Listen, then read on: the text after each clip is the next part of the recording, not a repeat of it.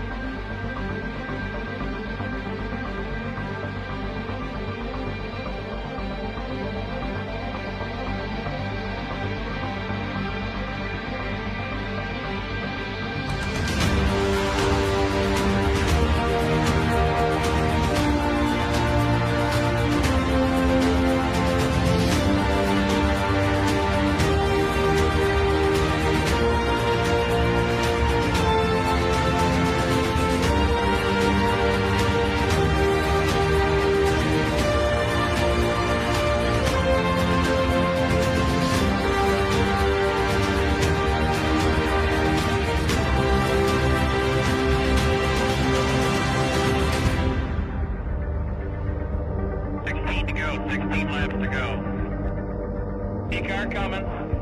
P-car one back. Minus 9.4 now. Minus 9.4.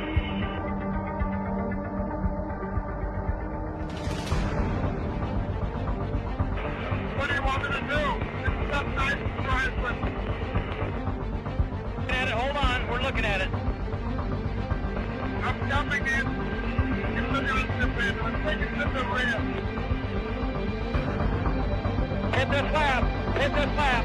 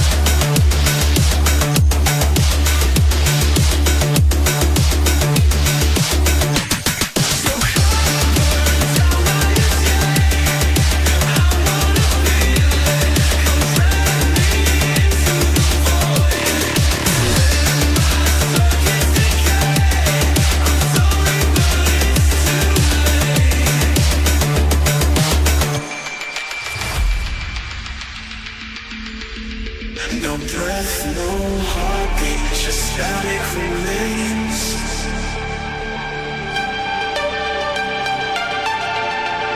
Hollow reflections, ghosts in the cold.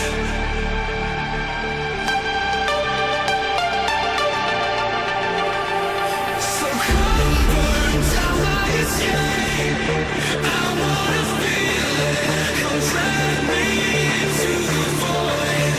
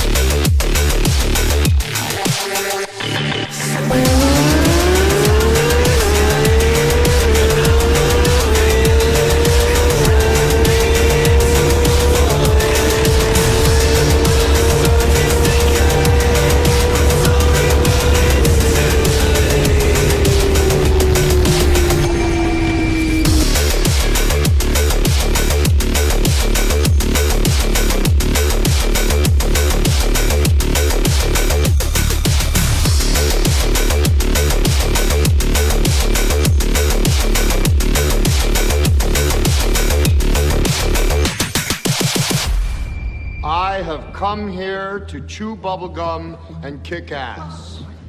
And I'm all out of bubblegum.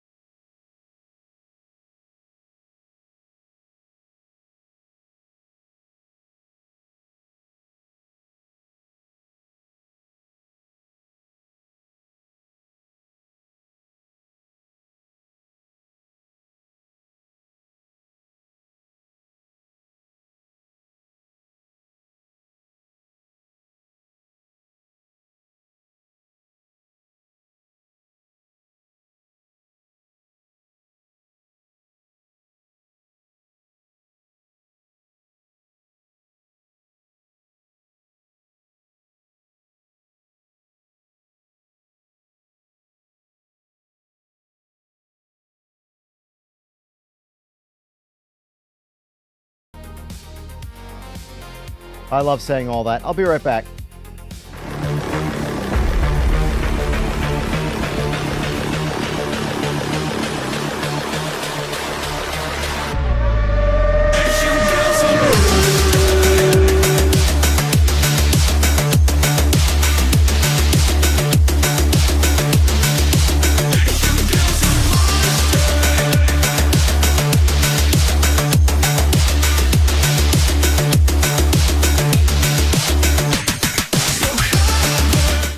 Hey guys, welcome to the party. Yeah, ironically, I started off the stream by saying I'm just waking up. Clearly it shows in my streaming performance. I said so much. I said so many things. So many things. Anyway.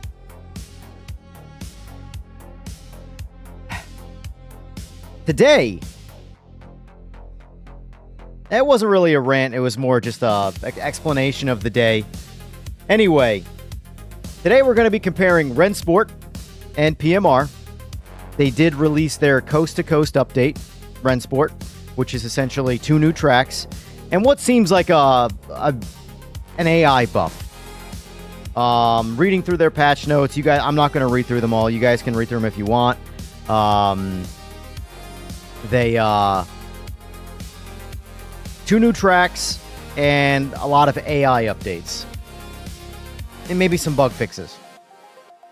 That seems like that's about it. However, they are 2 major tracks, one of which is my favorite, and one segment of the other track is my favorite.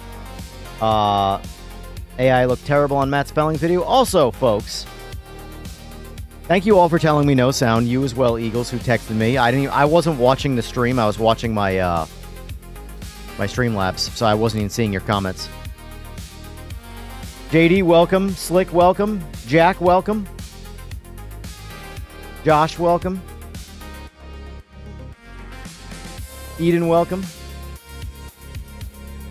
Audio guy here can confirm no sound. Trev, welcome. Art, welcome. Okay, so. Man, that intro sucked by comparison to my first one, I'm telling you. It just flowed, and now I'm, like, backstepping. Anyway. So, what we're going to do is I'm going to do my best to remain unbiased and objective in this comparison, because, obviously, throughout the months, 6 months ago, I was pretty even with both games. Whichever was better was the one I was going to play or whatever. But in that time frame, Rennsport went to the back burner pretty hard because their entire business model did due to other reasons between the split from Nacon and things like that. And then PMR got constant work and constant showing that they want to make their game finished, better, whatever you want to call it. So I've grown a little bit of a bias towards Project Motor Racing. Can't deny that. I would be ignorant not to. Or ignorant to deny it. But today I'm going to do my best to cherry pick what's better, what's worse in both, where I think both games are, things like that. I have to do my very best to remain unbiased for the review. That was what I quoted before. Going on, AJ. All right. Moaning. All right, let's get on screen what counts. Real quick, I wanted to address this above all.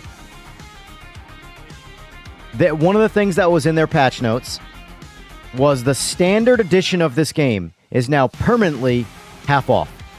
So $25. So knowing that, knowing what sim racing costs, my honest, without even reviewing recommendation is waste the $25. Get the game no matter what.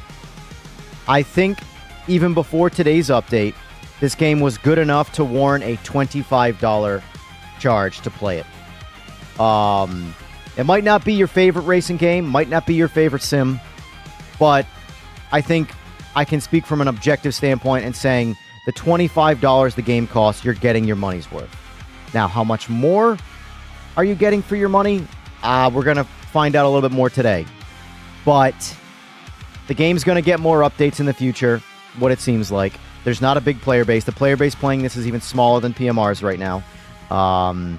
So bear in mind that's part of it. However, they're doing the right things, in my opinion, to get people to play the game.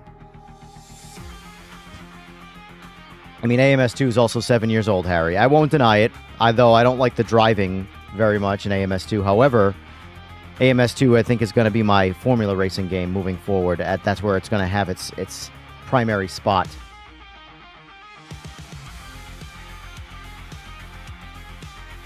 Well, you're welcome to do that, Sky, obviously. Your money, your decision. But I'm just saying, Rennsport in a vacuum, I think, is worth the price of admission. So we're going to start with doing a 5-lap AI race on Sebring in the Porsche GT3. And then we're going to jump into Rennsport, and we're going to do the exact same thing. Same amount of cars on the grid, max AI difficulty. We're going to be also, I'm going to have the metrics up for frame rate and things like that.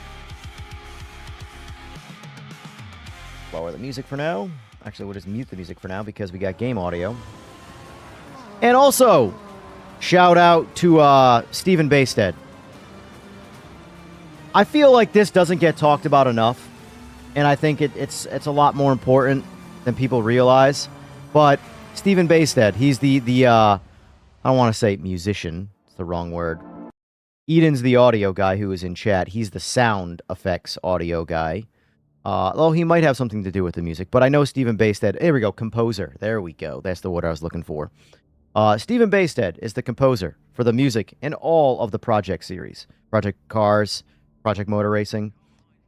This music, while copyright claimed, does not get enforced.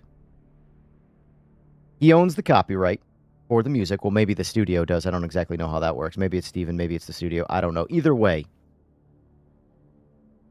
he wants us to use the music. So the music you hear in PMR, use it. Play it in your streams. He wants to hear his music out there. Whereas, and I'm going to throw stones right now, LMU, just their intro music. And you can expect it out of Forza. It's Microsoft. Duh. But any audio that's music related at all in Forza gets you copyright claimed. The intro music and the menu music in LMU gets you copyright claimed from a streaming standpoint. So I have to mute music. Every game, I have music turned off except this game. So shout out Stephen Bastead. Doing the Lord's work. By the way, that was slightly facetious. I'm not a religious person. Just throwing that out there. Anyway. So we have the frame rate metrics going in the corner. Another thing to note about PMR. PMR has a hard, built-in 180 FPS frame rate cap. Meaning, like right now, if you notice, my GPU is running at 63%, which, mind you, there's a whole lot of render going on in the menu, by the way. It's almost like all of the cars that you go to select are actually being rendered, even when they're not on screen.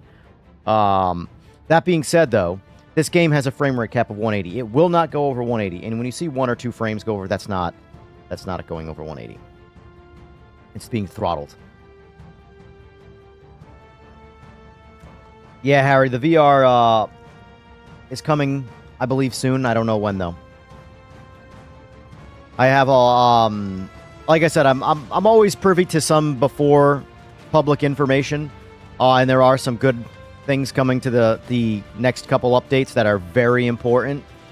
You know, they need to come out, in my opinion, to get people to coming back to this game. Because right now, if this game stopped being supported right now, it's dead in the water. You know, as much fun as it is, it would be dead in the water. So anyway, the metrics are going. Normally, I frame rate cap everything to 144 because that's all I can see anyway. I have a 144 hertz panel.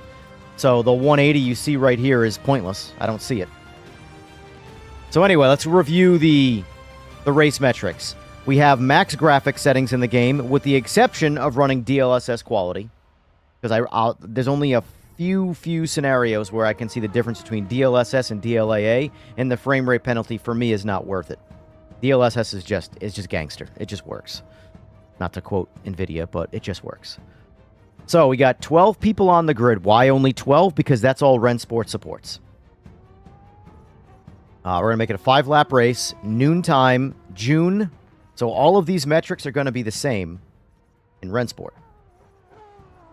12 racers, 5 laps, summer, well, June. Damage is off, penalties are on.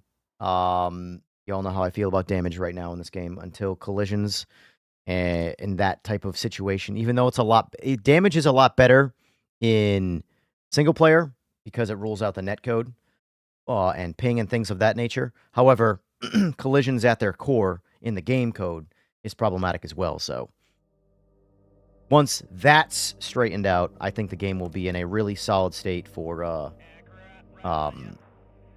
putting damage back on. But for now, damage is off. All right. Haven't raced at all today, so I'm jumping right into 100% AI. Probably shouldn't be, but it is what it is. I'm also going to temporarily turn off. I saw someone in Discord today, and I actually agreed with them, ironically, talking about how the HUD in this game, everything's movable, but we should add the feature to make it smaller. So I could take, like, for example, the leaderboard. The leaderboard's gigantic. It takes up the whole left side of the screen.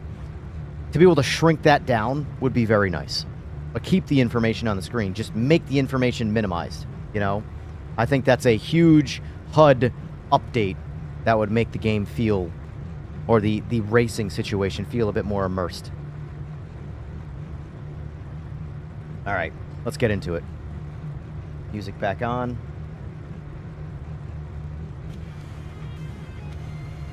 All right. Expect low grip out there for a while, mate. Track is green. Track is green.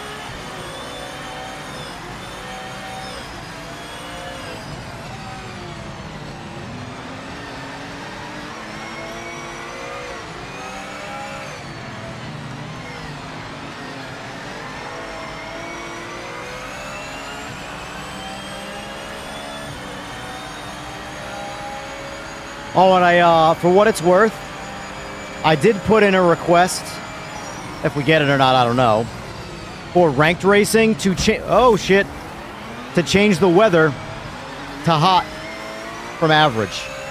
Because the only real difference is the sky. See how the sky looks right now? It looks decent. It looks like a sky. It's not low res. It's just there. It's a blue sky with a little bit of cloud in it. Average adds super, super low resolution clouds. And the clouds, as you've heard, are right there with the windshield for me. The milky windshield. However, I have a shader currently installed that makes my windshield look a bit more normalized, like glass rather than Lexan. So I can fix that one on my end. But in ranked play, the clouds are distracting for me. I know that's a first world problem, but that's something that doesn't require an update. That's literally like just changing the ranked playlist.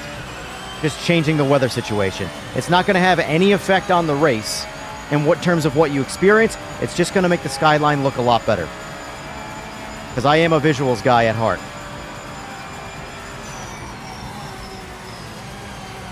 Oh, and by the way, just to also mention the metrics of the frame rate, I did this test in this game prior to the stream. I was locked at 180 FPS, sitting at about 85% GPU utilization. If you notice right now, it's at 100%, and my frames are sitting at about 160, 165. That's because I'm streaming. So that's the frame rate loss with the extra utilization of the GPU as well. So, like I said, I lose about 20% of my frame rate when I'm streaming. And this AI is just kicking my ass. I'm also driving kind of like shit too, but... What's going on, Texer?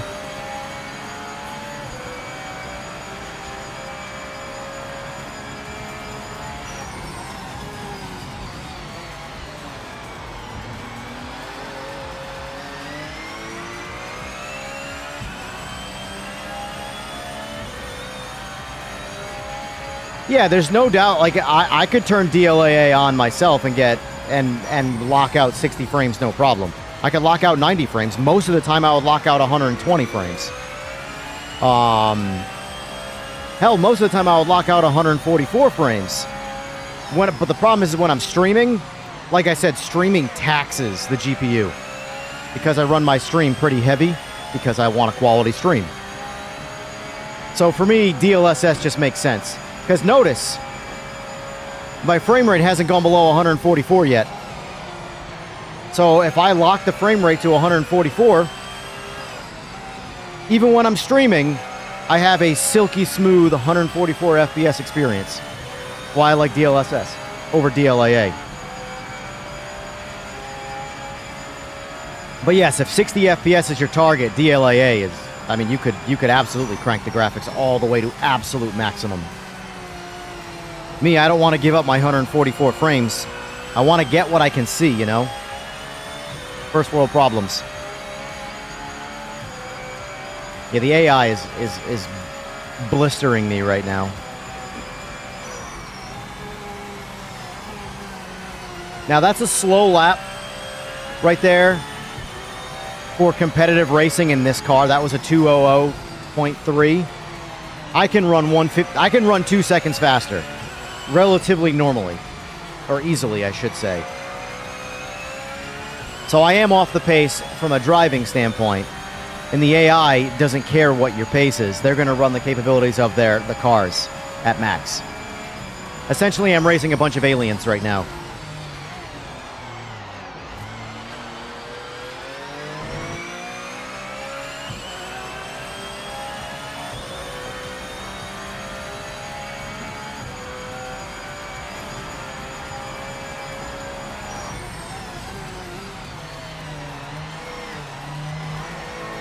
Also, I jumped in last night, did some ranked racing off stream. Just did 2 races. It's crazy how much easier it is to race when you're not streaming. I'll figure that out one day. But like, there's a GT race and a GT4 race. I don't race GT4. I won it handily. Handily. GT, ironically, I qualified number 1 by a good amount. I got crashed in turn number 2, thrown right off the track. Everybody passed me. And in typical unpunished ranked racing, from a point standpoint, I decided I'm not going to rage quit. I'm going to get back in the, because it was in lap 1. I got 10 laps. And I got enough pace here where I think I can make a comeback. Leader got about 11 seconds out on me. I chopped everybody down, and as I passed every single person, they DC'd. They quit. Every time I passed someone, they left. So what I'm trying to say is, I won the race with nobody left on the grid. So all that racing for no benefit.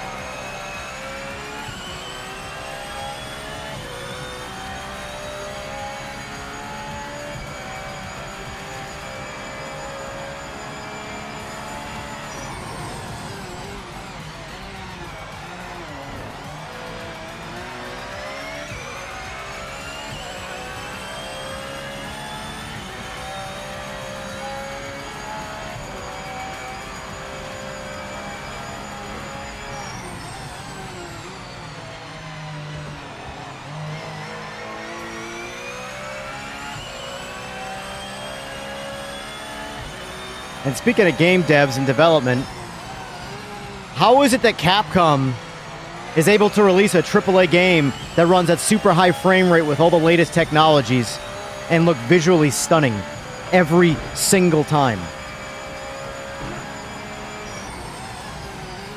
Capcom is like single-handedly proving that development is the problem.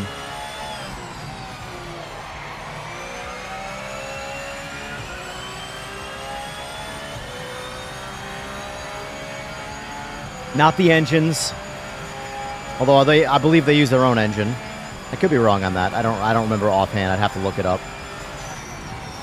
Whether they're using their own engine or someone else's or not, It's kind of a moot point, though.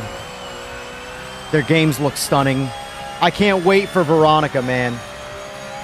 I'm such a Resident Evil snob.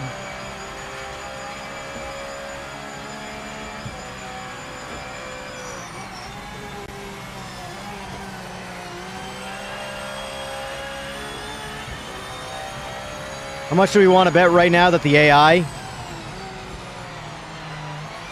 is the winner is a Porsche?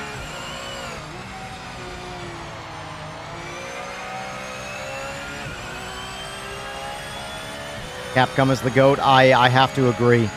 They deliver every time. Every time.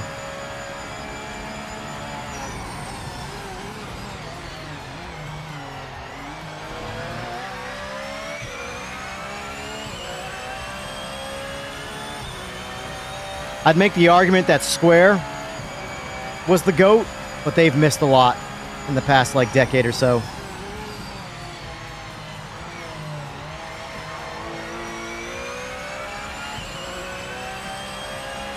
I haven't played 007. First Light.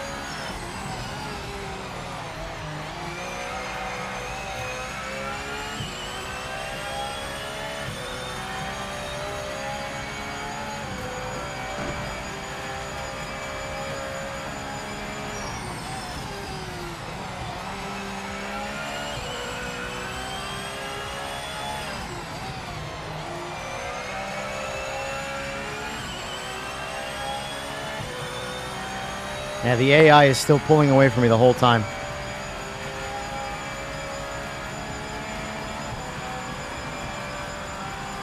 But here's the thing, though, right? I don't care that the AI is pulling away from me right now. Now, if you're one of those guys that's chasing winning all the trophies in authentic mode, then you might care. But, like, I'm in a default car. Dude, look at the times. Look at the times. I'm the slowest guy on the grid by a landslide. I went 158.4. Most of the AI went 155. How fast are you? In a default Porsche, 11 gallons of fuel. I didn't touch this car. I literally got in the presented car and drove it around Sebring right now. 0 changes. Absolute 0. No fuel removed, no nothing. 158.4 is what I did. Oh, look, the top 2 cars are Porsches, although everything on the grid went 155, so it's really a moot point. That's just fast. Admittedly, too fast, in my opinion. Now, I don't know what it is that makes GT3s so fast in this game from like a lap time standpoint. If it's the ability to abuse the slip angle a little. And I do think that, at least in GT3 specifically, you can abuse the physics a bit more than other classes. Because a lot of the other classes, you cannot do that. And unfortunately, everything is compared with GT3. You know? And a lot of, like, for example, when I say abuse, I don't mean you just crash. What I mean by that is a lot of the other classes, if you try and do what you do in a GT3 car, you might not crash, but you're going to go a lot slower than if you drove a smooth, steady pace. And by smooth, steady pace, I mean a proper pace. Driving fast. Properly. Whereas in GT3, you kind of can just sort of throw the car around and rely on the assists and go faster. Every other sim I play, you try and do that, you end up just crashing. Which I don't agree with either of those scenarios, to be fair. I think the truth lies right there in the middle. You can't be able to go faster by abusing the car like that, but it will slow you down. But it won't crash you either, unless you really, really, really try and be a psycho, you know? But it's really just the GT3s that are like that. But the problem is, all eyes are on GT3 with the games. So you can't do that, at least not to my knowledge. I mean, maybe the GT class, but the GT class I feel slows down properly. Like if you try and abuse it, you just go slower, which is I think is the way it should be. Of course, password. Of course.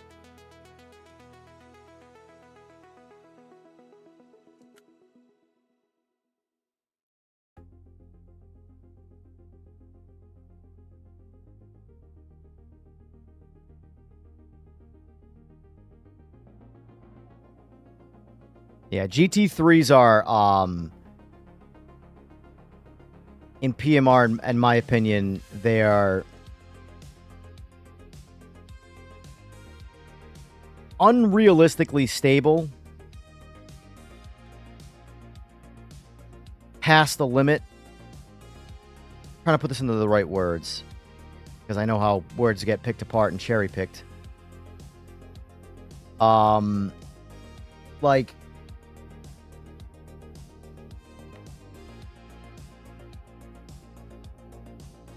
GTOs, for example.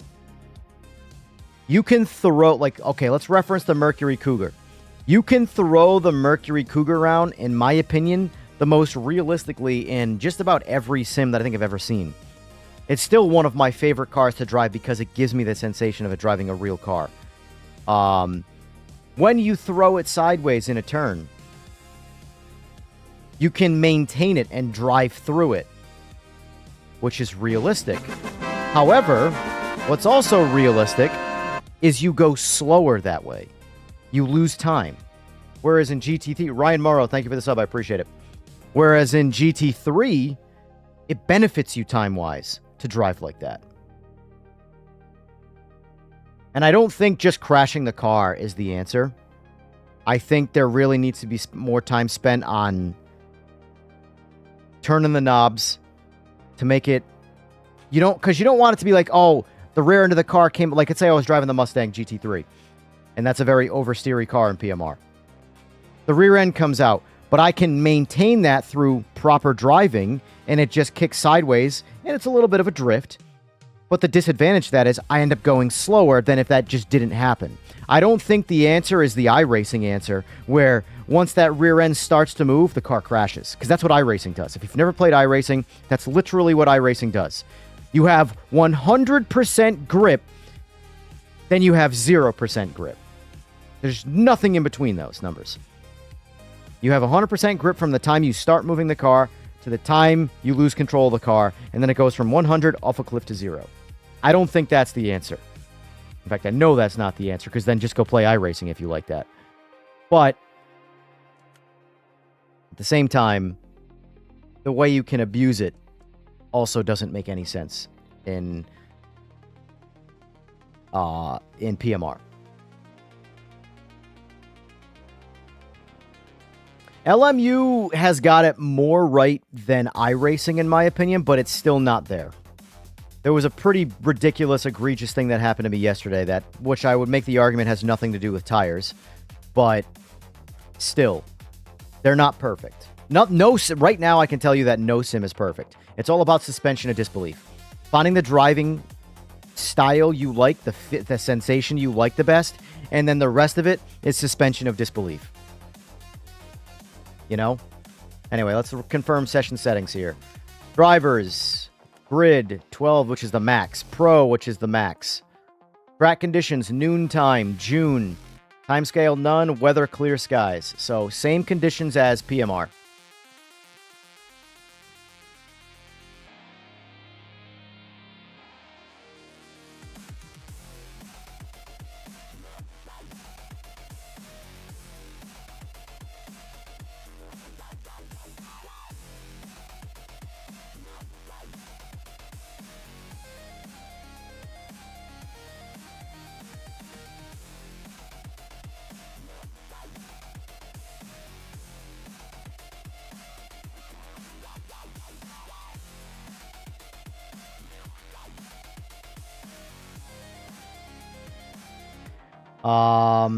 Invisible Hand. I hope Rennsport makes a comeback, but they can't seem to get it right. I'm just catching up with the comments here. I missed a bunch.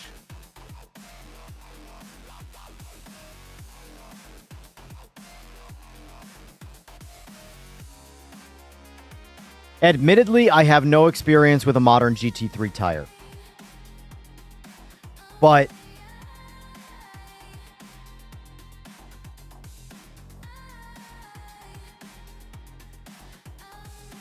I've never experienced even a street tire that acts like some of these games with how you just lose all grip.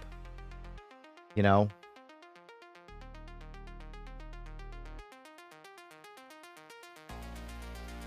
The problem, though, with like when you increase... here's the thing. When you increase performance of a tire and you make it that much grippier, you're able to push the limit and go faster and faster and faster. So the problem is when you go past that limit, you're traveling at a higher rate of speed, more lateral G, things like that, which now once that tire loses grip, it's harder to recover because you're traveling so much faster, you know? So for me, it's all about suspension of disbelief. Make me believe it, even if it's not accurate, you know?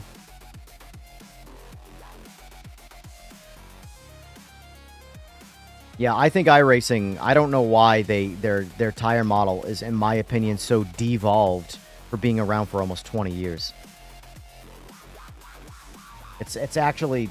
Well, I'm actually going to mute the music right now so you can hear the audio, since we've all heard PMR audio 100,000 times, and you will continue to.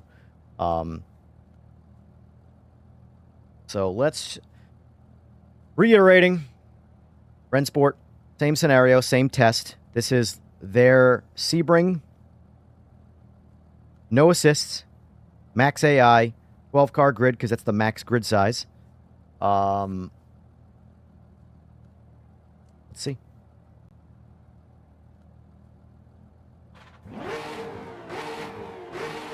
We are also in the Porsche. Quick pause. You see how their grid is? Their leaderboard, I mean? How it's up in the corner. It's able to go in the corner. And it's not taking the whole left side. That's what I like. I mean, admittedly, I like LMU's HUD, default HUD anyway, the best. I screwed up here because I can't have to depress my clutches and hit enter.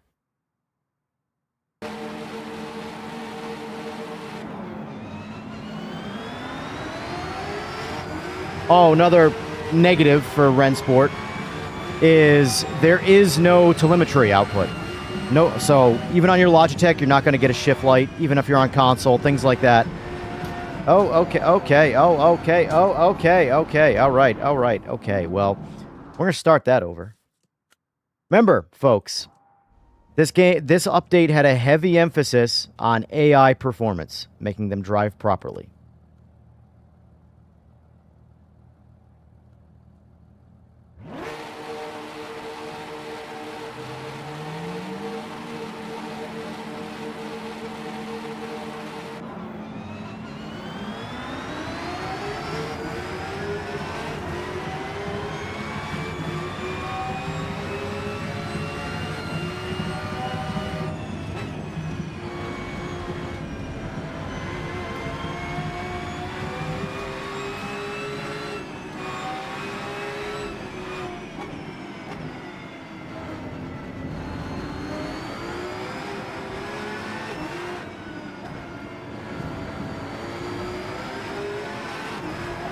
Wow.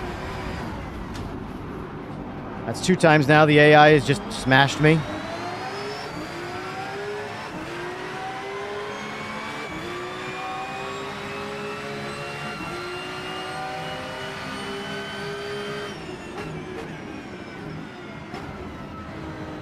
I think road surface-wise, this is better than PMR Sebring, but visually, everything's worse.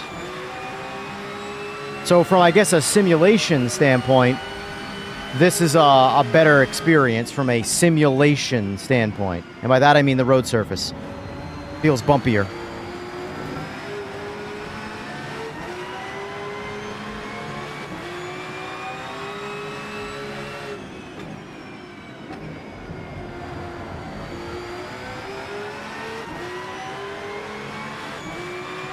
And we are getting less frames, too, for whatever that's worth.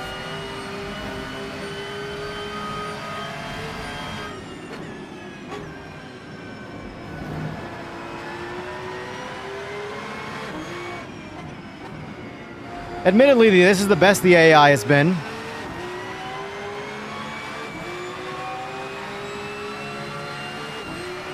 I want to start it over, though, because I really want to see the AI drive. I know how the AI drives in PMR.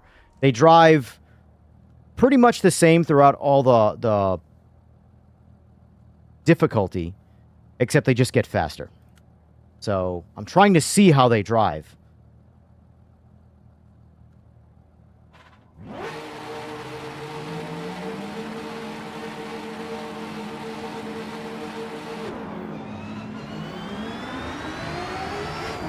So far, though, this feels more like day one PMR AI.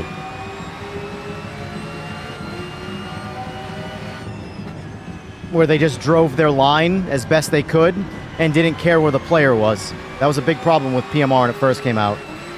They're definitely not as fast as the PMR AI at max. I feel like if they would see me where I was and they would drive around me, I would be able to... All right, so we got... The Porsche drives more like a Porsche, I'll say that, losing the rear end. That's a positive tick for Rennsport. You got to do a bit more driving.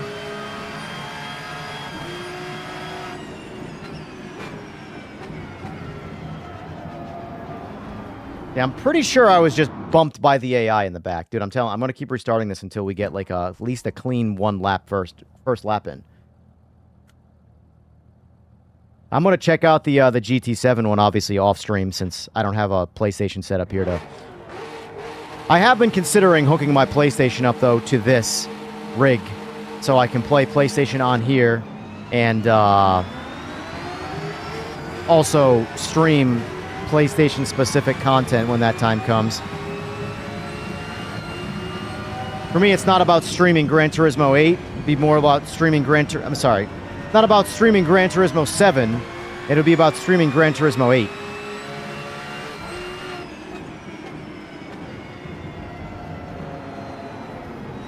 Yeah, you definitely lose the rear end a lot easier in this than PMR, which is good, in my opinion. You can't... The AI has consistently done that. Oh my god, they just crashed behind me, too. Yeah, admittedly, this AI is very hard to drive around. It's like they just... Look at that, look at this dude just smoked a curb.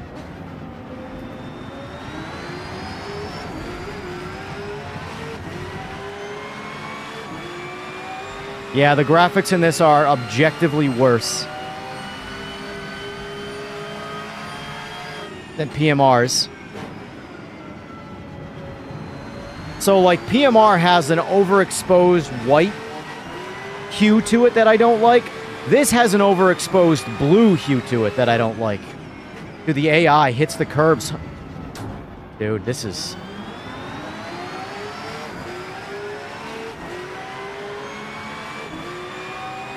At least in PMR, the AI just beat me.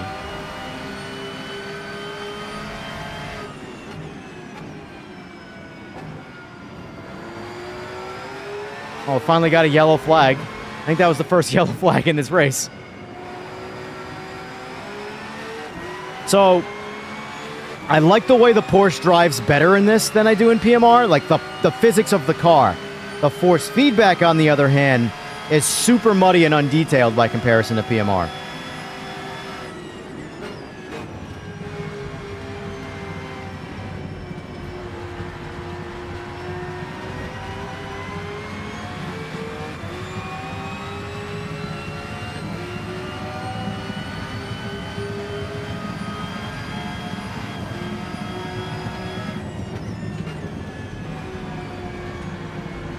Yeah, you might not, though, Slick, but a lot of people do.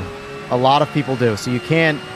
Just because the game that you're playing does something that... Or is good or bad at something that you don't care about, doesn't make it, you know, irrelevant. AI is a very important factor of sim racing.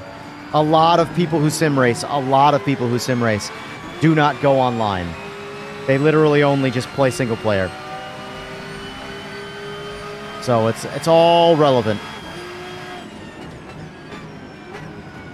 Yeah, see, that's what the AI's doing. They did it again right there. They're braking late and hitting and sliding into you. Let's see what this AI does. All right, so he didn't hit. I was expecting him to just hit me.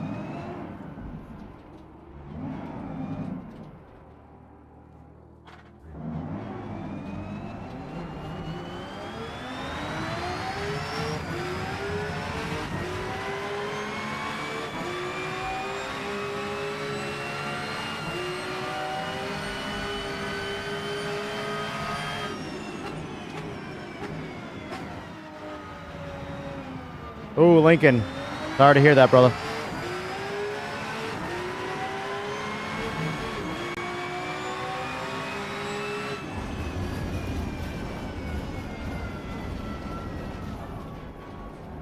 You know, let's do something different now. Let's just hit the AI and see what happens. See what contact is like.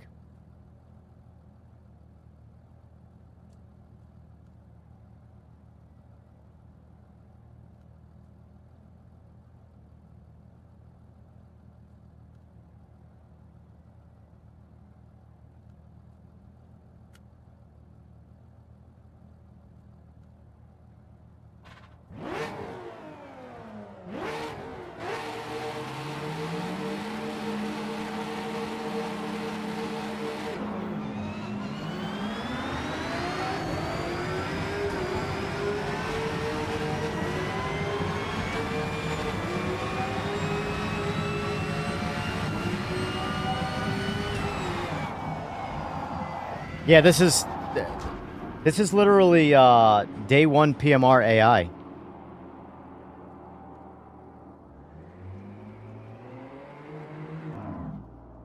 You can't.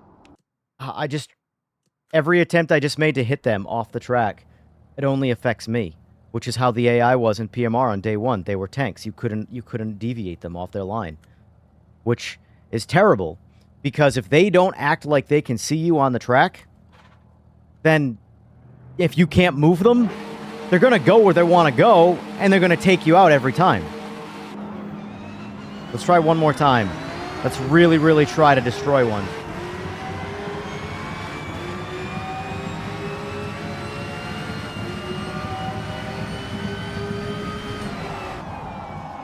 I took him out.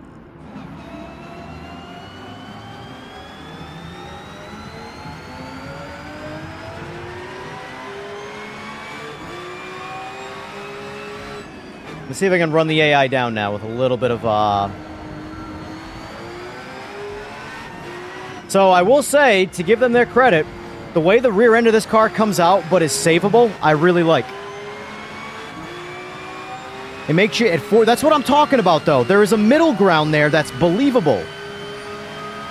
Regardless of fact of tire, this, that, and the other thing.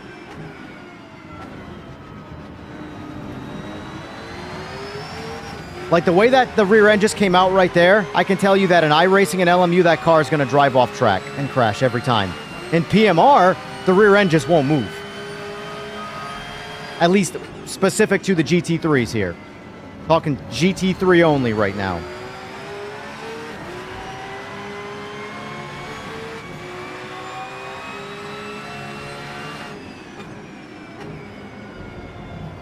See, the rear drifts out, but you can kind of like commit to saving it and pull it off. You'll just be slower. I do like that. No curb feel, though. No curb feel. This game has very, very, very muddy force feedback. Hold on. Let me see if I can drive it one-handed.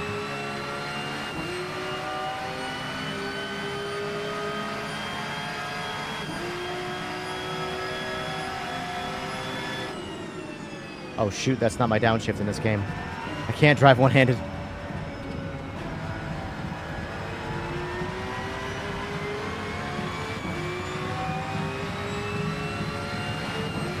Let me do this quick.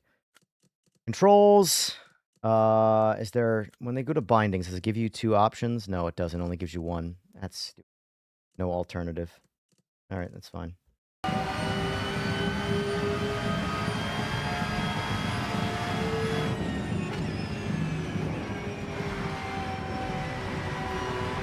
Alright, let's also do this. Force feedback. Alright, 50%. Filter. Let's turn filter to 0. I don't have true force. This is not true force. This is just gonna be Logitech stuff.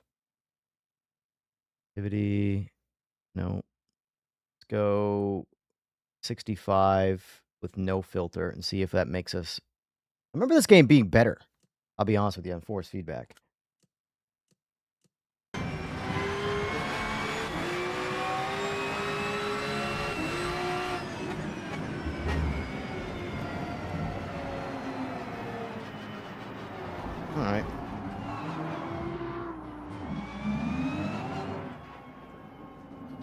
All right, I feel more force feedback now, so it might have been the filter. Because I'm getting a lot more micro vibrations and things like that now. That there's no way adding the gain did that.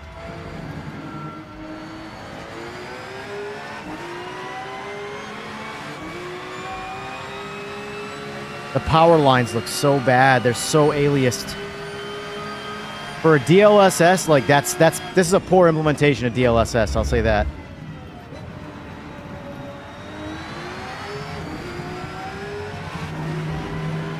I feel the curves more now, so force feedback's a little bit better. Definitely run that filter at 0 if you like fine detail.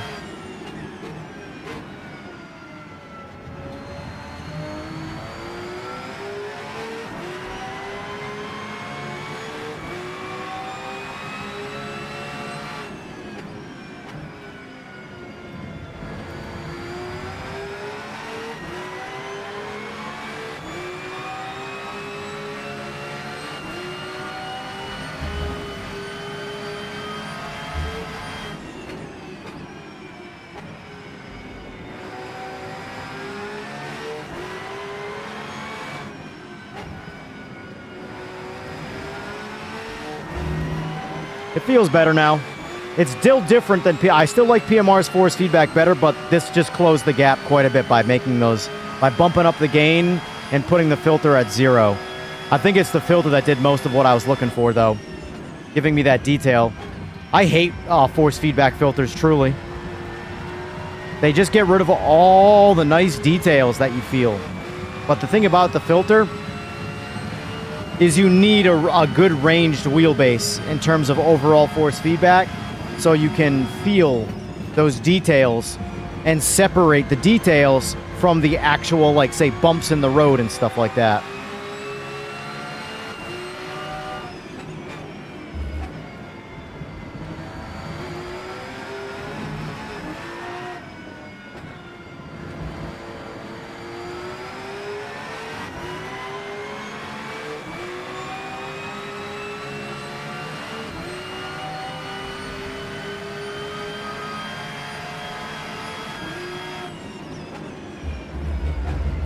What's funny though, right?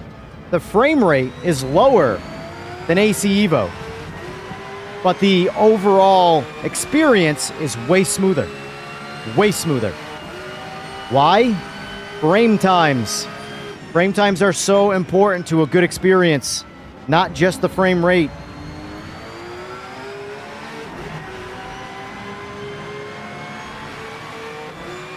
Like, Evo has a really good frame rate overall. Better than PMR most of the time, but the experience is worse because it's got really bad frame times.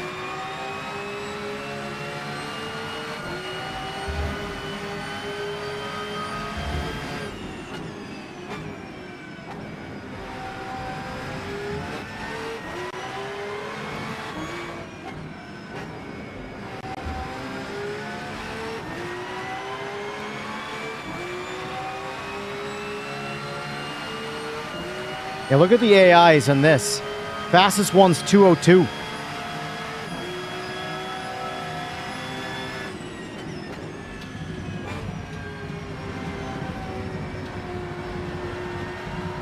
That big bump at the end right there isn't very apparent, though. I don't know. Do we know if this track is scanned by them or if it's just implemented based off of, like, experiences? Because it's definitely bumpy.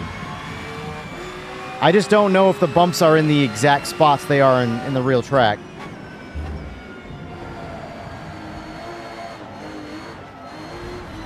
Alright, I try to push right there. See, like in PMR, you could abuse that. You wouldn't slide nearly as much. That was... I went past the limit there of being able to save that, but there was a window there to save the car right there. I just didn't really take it. I just tried to continue to push. Like, I was in the throttle that whole time. So, all right, let me have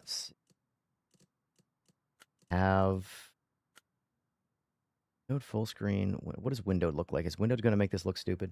Find out. Save changes. No, it doesn't. It actually works out good now. Perfect. Perfect, because now I can drag my mouse over to this Second panel here.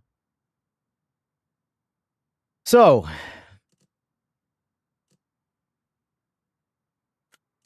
let's try the same thing now. I want to try a different car. Let's try putting the music on. Laguna Seca. I wish PMR had Laguna Seca. A lot of tracks I wish PMR had. I wish every game had every track.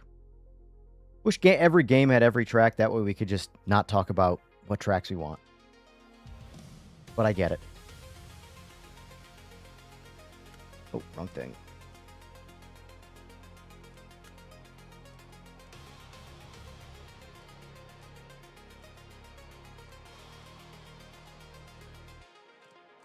Not a whole lot of GT3 selection here.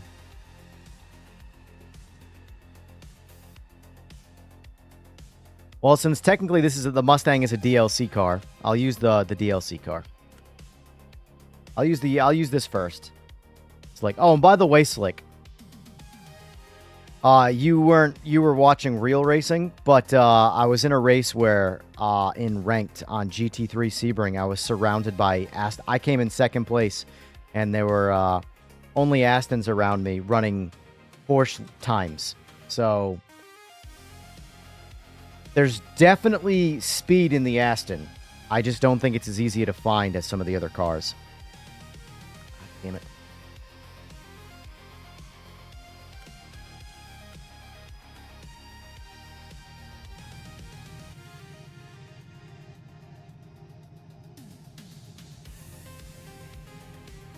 Alright, it's my first time on this, so let's see what this is like.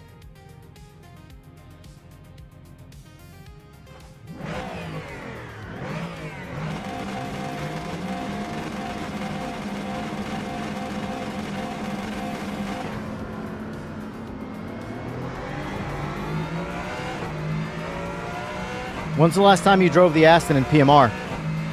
Because you said buff, so I don't know if that means you just haven't driven it in a minute or what, but... Oh, smoked by the AI again.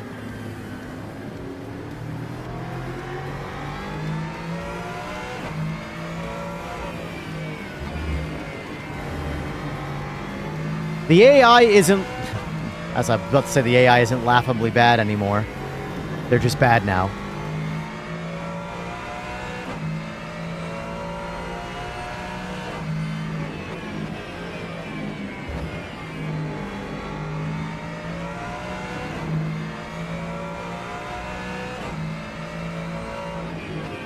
I think the Mustang needs to be standard now in GT3. It's a very popular car. It would be my go-to, personally. It's my favorite one. But I'm also, admittedly, much more... Jesus, Mary and Joseph. My approach speed was pretty much the same as the AI, and yet they made that turn, and I was all the way on those brakes, and I didn't even come close to stopping.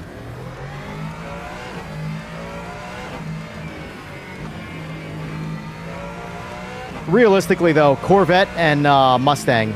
I'm a typical American.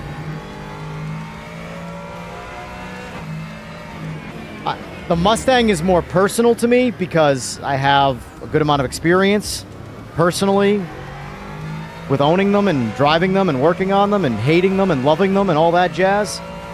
The Corvette, though, is like my favorite car that I could own that I've never owned, that I've worked on just as much. But it's never been personal to me because I've never personally had a Corvette.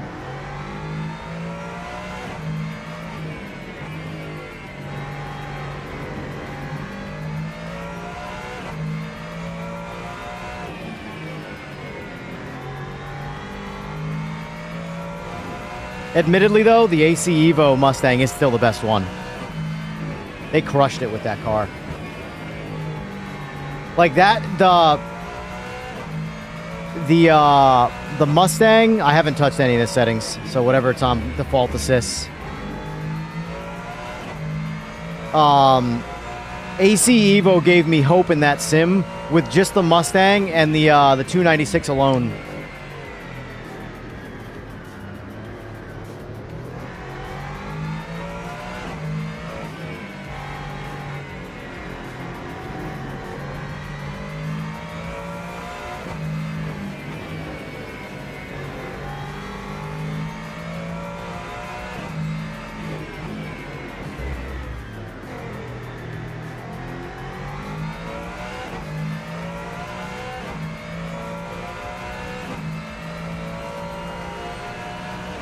Yeah, I don't care much for the C8. I'm a C6 guy. Like that's my Corvette of choice. If you could give me a brand new, and I say this because you can't do this, but if you could give me a brand new any year Corvette, any model, it would be a C606. One with a 6060 transmission and not a T56. One of the later year models. That would be my all-time favorite Corvette.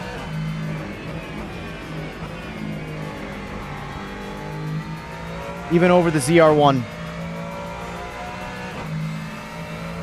The ZR1 is in every way a better car, but it doesn't scratch. I'm a naturally aspirated guy. If there's one thing you got to know about me from a performance standpoint, I will always prefer the slower, naturally aspirated car. And the reason I say slower is because they're not always slower, but most of the time, the exact same platform with boost is going to go a lot faster than it would naturally aspirated. But I don't care. I like naturally aspirated shit. I always have.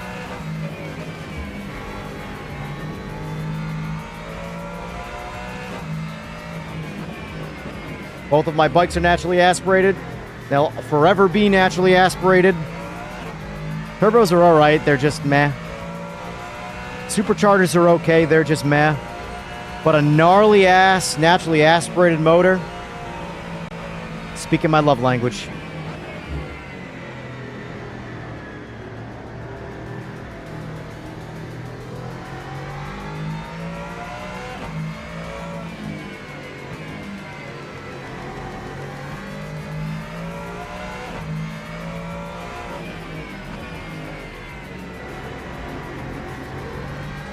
Well, I don't go by people either, though, Harry. I love Mustangs. I don't like the idiots who drive them affect my opinion of the Mustangs. But yes, Mustang is never meant to be compared to a Corvette. I don't know why that argument still happens. It's so annoying. People compare Corvettes to Mustangs. They're not a comparable car. You compare Mustangs to Camaros, and you compare Corvettes to Ford GTs. The problem with the Ford GT is it was discontinued from a street car standpoint. The new Ford GT is a Le Mans car, or a Le Mans car. So it doesn't really count as a, replacement for the Ford GT.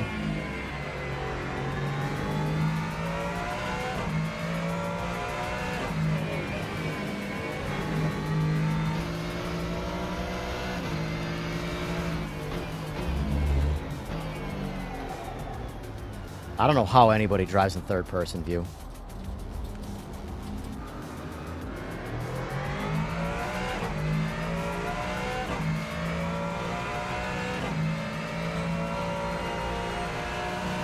No. I disagree on that, Slick. GT500 is the ZL1. Still a Camaro. Like this whole Mustang GTD versus ZR1X Nürburgring thing is the most Ford versus Chevy rage bait I've ever seen. I'm convinced Ford and Chevy are doing it intentionally for clicks, because of all the people that are anti-Ford and anti-Chevy, but one side of which I think is the why can't you like Fords and Chevys? It's always been a strange thing to me. Tribalism has always been just downright retarded to me, with a capital friggin' retard. Like, I love Mustangs, and I love Corvettes, but I can properly separate them to strengths and weaknesses. From a performance standpoint, Mustangs do nothing better. But you gain practicality and money.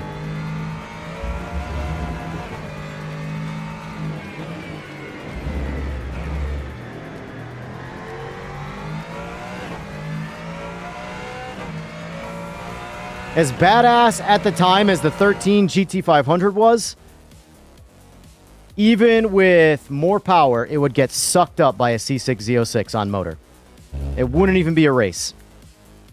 Mustangs are just not comparable to Corvettes from a performance standpoint. They can't be. One is a supercar killer. The other one's essentially a high-performance redneck V8. Very different cars. The Corvette has always been outclassing higher caliber cars. Always. Did I say Mustang or Corvette? Because I meant Corvette.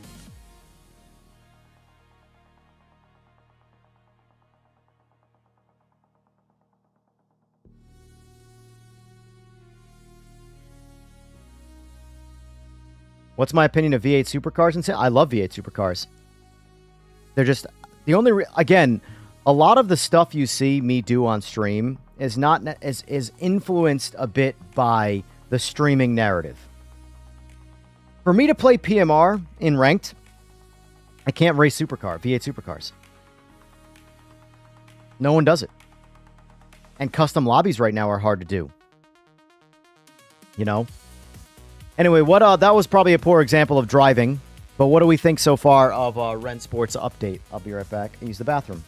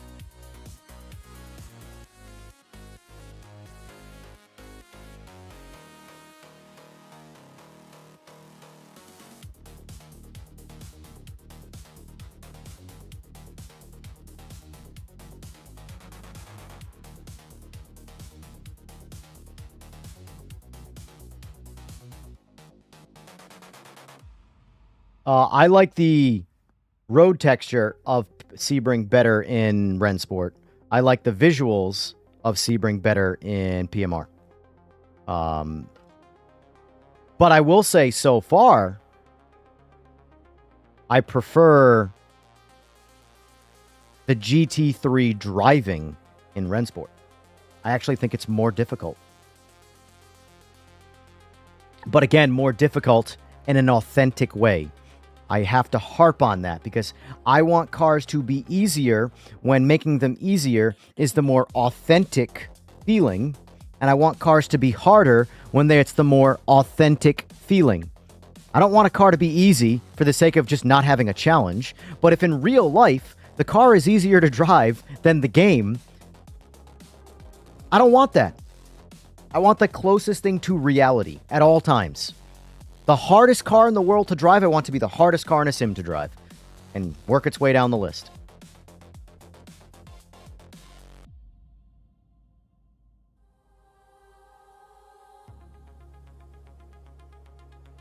I wouldn't say terrible slick, but they're definitely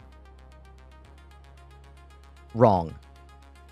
That's what I'm going to do, actually. I'm going to do that, and then, well, I'm going to do not hypercars. I'm going to do some hypercars, but I really want to do the new, the GT1s in this game. I say the new GT1s.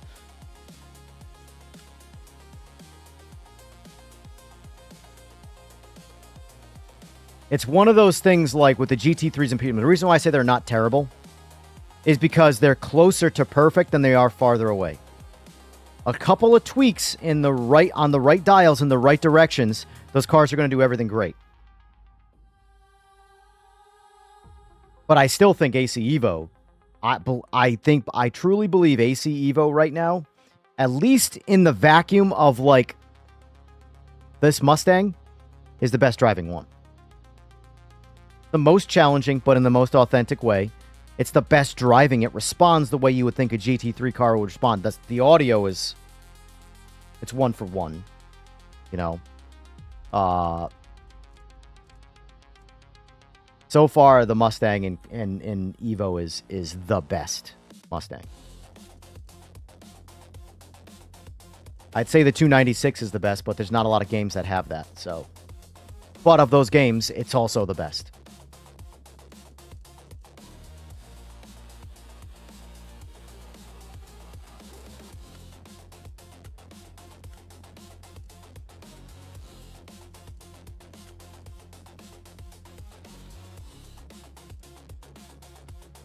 Group C is terrible. GT1. Yeah, I think they missed with the Porsche and they missed with the CLK. The CLK is awesome.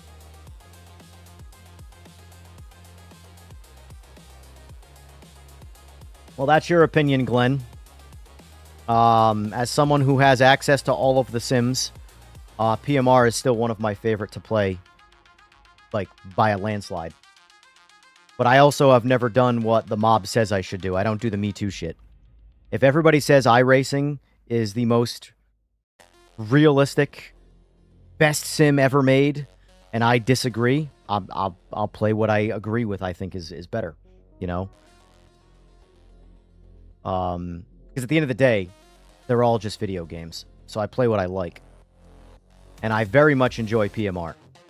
And I very much know that PMR is going to get substantially better, whereas iRacing has been around for 20 years, and their tire model is just awful. There's so much that's great about iRacing, and then they get to the tires, and it's just like, meh, force difficulty for the sake of punishing people, and it doesn't make sense. It could be such... It could truly be the undisputed king of the ring in sim racing. I mean, it is, technically. But it doesn't mean they're doing it with facts. They're just doing it with surviving the test of time. You know? Oh, shit, I hit the wrong track.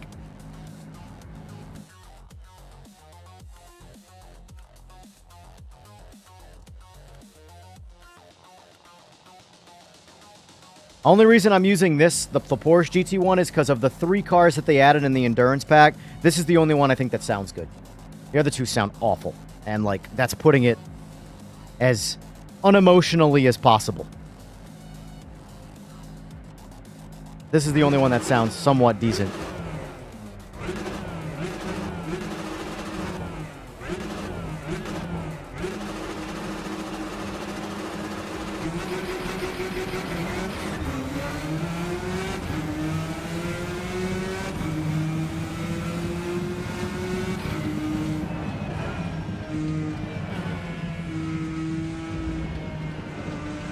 Force feedback just...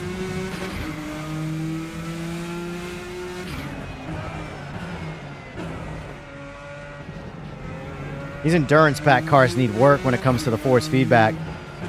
It's detailed, but it's not informative. It's just all over the place, just doing random things.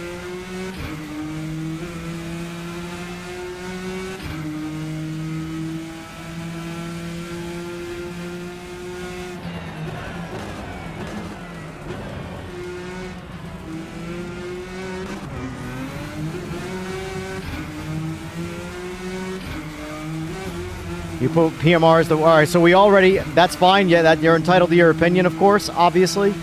But I wholeheartedly disagree on PMR being the worst feeling sim. But that's fine. Everybody's entitled to their opinion. Disagreeing is normal.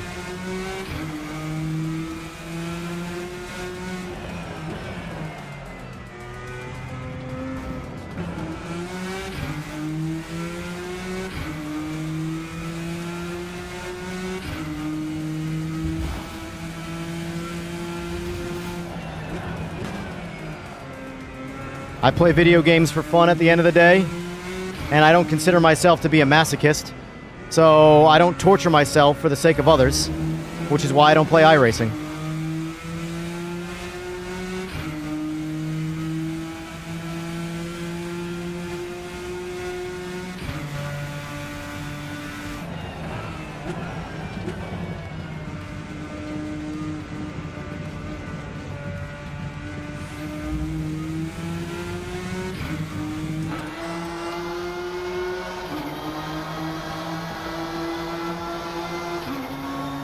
No, I think it's going to get Jip in 2 patches.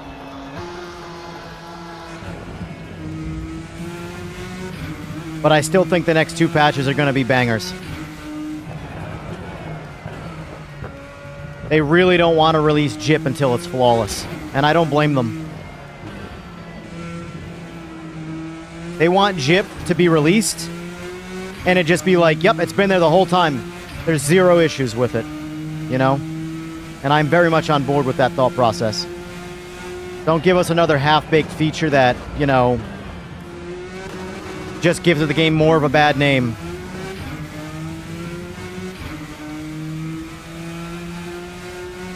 Also, Sora agreed to being on one of the podcasts, so he wants to talk a lot about like the nature of everything being blamed on netcode and all that stuff, and the vagueness of the word netcode.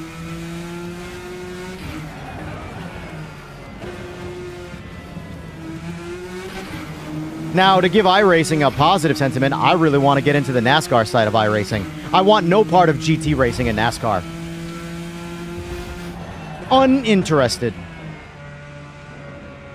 NASCAR, on the other hand, I think is the only place you go, is iRacing.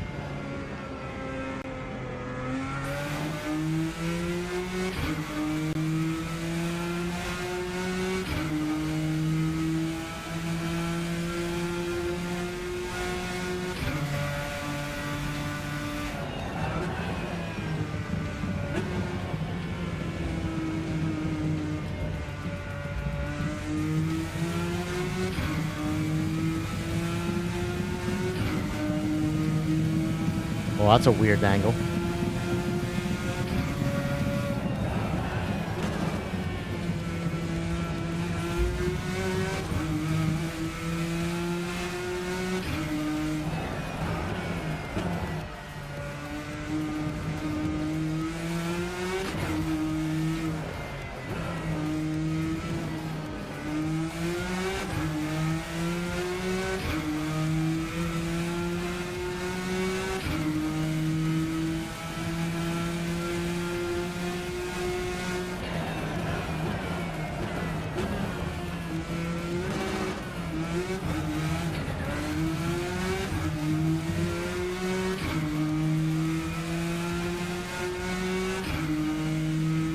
See, like, all right, so extending the range at the end of the day, dude, these AIs, look at that. These drives right into the back of you.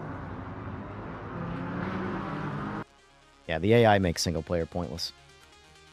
Now, real quick, I want to do that one more time, but I want to change the car to what the CLK is. To remind you all, the audio is bad in this car.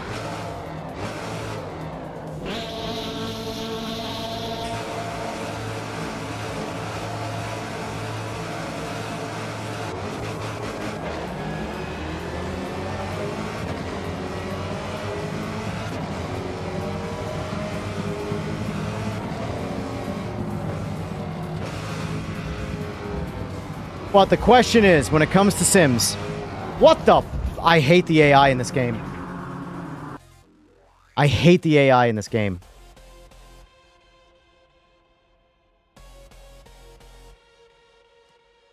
What is a Sim gonna bring that the other ones aren't? Right now, what is Rennsport doing that other Sims are not?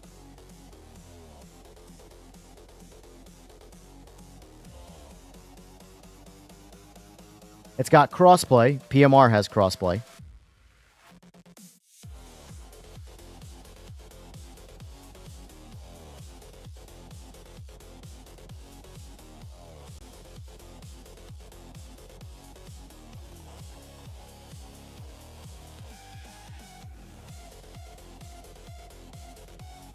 I don't know. Doesn't have telemetry. Like, day one telemetry it doesn't have.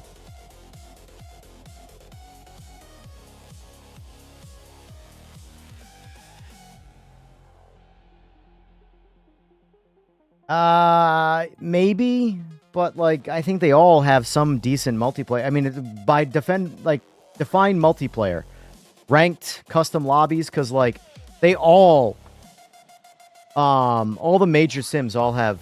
Well, I shouldn't say all. AMS2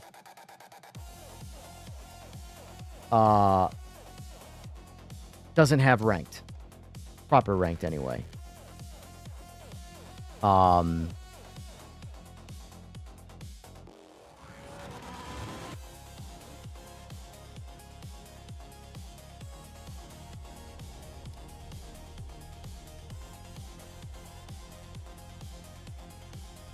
Well, here's the thing, though. But Trev, at the same time, everybody talks about how, like, the market is too saturated, this, that, and the other thing.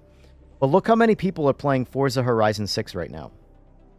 And will continue to play it. Imagine if those people separated themselves from the arcade space into the sim space. Forza Horizon 6 has more players than the entirety of the sim racing space combined, and they do that daily. Daily.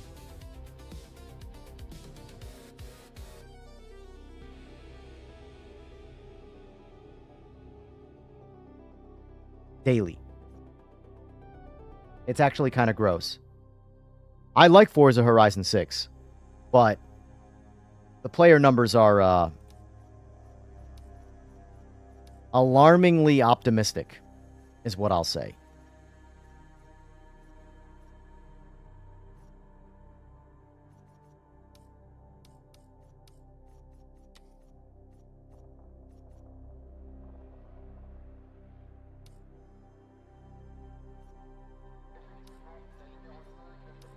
And like I said, I very much like what Horizon is, but I can't justify the player difference in these titles.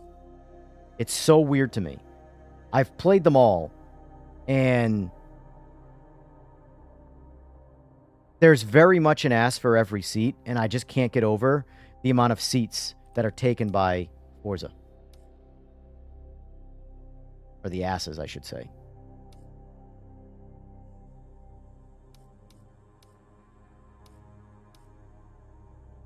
All right, so let's jump in the CLK, which admittedly is the hardest one in this class to drive, but it's my favorite. We're turning the AI down to 90%, so I feel like I can have somewhat of a fight here. Even though I'm going to crash. Going to crash. But, like, you just heard the audio of the CLK in Rennsport, right? Okay, mate, we expect grip to be low out there at the moment. Track is green. Track is green.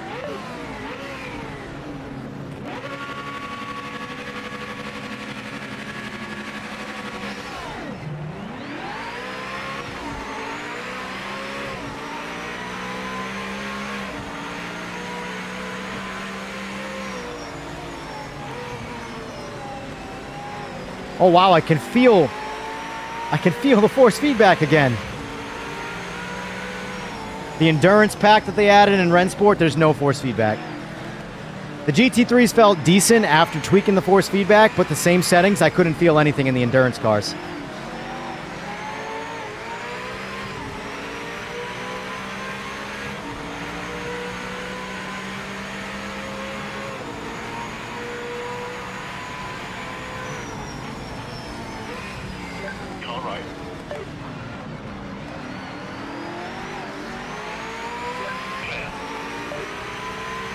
Like, I have no problem with the slip angle and stuff like that of these cars. These cars will kill you in an instant if you push too hard. The GT3s are the problem child right now in driving in this game.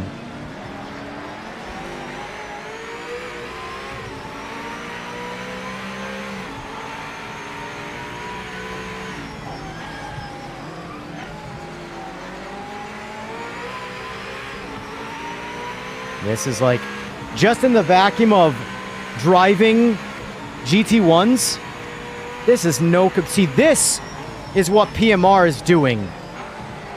That, respectfully, Glenn, doesn't get any attention from most people.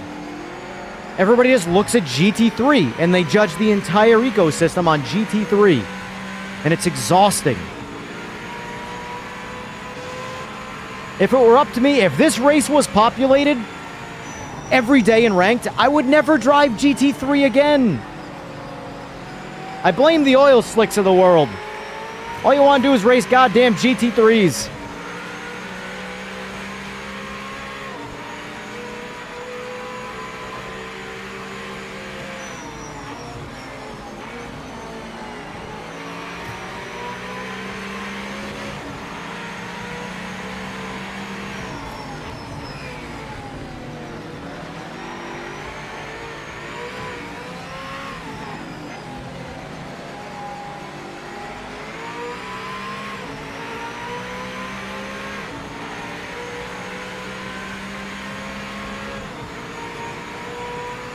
Would you rather drive this CLK or the Mercedes GT3?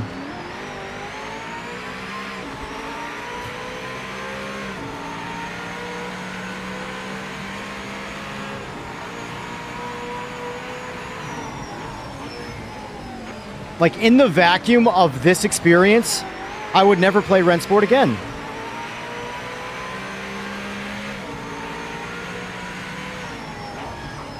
In my opinion, Rennsport right now is where PMR was when it first released. There's some, like, things there that show promise, but it's been out longer than PMR. That's the part that's like, man, how do you get behind it, you know? I'm not against it. I definitely want Rennsport to succeed. But I just struggle with its current state and how long it's been out. This game, in my opinion, needs some slack from the community of sim racing.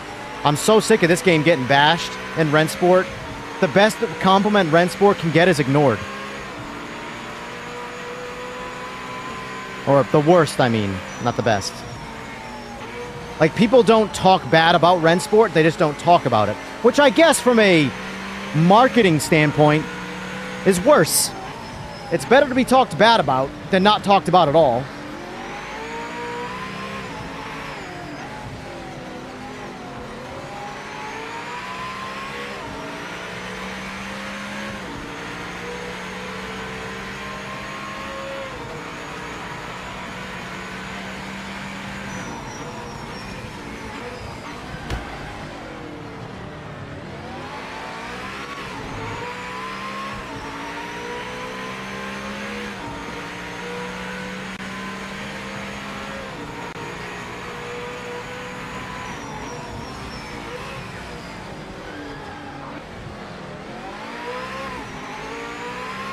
Car on your right.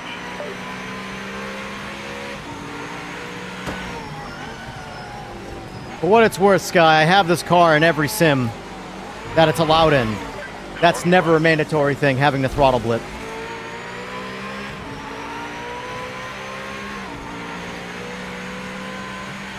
You don't have to in AMS2. I can't remember if Race Room has the CLK. I'd have to go back and check. I don't remember offhand.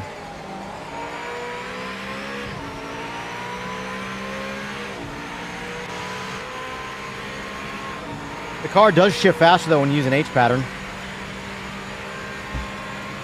Oh, my H pattern. H pattern's not working. Simagic, man. Second. That Group 5, you hate those? Why? Because they're hard to drive? They are very hard. I think Group 5 might be the hardest cars in this game to drive, honestly. All right, H pattern's back.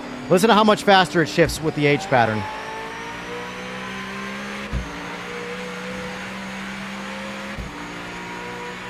It sounds like more realistic, too.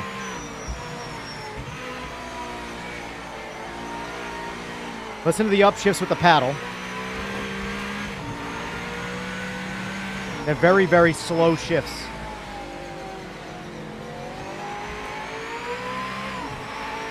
But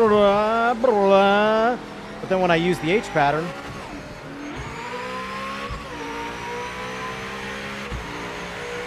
instant shifts. Like, because this car... I know Group C's H pattern. I can't remember. Is this car sequential or H pattern? It's H pattern, right? Always forget.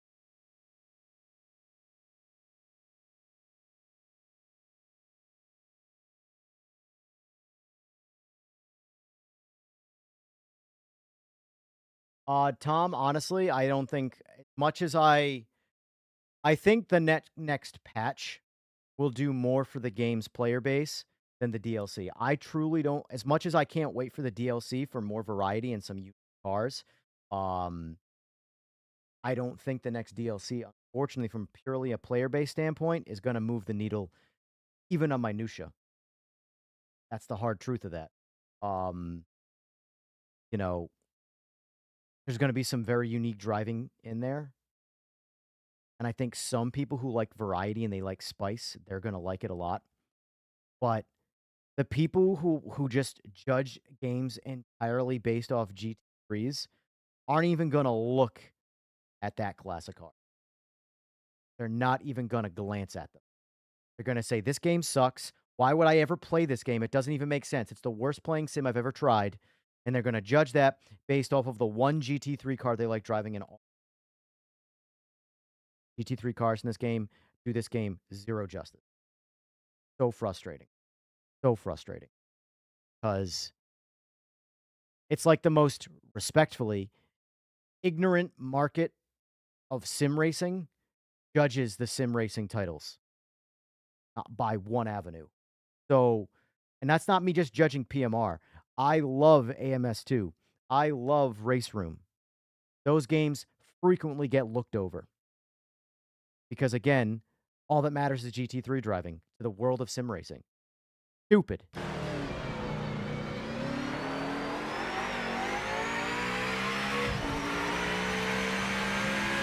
Why would I play iRacing right now? One very, very easy answer. NASCAR.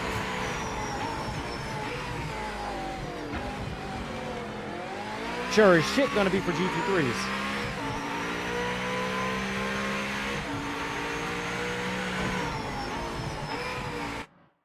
Tell you what the transmission is? I don't remember. Go back to the car selection screen. I don't remember if this game tells you, does. All right, so it's a sequential. Sequential.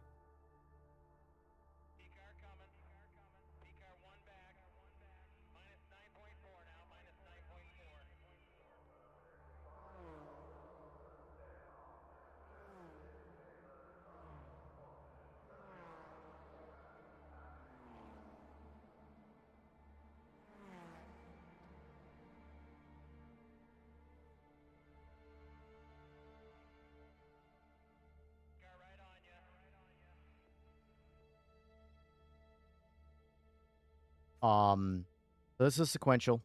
This is my favorite GT. So I judge this car partially. And to answer your question, Glenn, you know, what is this game doing that other games aren't? Well, for one, this is the best CLK experience across all of the Sims. Not many of them that have it, but this is the best CLK experience. I don't know if the GT1 is still the meta. It's my least favorite car class. It's just a soulless, again, boring car. Pretty sure Glenn is gone. Yeah, probably. I'm just targeting Glenn, not to be disrespectful to him, but he's the one guy that came in with just who doesn't see any light at the end of the tunnel of this game. And I at this point, I don't. The only way you see no light at the end of the PMR tunnel is if you've just not played it. Or if you do play it, you don't put time in it. It's like, there are people that have played this game a lot more than me. And I'm at almost 700 hours right now.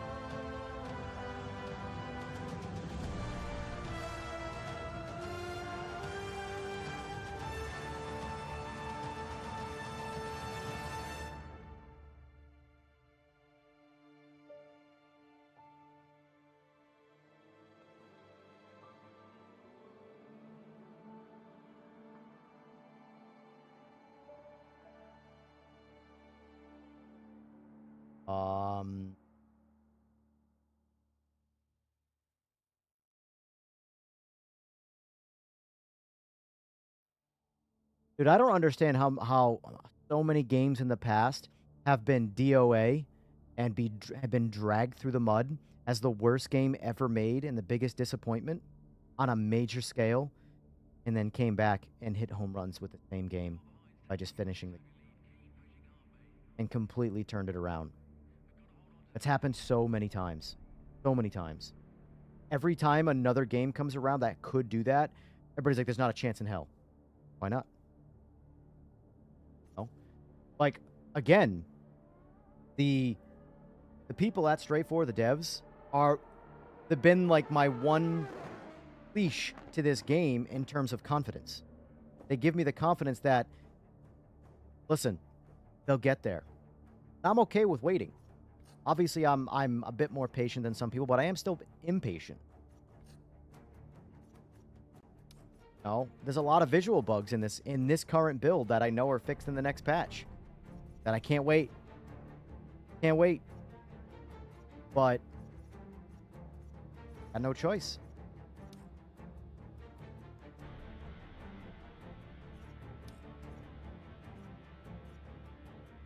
I mean,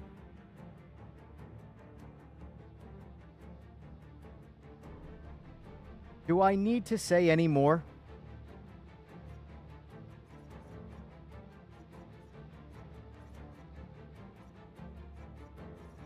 The race that I was just doing, this is a much bigger race.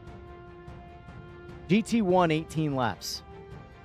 If you are truly a car guy and into racing, this is the race you would want to do over this Me Too race.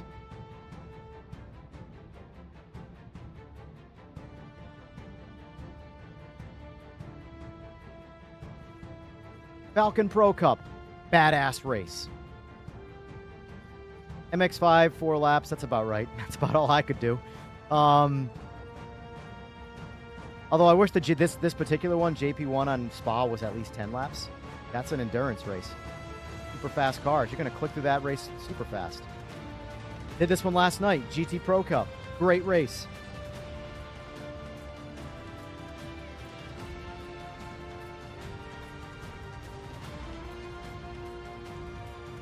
It sucks because, like, this week's ranked is actually pretty good. With the exception of this only being once a day, I think that's a miss. This should at the very least be twice a day. If not, what it should be is 6 hours, every 6 hours, in my opinion. This is I understand that it's going to be more of a bougie race.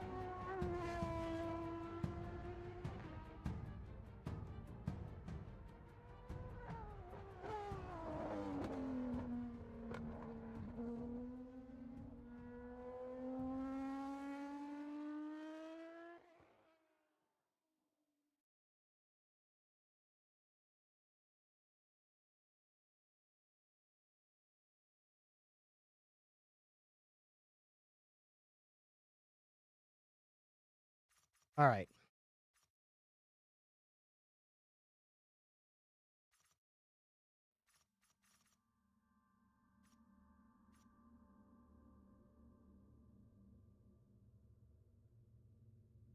Like, I don't know what to do right now. I don't want to do that, Fogbound. I'll do what I want.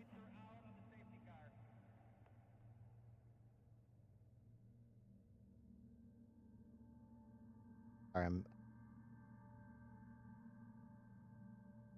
about visual adjustments. So believe it or not, I'm trying to help more with this game through my phone than I am through the stream.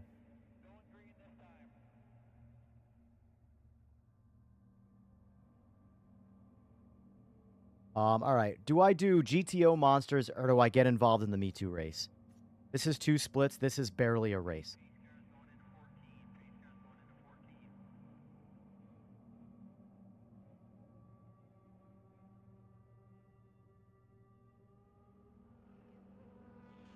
What kills me?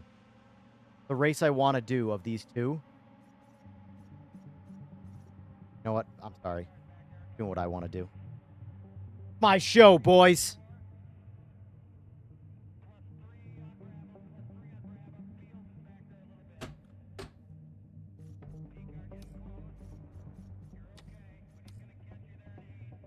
Drive the best car in this game.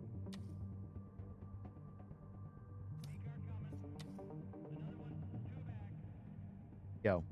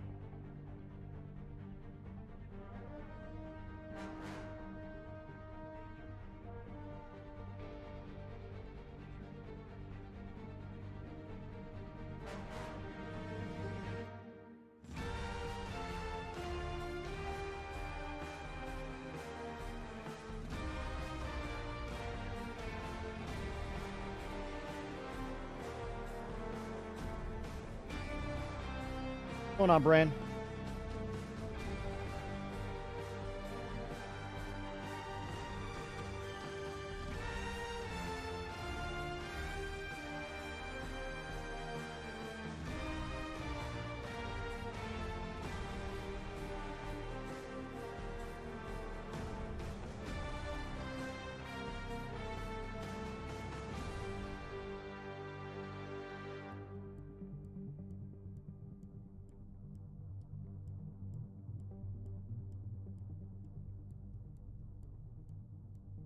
Because, like, I'm trying to, like, essentially, I'm giving my recommendations for how the game is perceived. Like, for example, this background right here is a summer sky, right?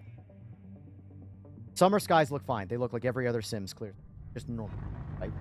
But they run average weather. The thing is that the wording of what the weather is what confuses people.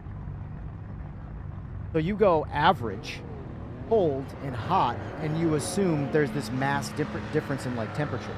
There's a tiny little bit in temperature, but it's mostly a visuals thing in terms of what the weather looks like. So I told them for now, and I made a recommendation, and it seems they do agree with me, and they probably will be implementing it, hopefully sooner rather than later, is changing all of the ranked races, which are currently all average weather, to hot weather, which the only thing that's going to do is make the super low, like, look how low resolution these clouds are. They're rough. They are rough.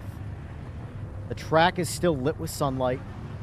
The game is still casting full-on sun through the clouds, except the sky looks visually bad. Changing it over to hot weather preset for ranked until they polish their weather system, of course, will temporarily make ranked visibly look a lot better to the average person just trying the game out.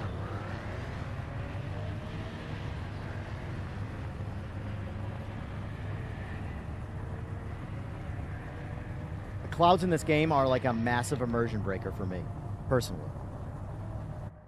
I know I'm not the only one. Use the bathroom quick, and then we're going to get to going.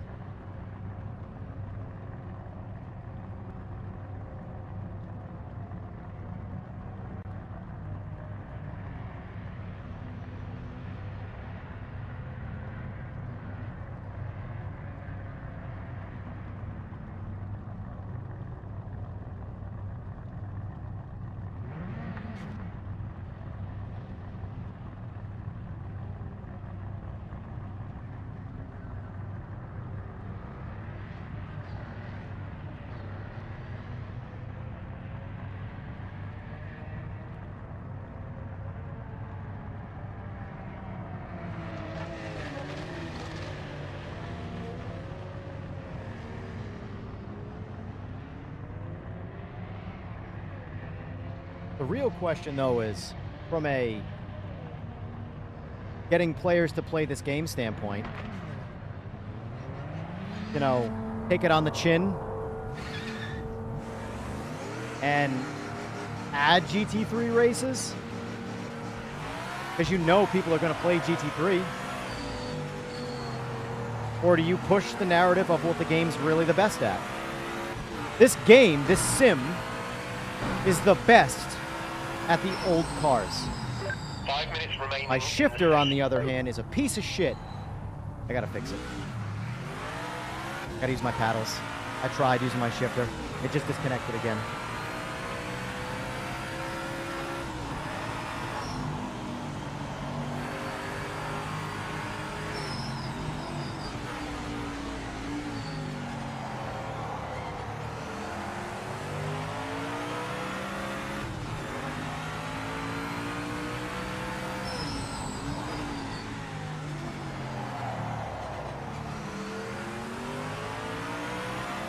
I love the Simagic one, but the internal wire issue is a massive oversight that they haven't fixed on a manufacturing side yet. I don't know why. I have the rebuild kit. They sent it to me for free. I just haven't done it. That's horsepower, baby.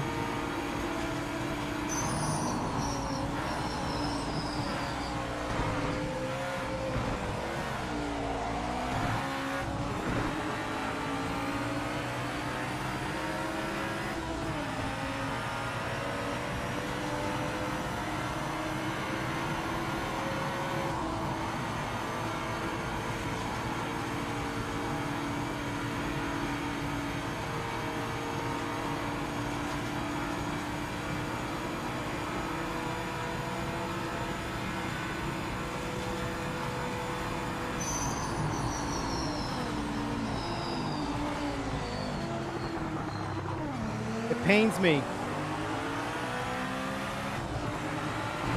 The difference in the turning with these cars, not the cars, but I'm gonna toot my own horn, the driving here. And then the straights, it gets ended no matter what.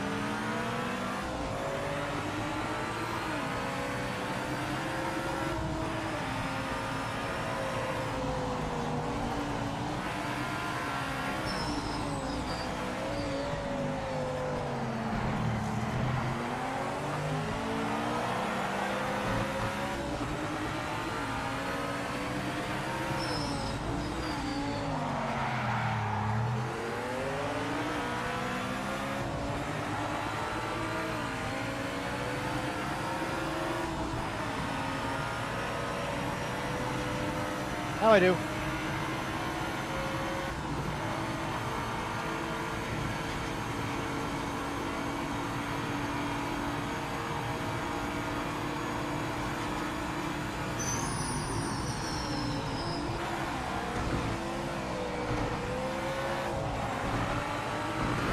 Fuck!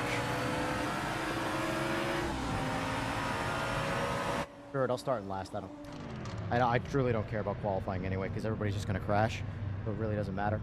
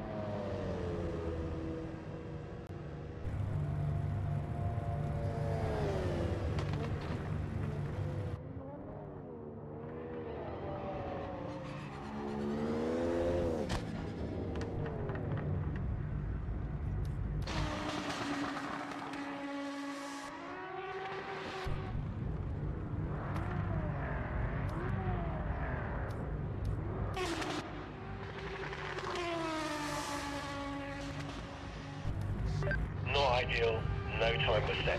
We'll be starting from the back of the grid. We're going to have to pass a lot of cars to get some points. All right, do it.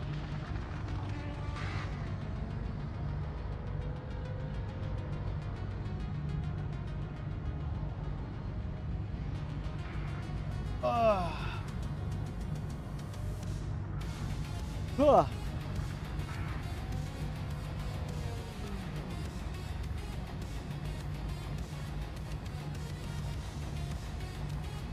I don't even think I got out. Laps is this? 10 laps. What I got? Default car, default fuel, let's do it.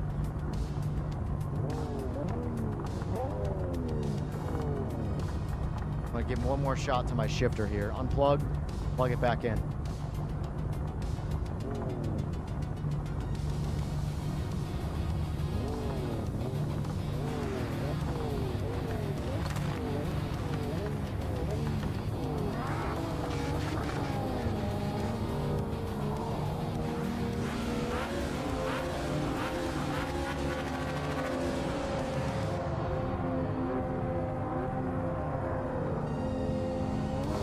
Okay, mate, you can do this. It's working. Stay out of Slow trouble me in down. the first few corners.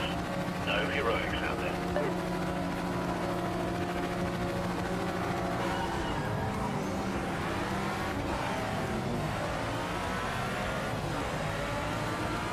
Y'all gotta learn how to drag race. Really not that hard. I shouldn't have to hit the brakes after launching my car.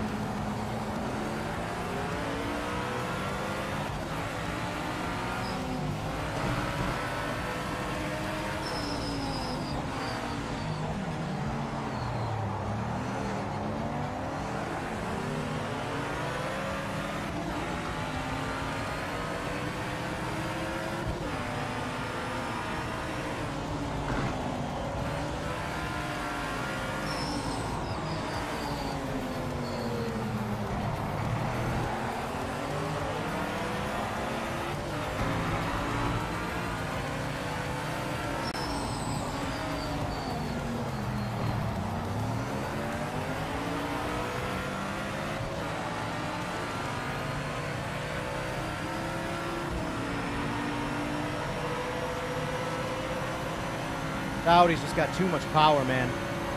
Nothing you can do about it, though. Problem about a class like this is if you want to keep it realistic, the cars all were different. It's not GT3.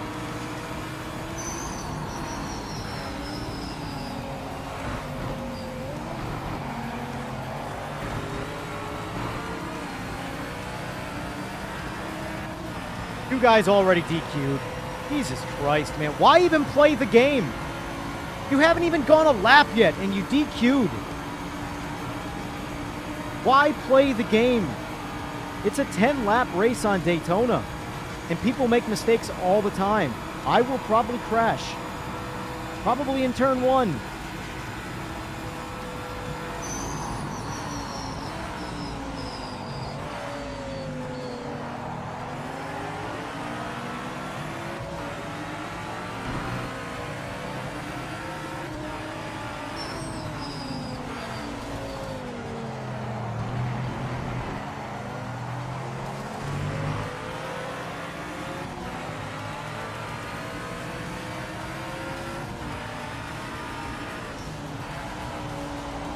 I hate that I'm just being horsepowered here.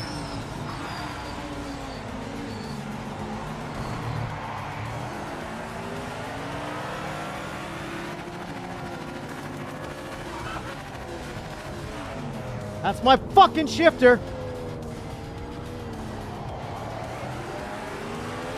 Alright, no more H pattern. Literally not using that thing until I fix it. Just got stuck in gear no matter what I did.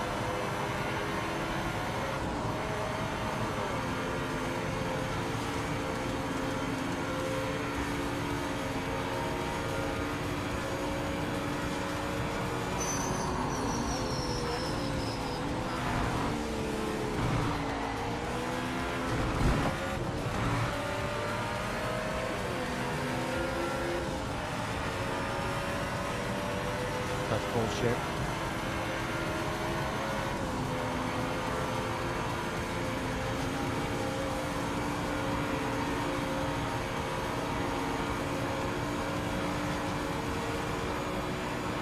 Yep, I feel your pain on the horsepower shit.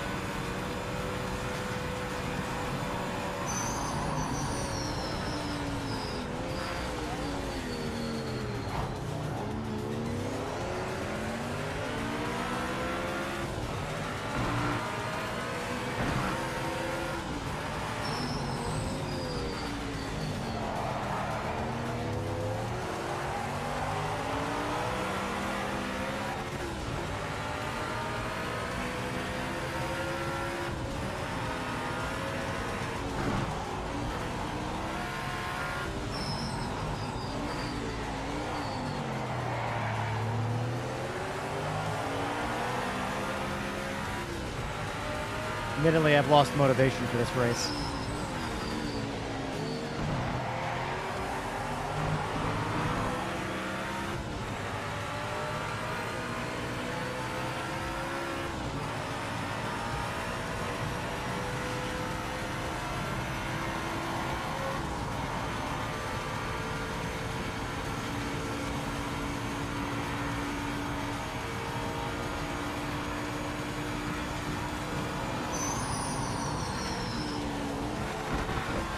Yellow flag, yellow flag.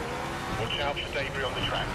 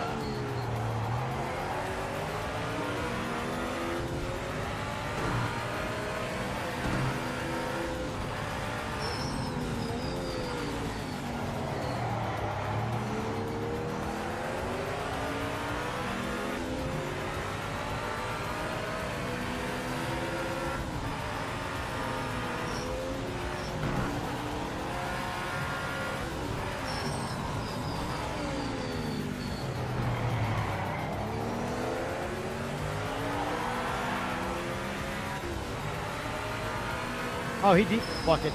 Everybody's DQing. Point. There is no point.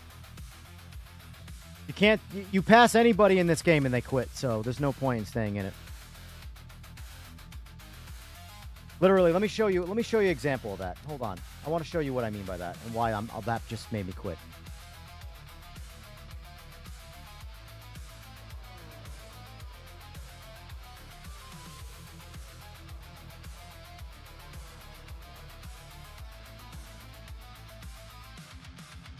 Maybe not.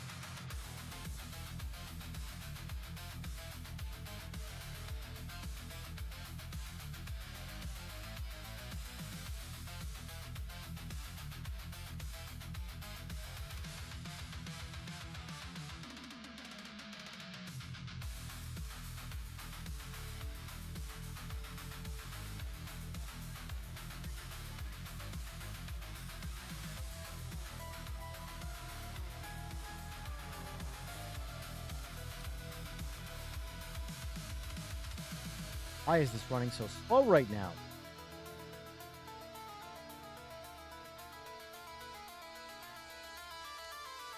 All right, this race right here. Watch this one.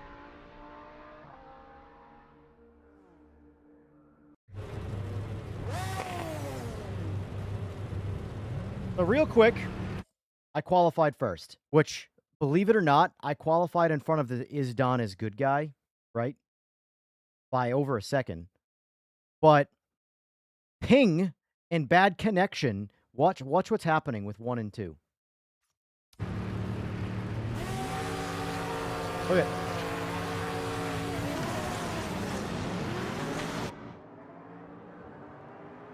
All right, I win the drag race. Close, but I win the drag race. All right, here comes turn 1. Watch Is Don is Good.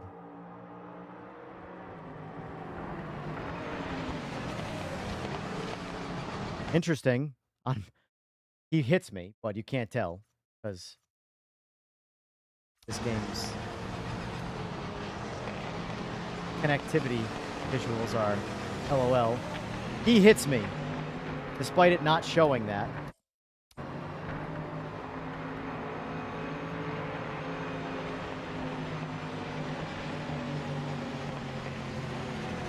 That's the contact right there, even though it's visibly not showing.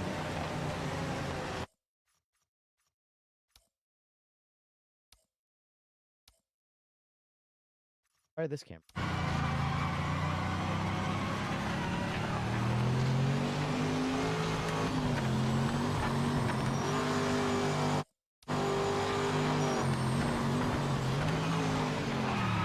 See right there, you could clearly see that was contact. The car reacted like it got hit.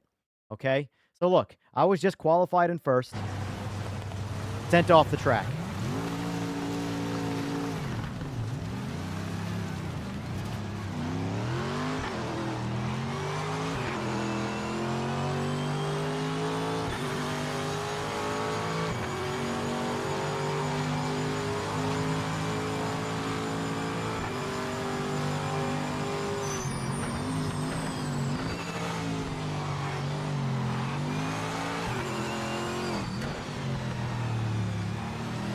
Connection, man.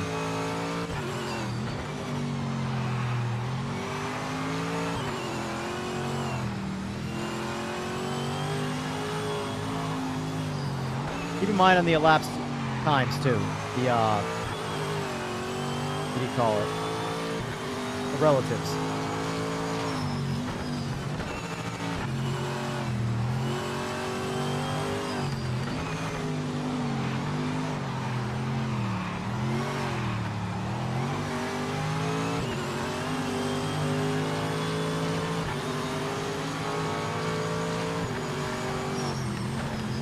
All good, Glauco. Not just you, it's everybody. Everybody quits. All right. Just got in front of HFR. I think Rubezilla finishes this race, but I don't remember. I want to see what happens with these guys.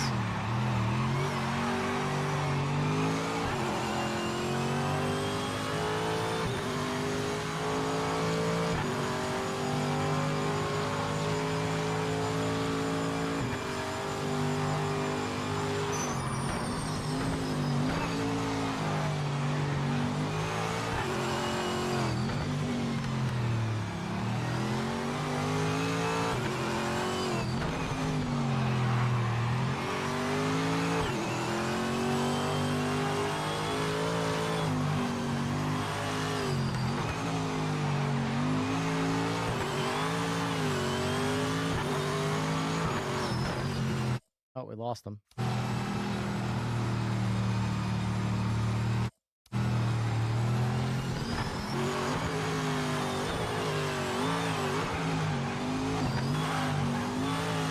All right, that's the last time we can see.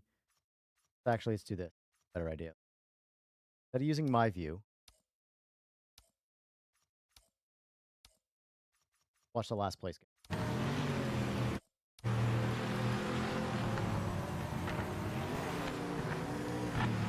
Fast forward it so we can get through this faster. 2x speed. Alright, he just passed Zappa. Damn, he's fast. Look how fast he is. I think Zappa just crashed again. This. Yep, Zappa quit.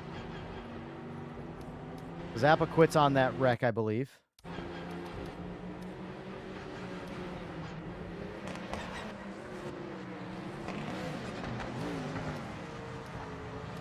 Does he just drive it in the pits, though? He actually, like, pit to quit? Or is this the AI on the screen? No, this is... Yeah, he pits. God, his connection is bad. And that's it.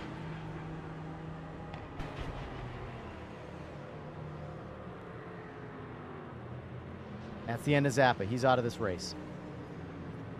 There. All right, now next, this is the other guy. HFR. That's one DQ. Meanwhile, look at the relatives again. Chopping them down slowly.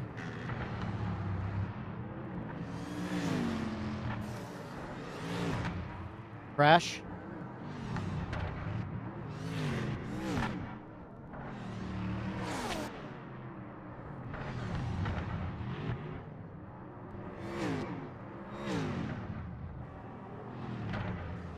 So funny watching it in this speed.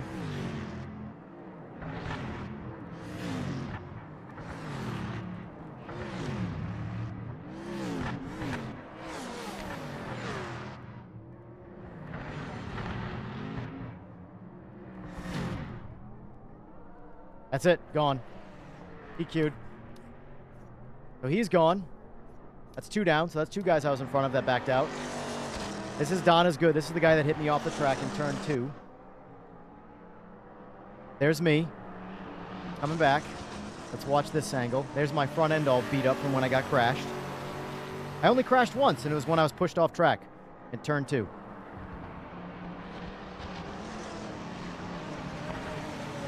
Now, I believe Rubezilla holds me off for a little bit. Credit to him. He drove well, and I think he was the only guy to finish the race.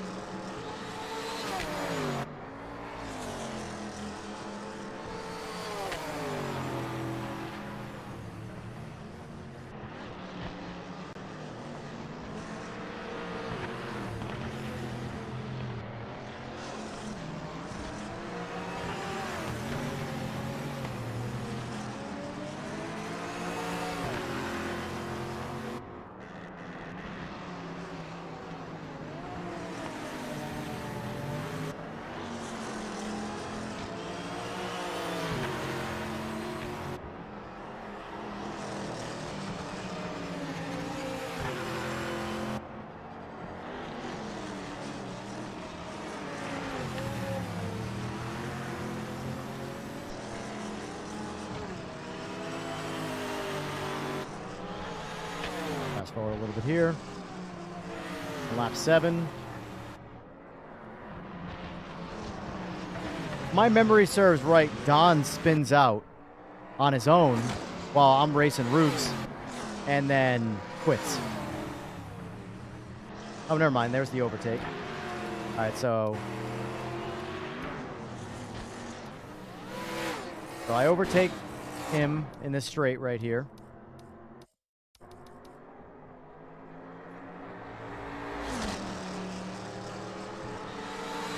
Come out with a little bit more corner speed and good old Corvette. Take the inside, brake a little late. That's an aggressive overtake. Still keep it in there.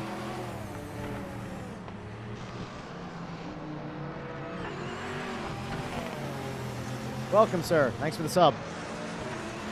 All right, now let's jump over to me. Actually, let's see where Don calls it quits, because I'm running up. I'm chopping John down now. You know, the guy that crashed me.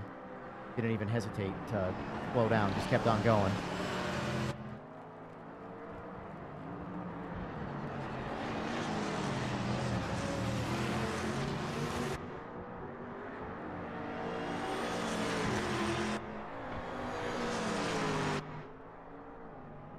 I want to say, I can't remember if he crashes or he just quits. But I know I don't get in front of him before that. I'm running him down. Yeah, that's it. Right there. Now, do we think he DC'd or do we think he rage quit?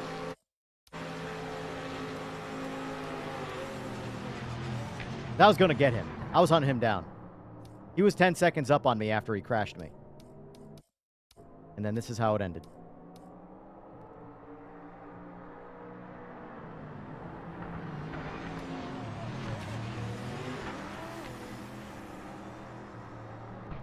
That's it. Every time I was in front of someone, bounced. So I think this race concluded as 2 people in the lobby. That was one of my ranked races last night. The other one was a GT4 race.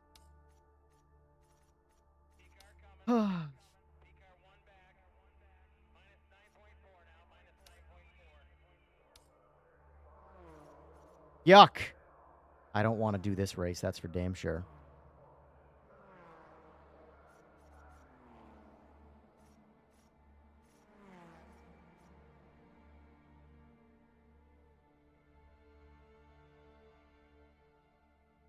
Anybody want to do? Oh man, it's minutes out. 15 minutes. Monza is the worst. I hate Monza. Not because it's just a boring track. And when everybody does endurance-y races, 12 laps for me is like, I think of all the things I could do with like 25 minutes of my life. That's not lapping Monza in a GT3.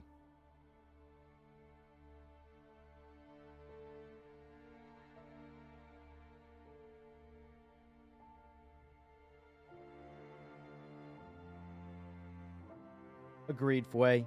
It's just fresh, though.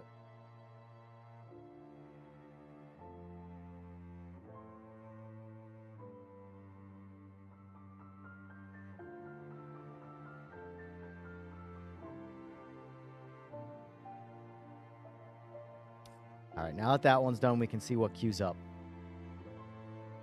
Right now, I'm favoring GT4. Wait.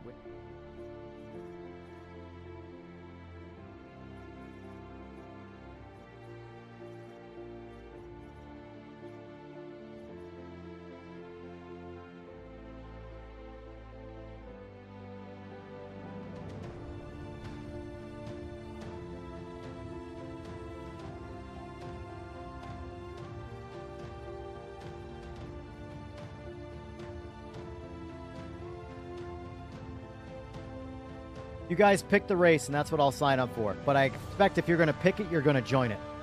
That's the rule. If you pick the race, I'll join it. I'll do JP1. The problem is it's a 4-lap race. But I'll do it. I like the cars. It's a good car for that track. But it's only 4 laps. Take a G Fuel quick.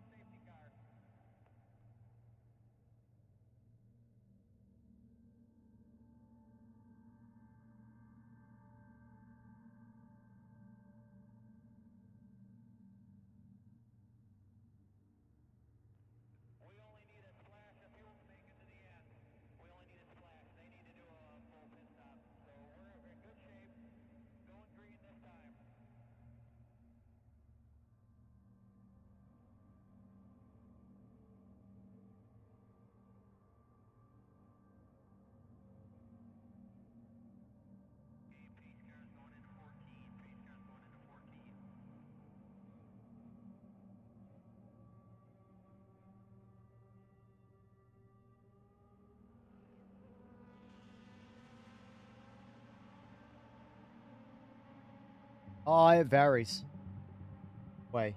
Reality is that if your life, it's whatever you want. Set it up. Typically, though, sequential on average is pulled down to.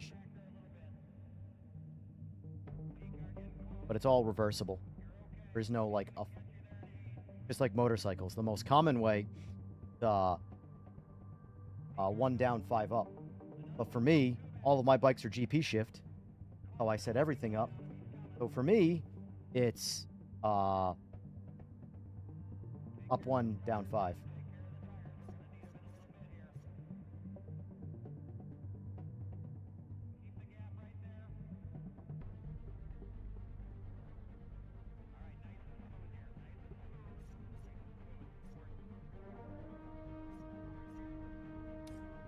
We'll go 1.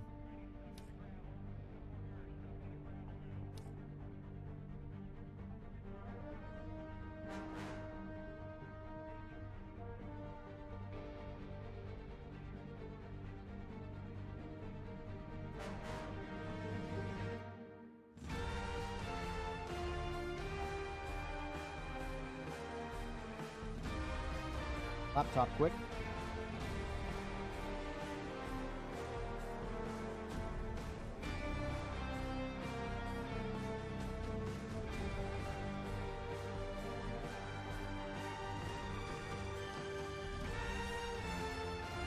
Well, that's the nature of people, Eagles, is to bitch and moan and complain and then not stand on business when it comes time to be part of the thing that you were, bitching about. To rectify the situation. People just want to bitch to just bitch. People want to be the victim. They want to complain. They want to, oh man, everybody's mean. If they just did listen, everything would be better. But if they just listen to you, you just find something else to bitch about. Bar. Just come. I save this.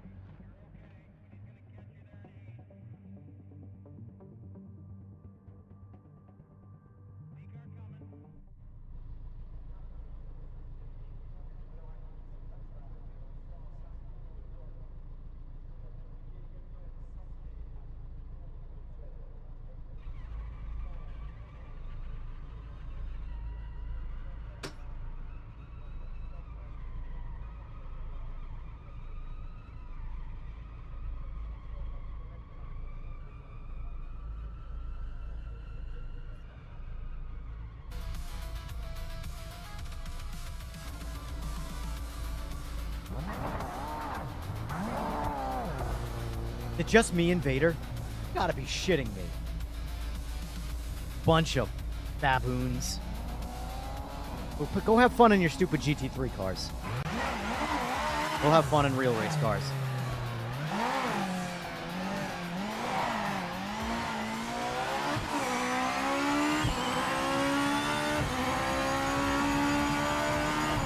I don't think I've ever done a lap in this car, now that I think about it, on Spa. Find out if I can do this full lock. I cannot do that full lock. Okay. Now we know. Now we know.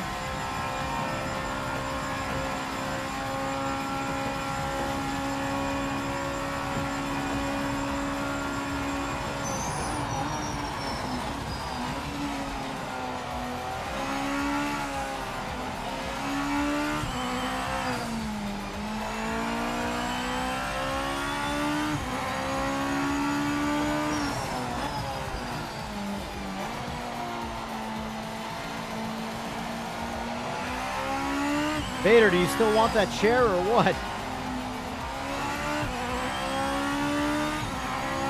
I'll keep asking you until you stop stringing me along.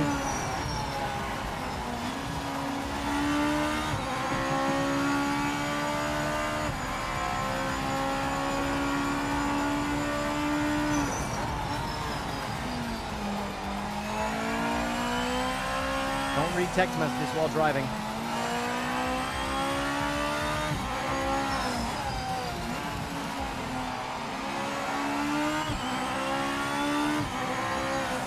But yeah, the thing about complainers is, if you fix everything or do everything the complainer wants you to change or whatever that they're complaining about, they're now just going to complain about more things because now you're doing what they want.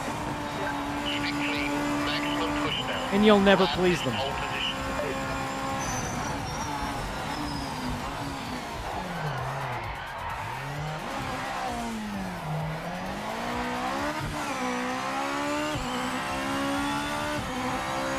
Which do I think is better in the current state? Are you referring to Rennsport and PMR? Oh, PMR by a lot.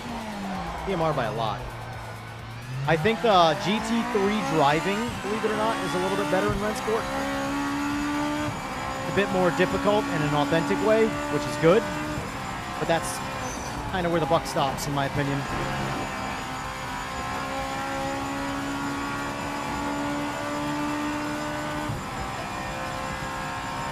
I will absolutely. You know how hard it is to get a custom lobby going for 5 people right now? After this race, I'll host a custom lobby.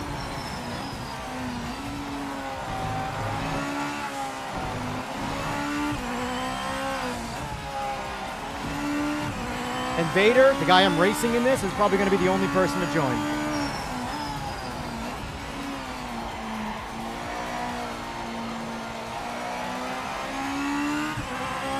Why? Because he lives down the street from me.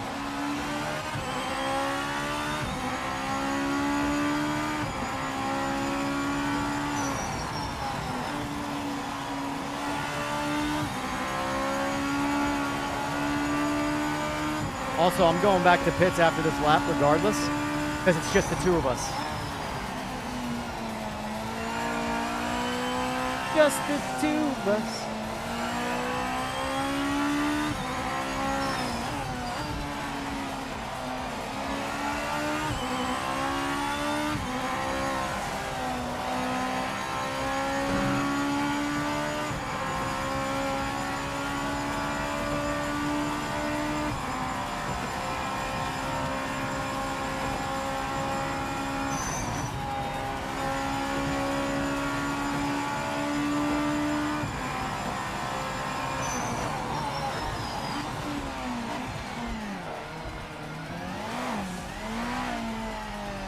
Session over. Checkered flag this lap.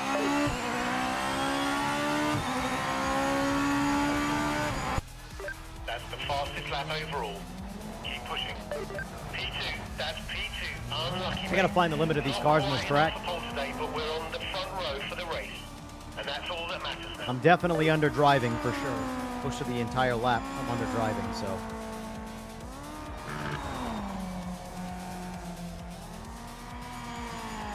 The good thing is Vader and I will have a decent connection.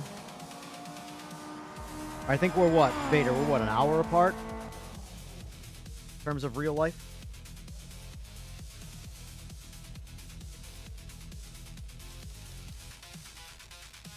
Admittedly, I was fully expecting Eagles to join in here and just clobber me, but decided to say, 20 minutes? Yeah, exactly.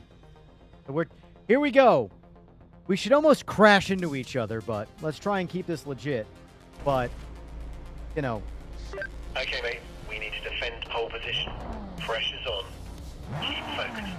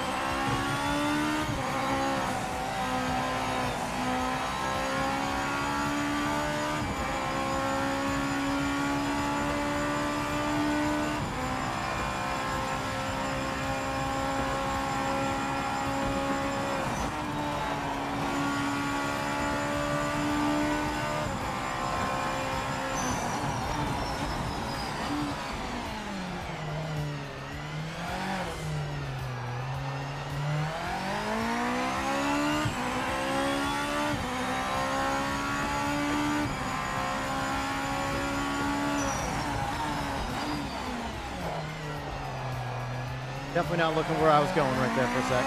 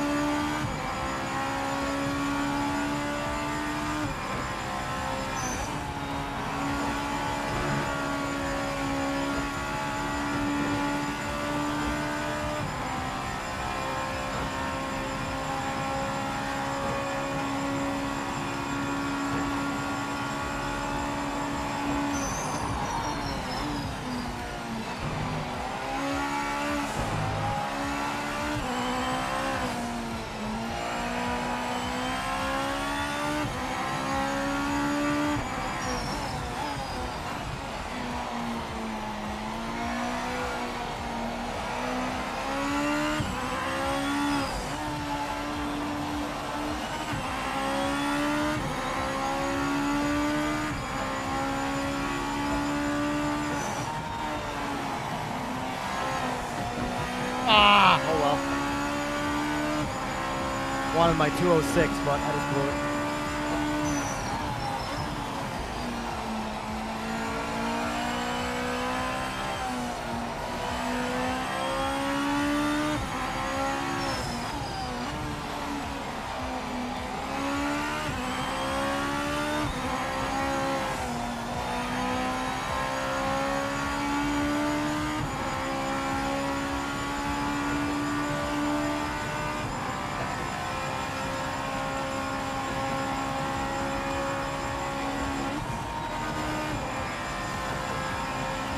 That helped a lot.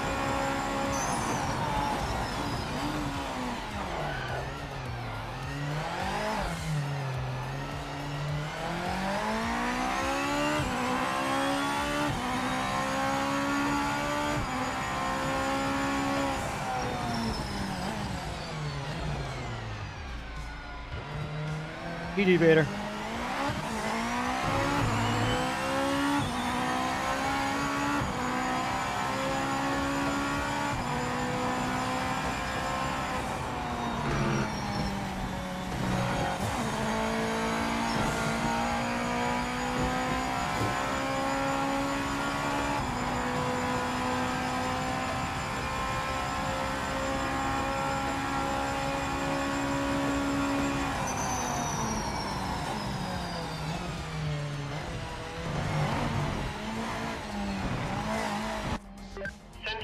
Result.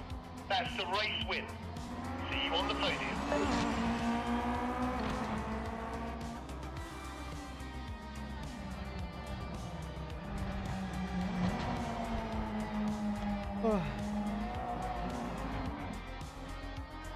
Oh, I love this thing. I can't wait. My friggin' stupid stand for my monitors has not come in yet, but I love this rig. I'm waiting on a couple. Oh, I just got an achievement. Won your 10th race in ranked online. All right. Look at that. Look at that.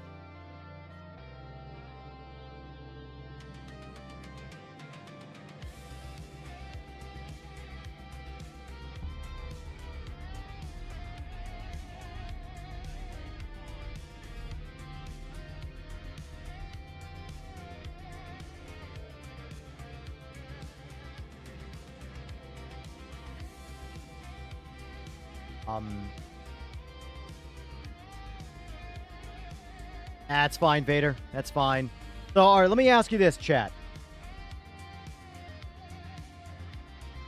Can we do this GT3 race and stick to ranked racing? Or do you want me to host a lobby?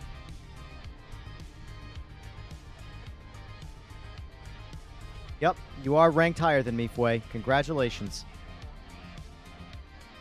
At least in, hold on, is that Falcon?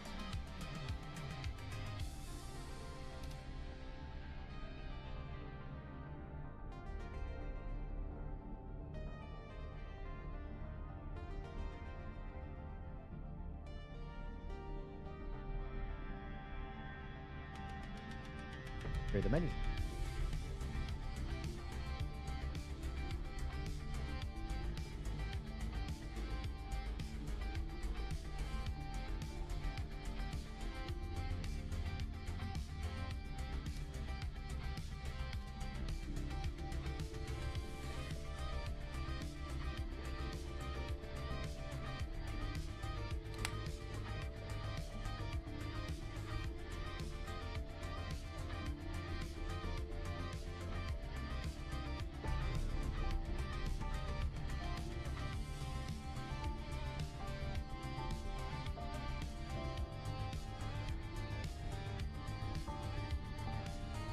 Rather watch a more populated ranked. What does everybody else say? Here's the thing, boys. This is the reality of the situation. I'm going to use the meta car.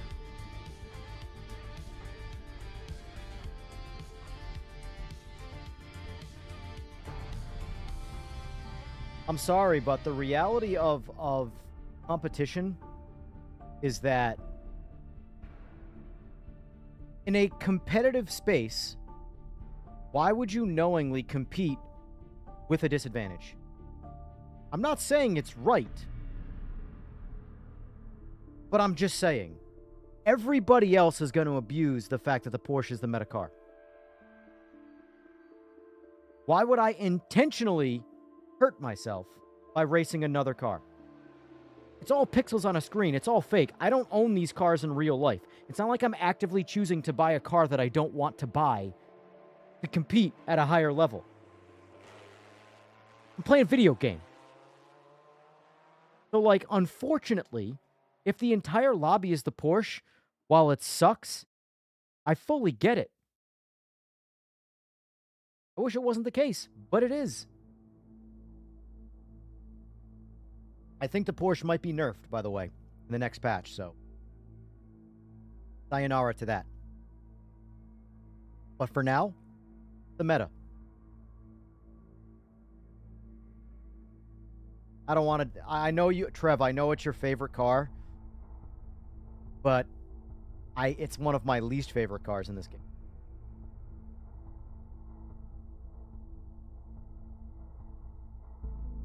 And it's also a 4-lap race on a super short track. This is an actual race that... Yeah, I'll drive everything. Every patch, I'll drive every car.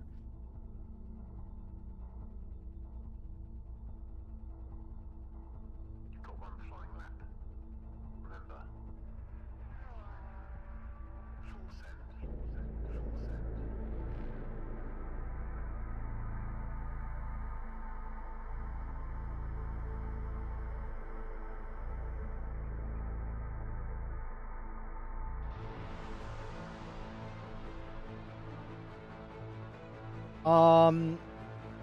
Here's what I can say, Juan. Will you miss if $25 fell out of your wallet? Would it ruin your week? Or would it be like, that sucks? And then would you move on? It's not better than ACC. ACC is in every way better than Rennsport. However, if you want to change a pace and you don't mind spending $25, I 100% think you should get the game for $25. Because here's the thing. This is the reality of it, right? It's only $25 to get the base game. ACC, objectively speaking, is done. There's no mod support. The game is never going to get a patch again unless Evo flops hard. But I don't see that being the case. I don't see Evo flopping. I see them, even if it does flop, them fixing it. But Evo is never going to... ACC is never going to get an update. So ACC right now is the best it ever can and will be. Rennsport is a lot like PMR right now in the sense of regardless of its current state, it's only going to get better. So on that metric, it's, in my opinion, worth the gamble of spending $25. Because you never know the political climate of video games. They currently drop the base game. I do recommend getting, yes, if you had to pick getting PMR or Rennsport, 100% get PMR. Not for the GT3 driving, but for everything else that you get that's not in ACC and that's not in Rennsport. Contrary to what people might think, from a variety standpoint, PMR is more of a sim than ACC. All, like, iRacing. Massive variety. Huge range of what you can do. Race Room. Huge range of what you can do. AMS2. Huge range of what you can do. ACC. Zero range. Hopefully they have your favorite track in it, and you like GT3s. Because if your favorite track isn't in ACC, and you don't like GT3s, ACC has nothing for you. So it really just comes down to... You're shocked? I thought I've heard more of Rennsport than PMR as of lately. Believe it or not. Yes, Trev, join the Me Too race. That is a big part of the problem, Juan, with, like, the space right now. It seems like there is a media-controlled dark cloud over PMR. PMR is getting very, very, very unjustly destroyed in the media space. And Rennsport is honestly just being ignored. And I'm not saying either should be getting any, like, extreme level of hate, but, like, there is not a balance. There is no balance of honest critiquing. The PMR and Rennsport, I help. ACC, LMU, iRacing, pick your favorite sim. They all have problems. But the point is that these are the hard facts of PMR and Rennsport right now.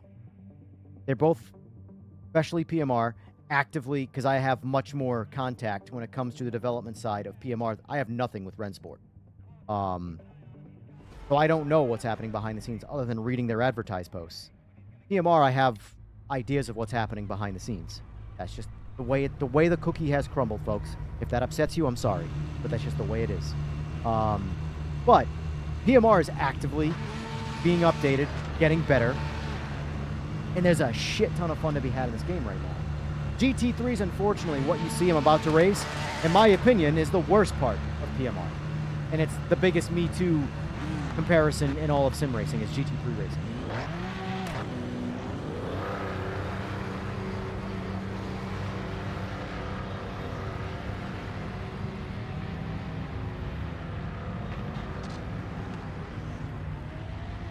That being said, I would buy PMR over Rennsport, but if you can afford both, buy both.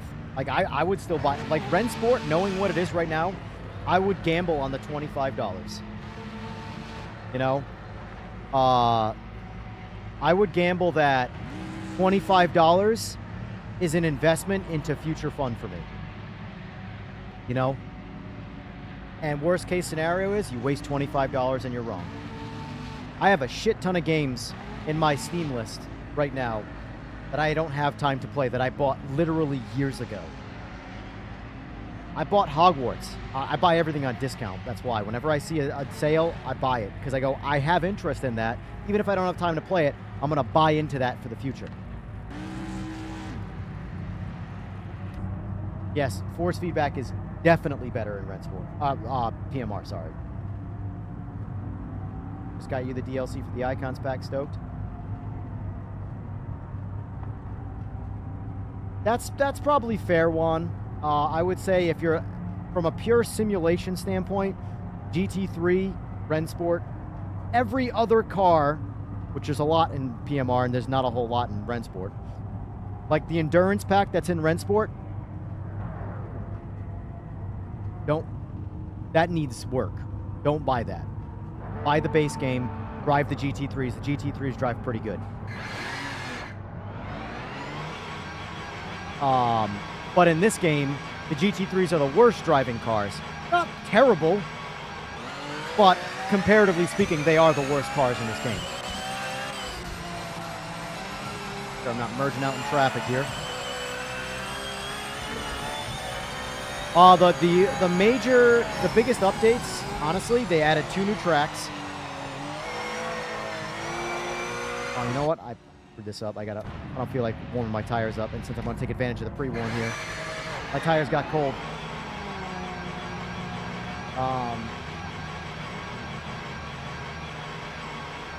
It's abusive, Juan.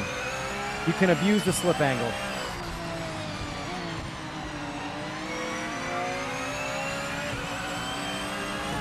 You can throw the cars around, and while it's weird, it's just weird. The best way I can say is it's just weird.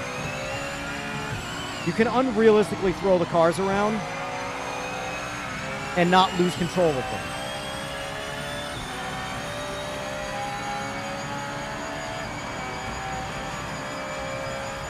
Whereas every other car feels like the limit and the control beyond the limit is much more rational.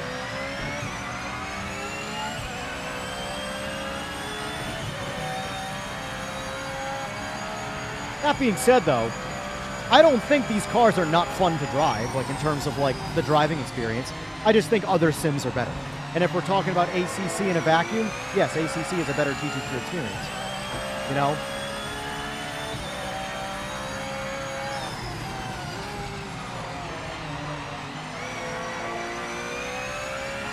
But the problem with ACC is the buck stops at that. You just have GT3, and that's it. So yes, the one thing that it does do is better than, in my opinion, most sims. But kind of needs to be, considering it's all it is. Like, if in all of the future of PMR, the best GT3 gets is equivalent to ACC, I am totally okay with that. Because ACC is a fantastic GT3 experience. So if the best we ever get in PMR is equivalent of ACC, not better, but just the same, but with all of the other stuff in this game, perfect. That's all I want. You know? It doesn't need to be better than ACC. It just needs to be a reason to be like, okay, well, I like ACC a lot. If I play PMR, I'm going to get the same GT3 experience, but I'm going to get future support and all of these other classes of cars that are a shit ton of fun to drive. Mohammed, thank you for the sub.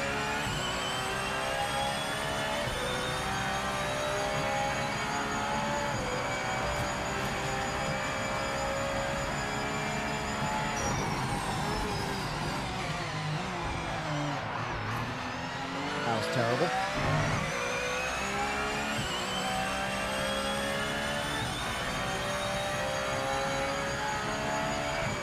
I really hope they cycle in the hot weather to get rid of these, like, janky Toy Story clouds.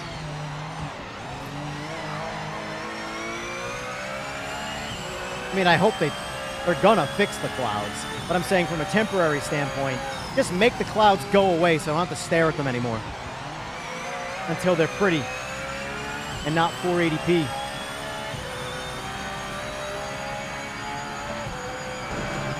That Fogbound, I know percentages don't really go above 100%, but I 10,000% agree. This is my least favorite class of cars to drive in PMR. And here I am racing it. Why? Because it's what everybody's doing, and I have no choice. It's either Menu Simulator or GT3.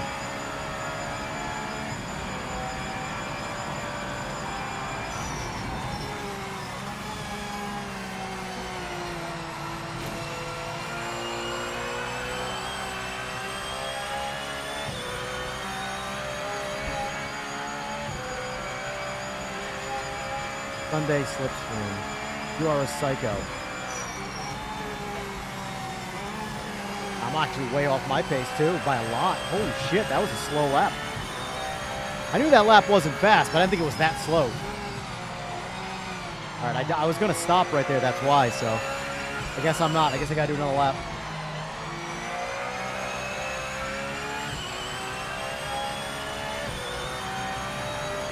Eagles. Listen, you don't count.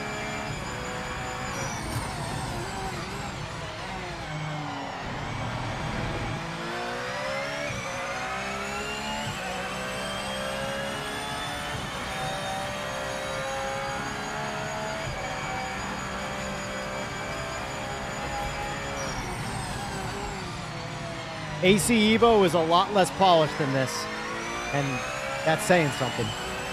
AC Evo is a long way out from being a really good game. LMU is a very successful game. It's personally not for me. But in my opinion, for some people, LMU is the move from ACC. My best advice is don't take people's advice and experience it all on your own, and you make your own decision. Because my buddy, close friend of mine, he also has real motorsport stuff in real life. Loves ACC. It's his favorite sim by a landslide. He hates LMU. Like, he has only super negative things to say about LMU. He thinks PMR is okay. He said it's not bad, but it's not ACC. But it's better than LMU. He also hates LMU. Like, if you think I have bad things to say about LMU, he's way worse. And he loves ACC. Loves it. So, for whatever that means, my friend, who ACC is still his favorite simulator driving experience, and he's played them all just like me, hates LMU. Thinks PMR is okay. But ACC is still his king. So, in that regard, use your best judgment. Everybody's going to have a different opinion, you know?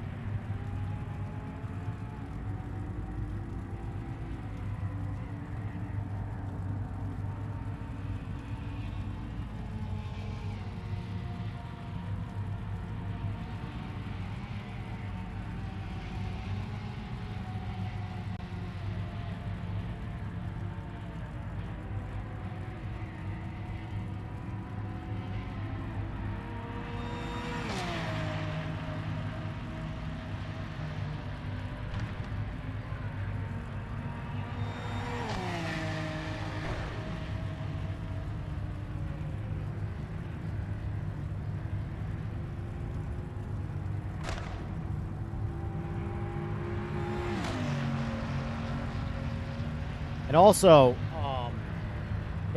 I also hate the narrative that, like, this is a game for console players, because I'm a PC player with an embarrassingly exuberant amount of money into sim racing. Yet the game that I want to boot up when I'm not streaming, when I'm just rouses my curiosity, is PMR every fucking time, every time. I think AC Evo is definitely a game to keep your eyes on, but if you were to compare right now PMR and AC Evo in their own personal vacuum, and which game you should invest in right now to play and have fun in, it doesn't even compare. And I'm not against any of these games. I want Evo to thrive. I very much like Kunos. I like what Kunos has done. But here's what, if you don't know this one, Aristotelis Vasilikos. I'm probably butchering it. He's a Greek dude. He was one of the big shot physics guys under Kunos. He is now the head creative, the CCO, the Chief Creative Officer of PMR. So the physics guy that you probably love about the driving in AC Evo, or sorry, ACC, is now the lead vision of PMR.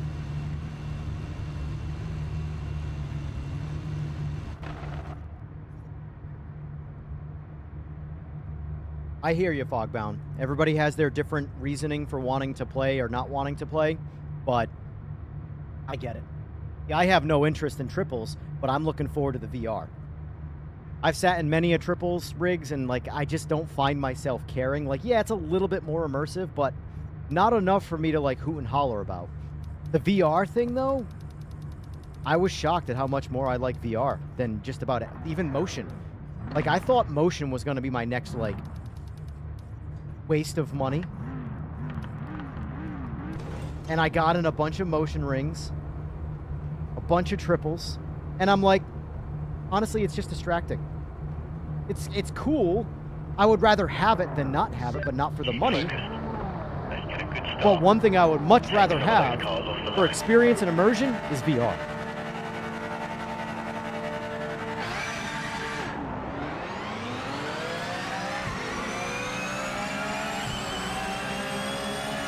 The Porsche Cup over here in Eagles.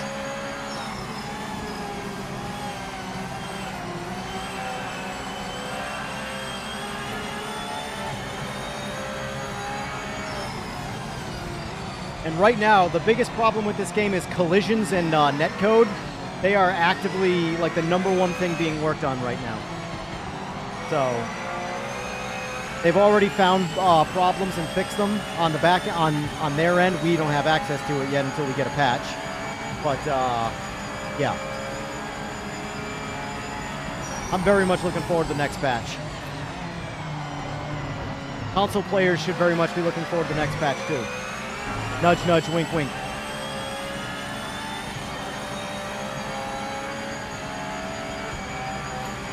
Yes, PMR is crossplay. That's another big reason to play it.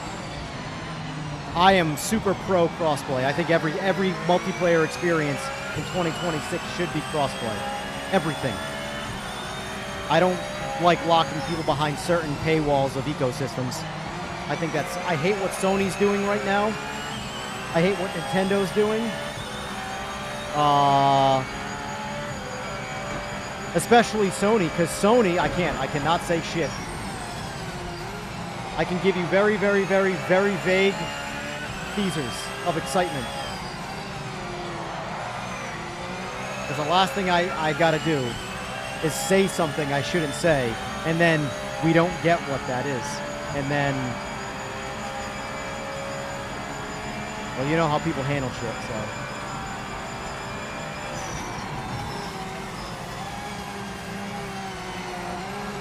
Like a huge factor in LMU for me that I hate is you can't do custom lobbies of any kind. You have to rent servers to play with your friends. That's bullshit. Good luck getting into a split with one of your friends in the ranked multiplayer.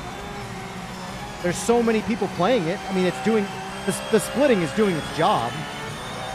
But unless you and your friend are in the same exact category across the board, there's a good chance you guys aren't going to race together.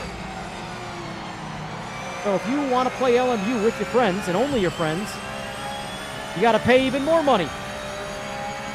and rent a server.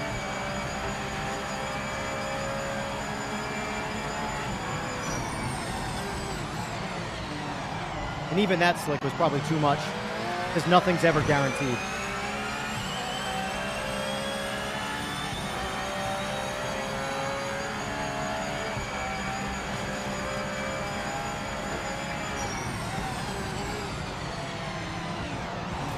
Oh!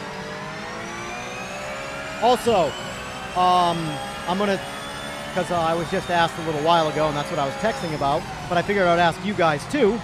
What do you guys want to see for weather presets in ranked? Because right now, everything is like noon average weather. I want to see hot weather to get rid of the clouds, but I wouldn't mind some rain races in ranked as well.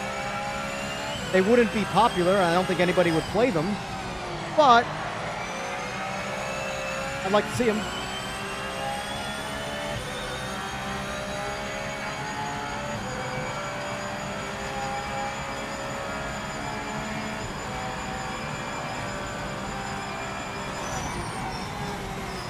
I'll be honest with you though, Fogbound, right now in this game, I think the best players are on console.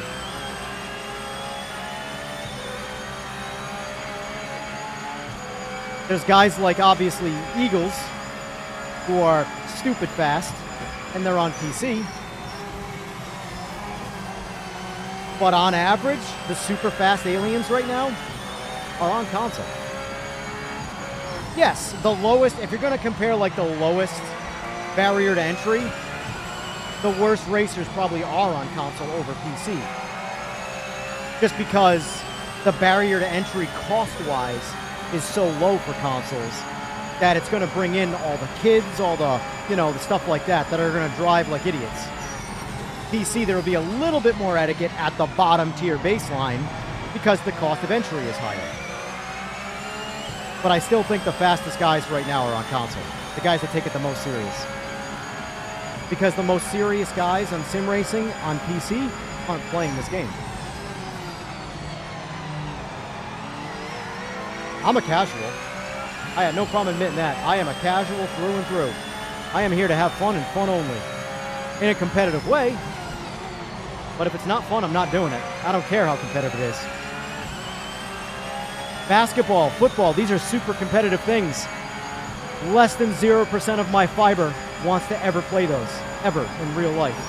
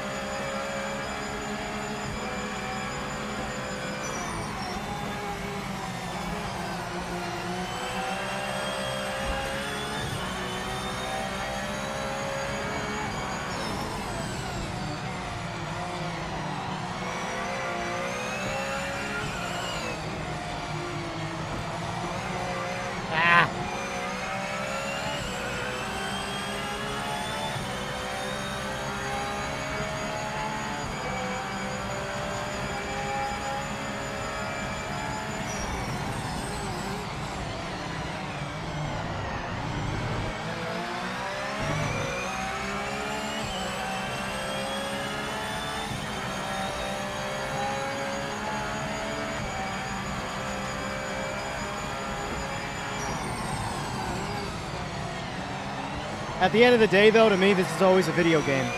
So, like, yeah, I understand what you're saying, Fogbound. I get it. But at the same time, I very much am the whole let people do whatever the hell they want to do, and as long as they're having fun, you know?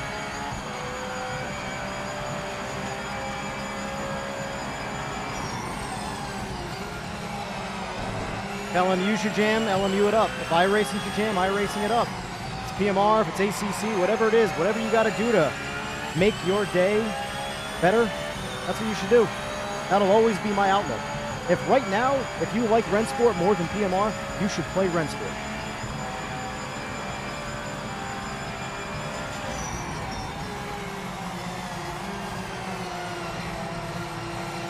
But I think we all agree that in sim racing, all roads always point back to PC anyway. So,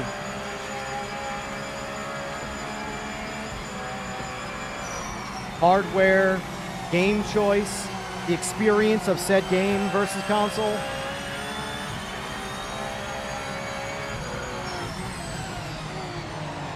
I have PMR on console and PC.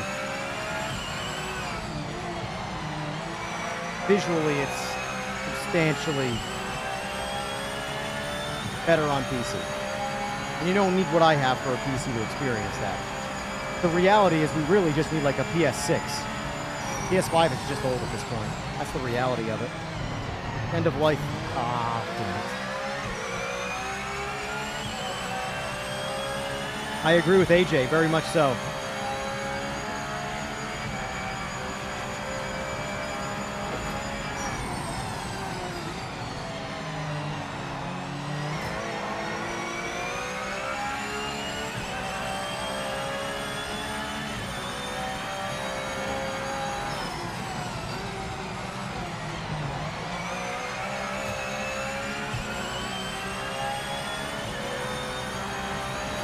By physical, you mean like physics?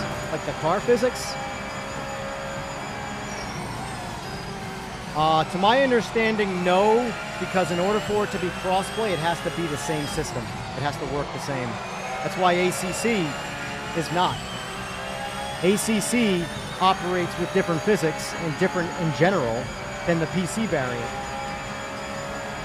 And that's why it is not crossplay. I spit everywhere.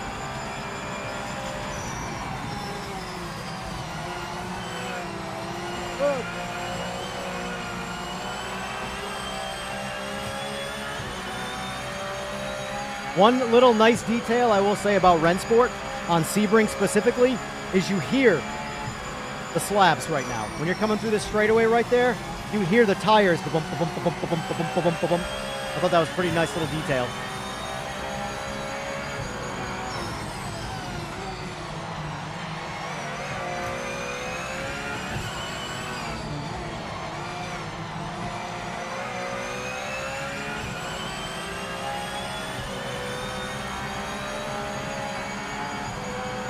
I wish ray tracing wasn't pushed as hard. Personally, I'm always about next-gen tech, but I think in everything that runs ray tracing, there should always be a slider to turn it off. Always. Console and everything. Because a lot of console games, especially, you can't turn it off. Most PC games, you can turn it off, but a lot of games still, it's baked into it. What's going on, Roberto? Speaking of Alien.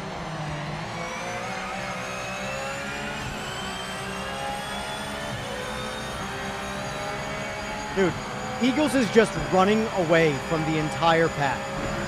I'm at least pacing the rest of the grid. He's on another planet.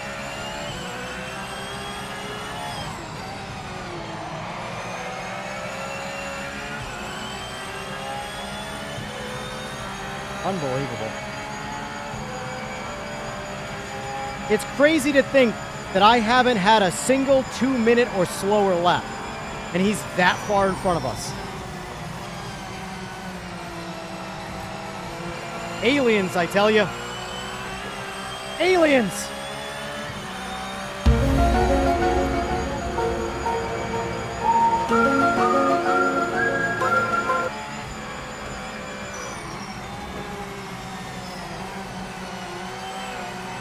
Yes, that's on my soundboard for that exact reason.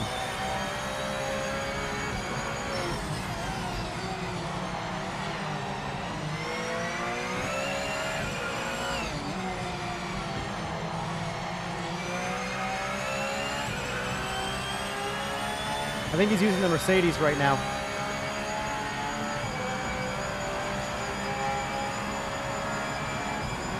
I'll be honest with you. I do not think the Porsche is the meta. I think it is the default meta. I think if you run every car as close to its original setup as possible, objectively, the Porsche is the fastest. But I do think the Mercedes and the Aston Martin are set up meta sleepers. Meaning if you get the setups dialed in, you can push those cars far past the Porsche's limit. Not far past, that's probably an exaggeration, but past the Porsche's limit. Because when I get beat up on by cars, it's randomly not the Porsche. The Porsche is always fast, but it's never like, holy shit, how is that car going so fast type car. It's always another car.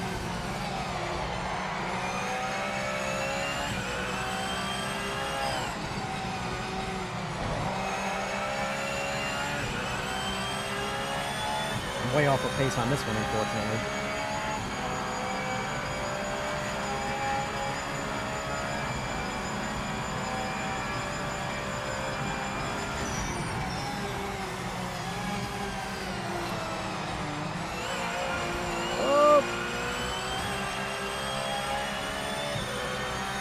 Can't wait till then. That's confirmed, fixed. The next patch. The flickering billboards on Sebring. I hate it. I've been reporting that bug since like the game came out. Finally fixed.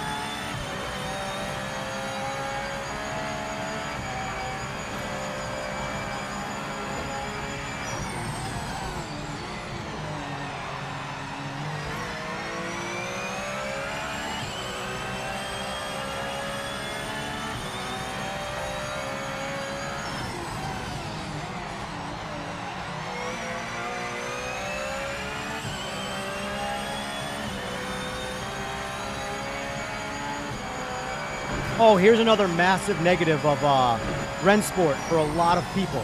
If you're in the immersion side of things, there is zero telemetry. Meaning even a basic Logitech wheelbase will not generate a shift light. So if you're in the telemetry, dashes, and all the stuff that operates a sim, especially on PC, goose egg.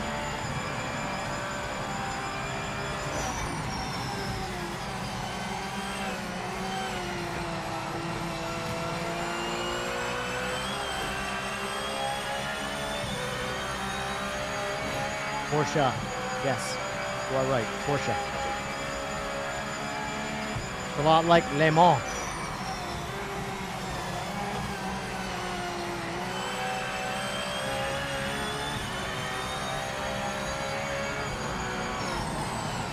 Oh shit. Oh shit. Fuck! Fuck! Over. Ah, no control. Control. Get back safely. Ah, what a reject. I knew it. I blew it. Blew it so late in the race, too. Oh, well, I only lost one position. Not the worst. Wasn't the worst recovery. I knew I was screwed on that. I braked way too late.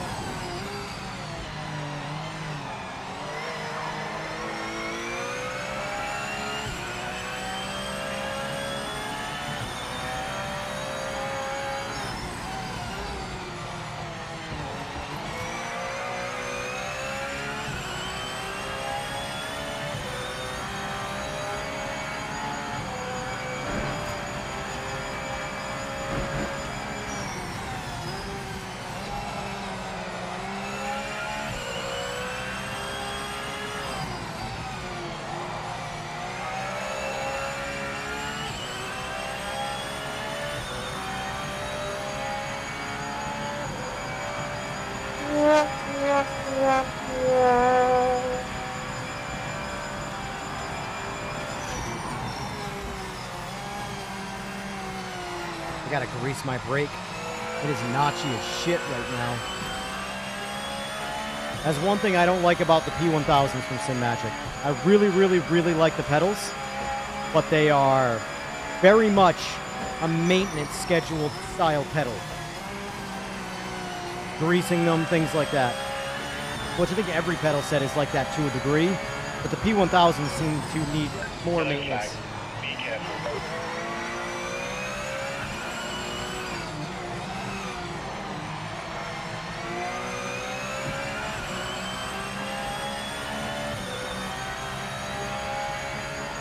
Speaking of Simagic, Fogbound, if you're still listening tonight and you got time, that's podcast night. Elliot from Simagic is the guest. He's going to be going over the Zeus stuff. I mainly want him on to go over the Zeus stuff about the older Alpha wheelbases, because I have an Evo, and things are all super kind of plug and play and ecosystem friendly. But they sent me a whole bunch of attachments for the Alpha stuff, the standard Alpha. I can't use any of it because I don't have an Alpha wheelbase. So I have no idea how to review something I don't have. Ah, pool tournament. Nice. Well, it'll be a VOD, so we'll watch it after the fact. It's going to be a short one, though. He's only got like an hour.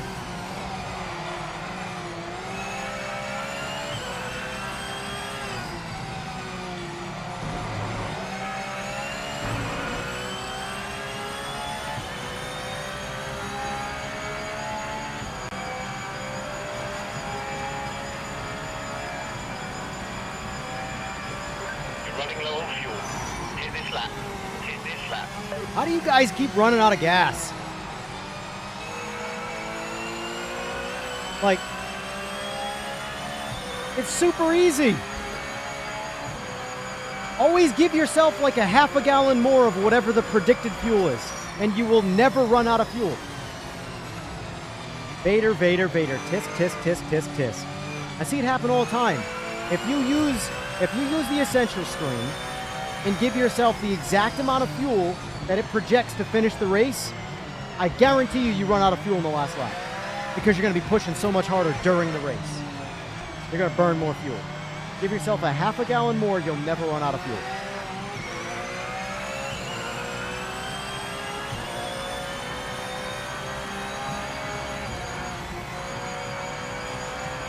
Bro, look at this shit. Look at this shit. 155.4. The next fastest lap is 157.3.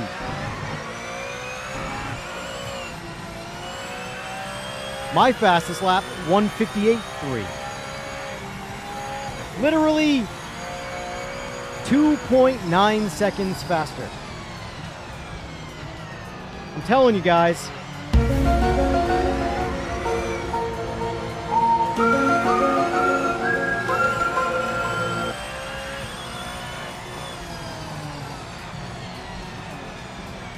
Igor, I mean, it was an update. It didn't seem like it did anything wrong. It made things better, but Rennsport, in my opinion, is comparable to PMR Day 1, and it still lacks the content of PMR Day 1. It does have customs now, which is good. I haven't tried them yet because the one time I tried custom lobby, 0 people ever joined it.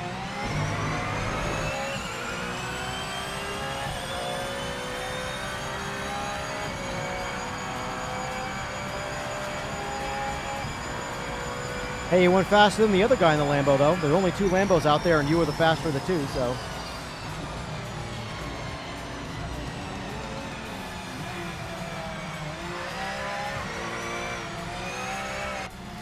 Yes, that's a point finish. Good job, mate.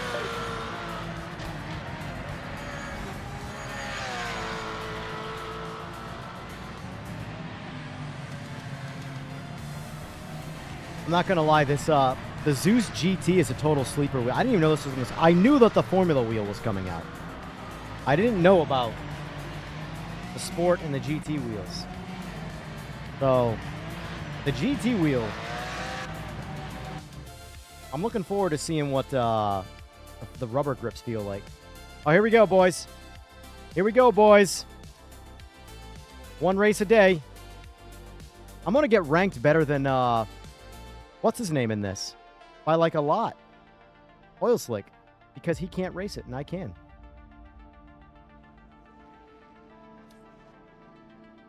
And here comes Moss, well out in front with the lead. And Fangio is there too, followed by Italian Umberto Maglione in a Ferrari.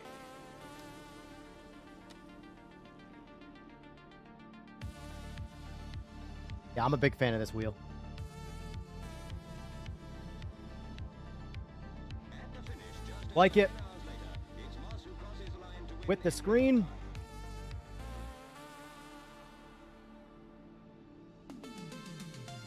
Fangio comes second, and Maglione third, making Moss Screen. You can smell my spit all over it. his famous race. And if you don't like the screen on it and you want to put the screen on the dash or on the base, that's what it looks like without the dash.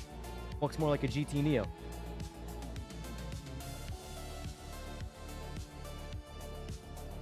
But what's cool is how changeable this rim is. I want to get the square rim for it once I get a Formula wheel. It's going to be a minute for those Formula wheels, though. They are a super hot ticket item.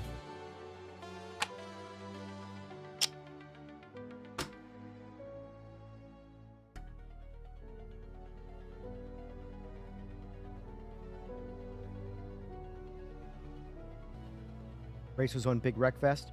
Wasn't for me, but I was up in the top 6 the whole time, so.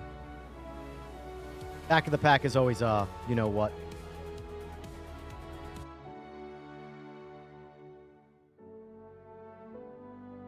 Yeah, Foy, I mean, although the Fanatec podium stuff is looking pretty badass, in my opinion, from an accessory standpoint, I can't say what it is because it's super early NDA, but I was shared some future wheel stuff.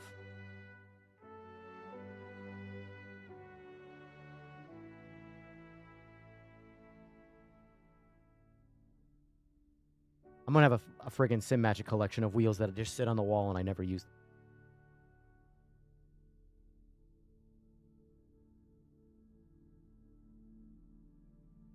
I don't know how I will say I lucked out with Simagic. Like I'm an affiliate with Track Racer and Next Level Racing right now, but I don't know anything. I mean, I signed NDA with Simagic, didn't with the other two. So therefore I don't get any information.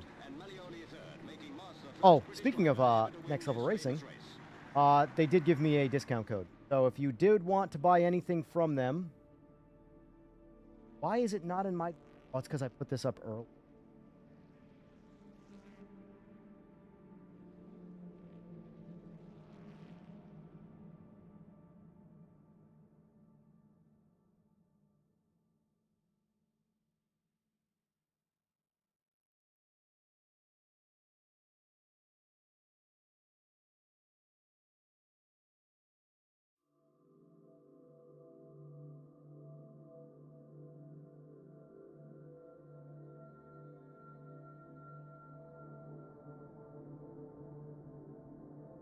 I just updated the description of this one, but I now have a 5% off discount code for Next Level Racing.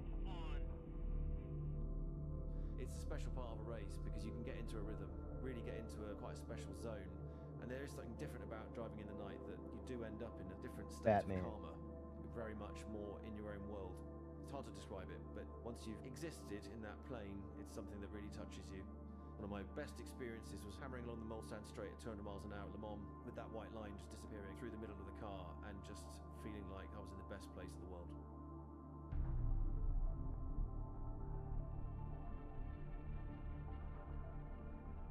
Are now updated.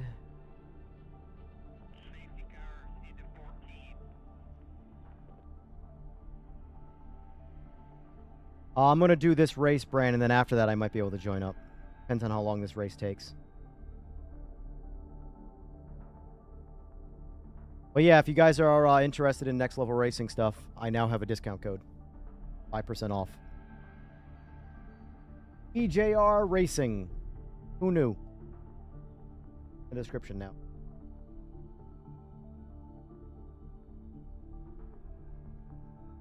The only one I don't have a code for is Track Racer. I don't think they give them out because I looked on like much bigger channels than this. Much bigger. Huge channels. And there's no discount codes for Track Racers. I don't think they give them any of them.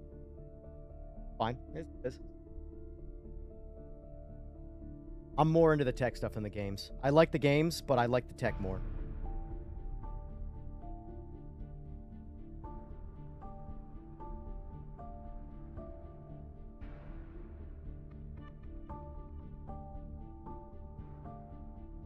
Amazon, why do you suck so bad?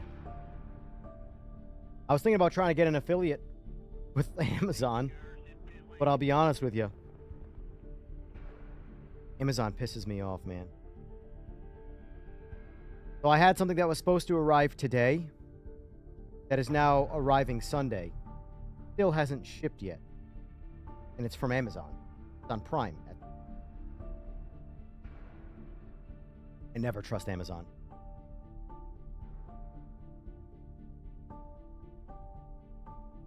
Sounds good, Bran.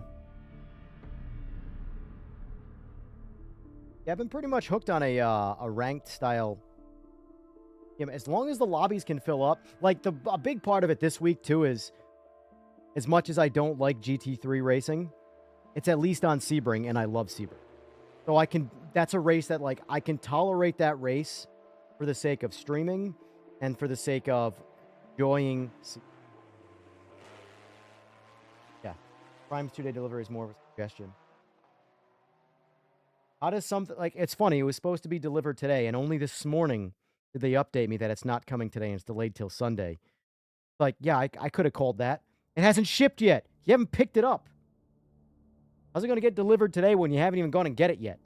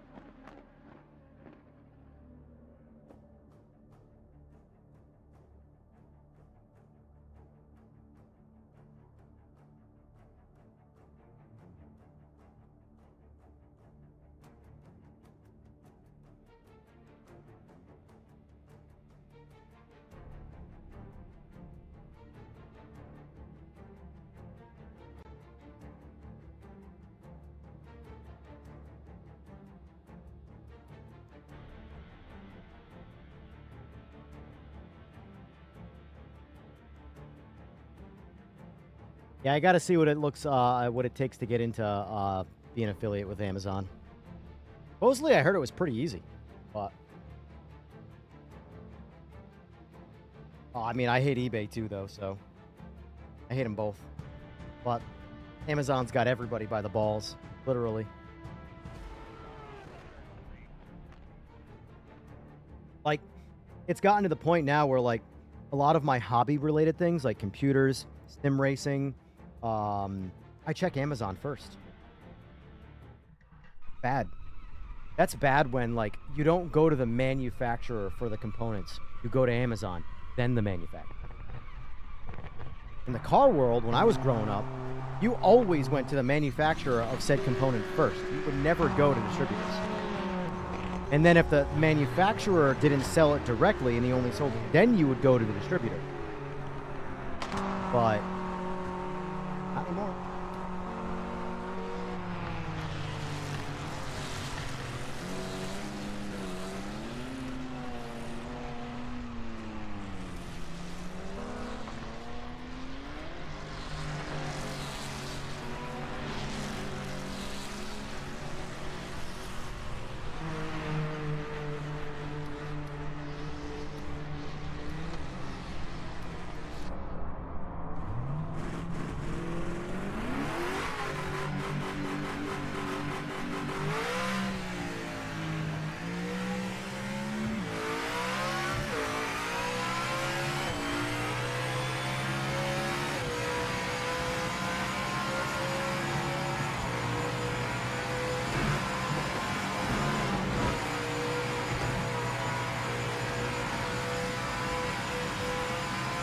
Next update.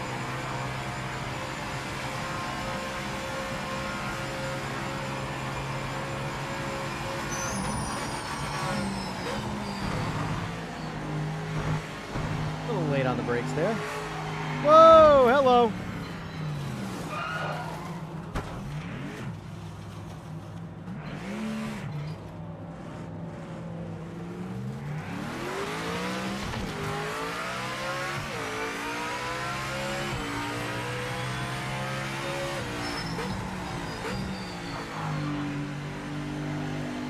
I really got to fix my brake pedal. It's sticking really bad right now. Like on release, I can feel it like da-da-da-da. Needs grease.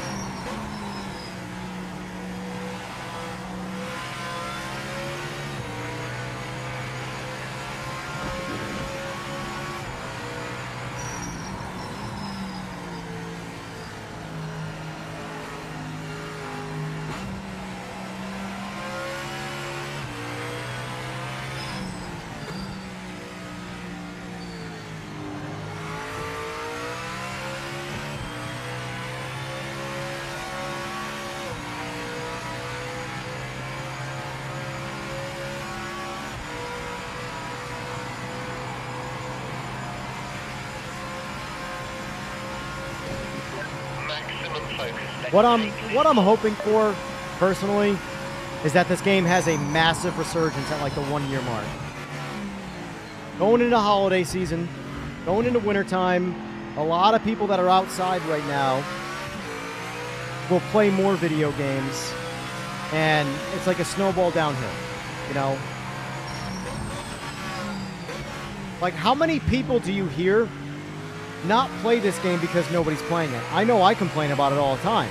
I would play this game more if more people were playing it. Now, there are people that have never even played this game because no one's playing it. How many people do you think are missing out on driving something that they actually would like based off of other people's opinions?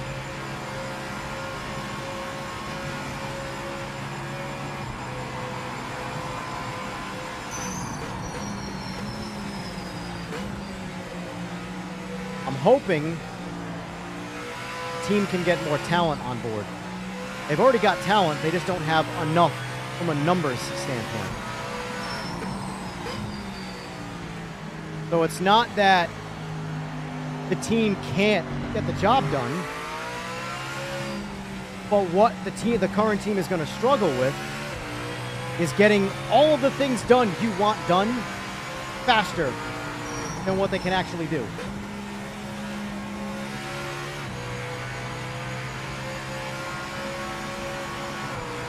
Like, it's super easy to complain, right? When it comes to things like netcode, like, oh, netcode this, that, connections, blah, blah, blah.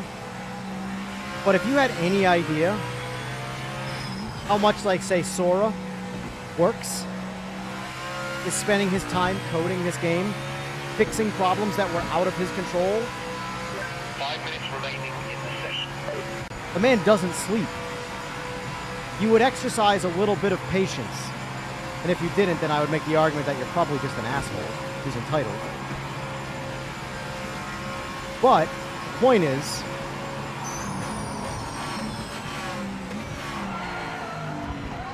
Yellow flag. Yellow flag.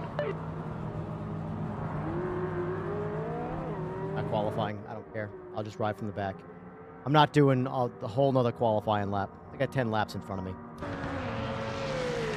All because I missed.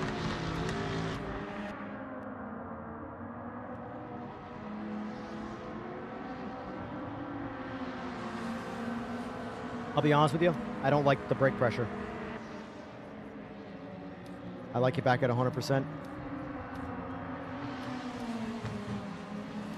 Because I find what I'm doing now is I'm just not giving enough braking power to the brakes.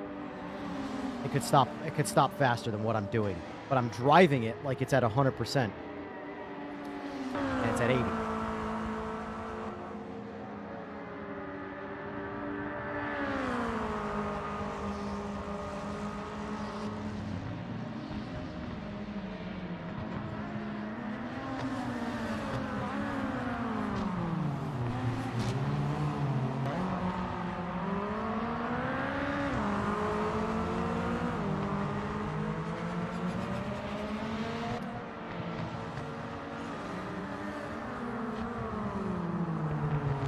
The Thrustmaster's launching some new stuff.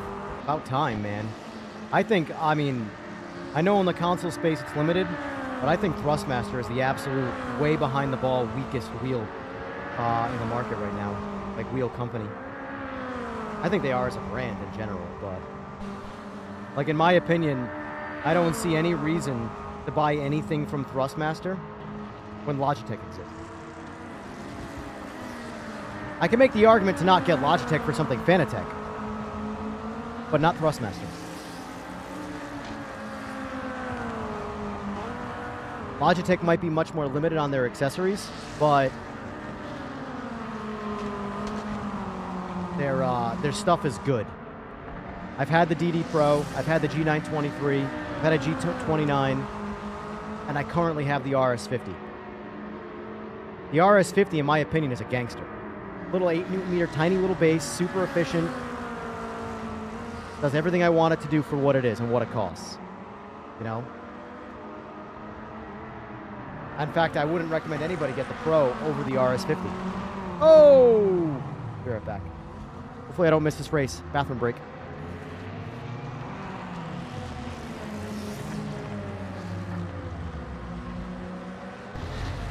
Testing microphone! Okay, it's working. That's weird.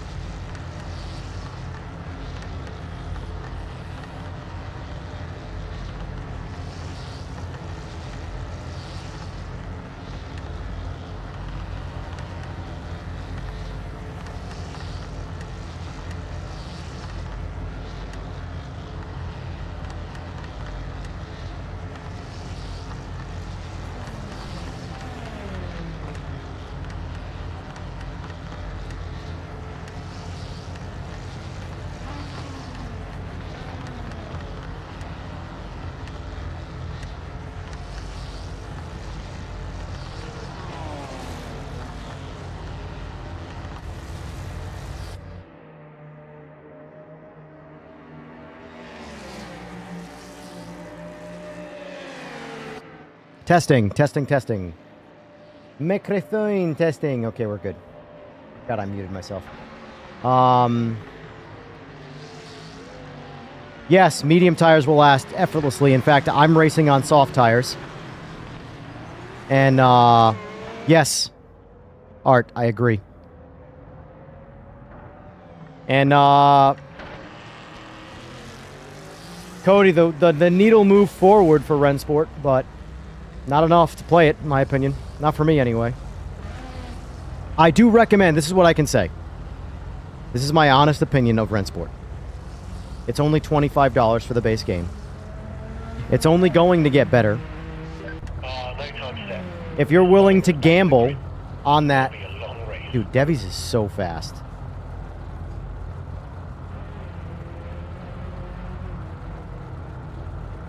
Anyway, if you're willing to gamble on the $25 and losing $25 is no big deal if it doesn't work out, then I'd say buy it. Try it. Buy it and try it. Yes, Juan, I do that. I also have a Discord if you want to join my Discord. It's in the description of the video. I play everything, but this game is a big part of my streaming / just behind the scenes playing.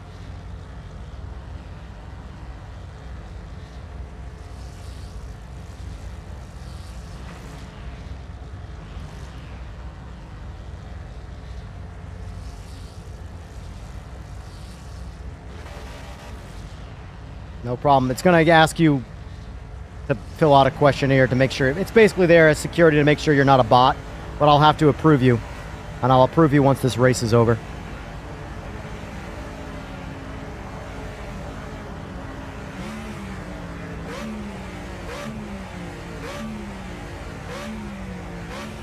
But, like, what's the reason to play this game over ACC? The car's right here.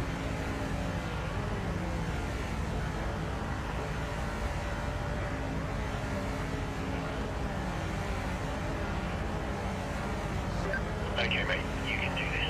Let's stay out of trouble in the first few corners. No heroics out there. Sounds good, Juan.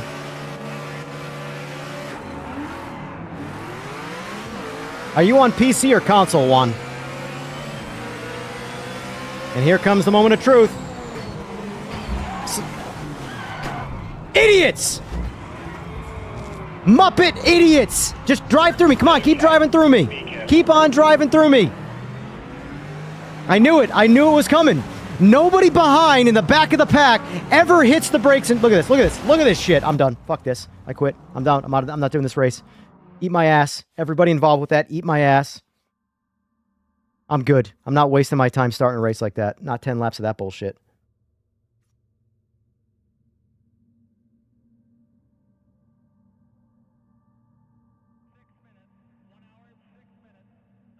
Unfortunately, Juan, the most game-breaking part of PMR right now, the game has its problems. It has its core problems that are being worked on. But I've said it before and I'll say it again. The biggest problem with this game right now are the people playing it. What the fuck did I just witness? Again.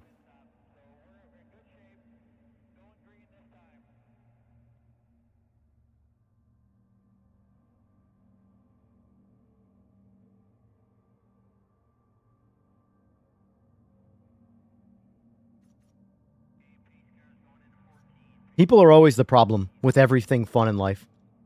Ruined by people. Going to the grocery sucks because of people.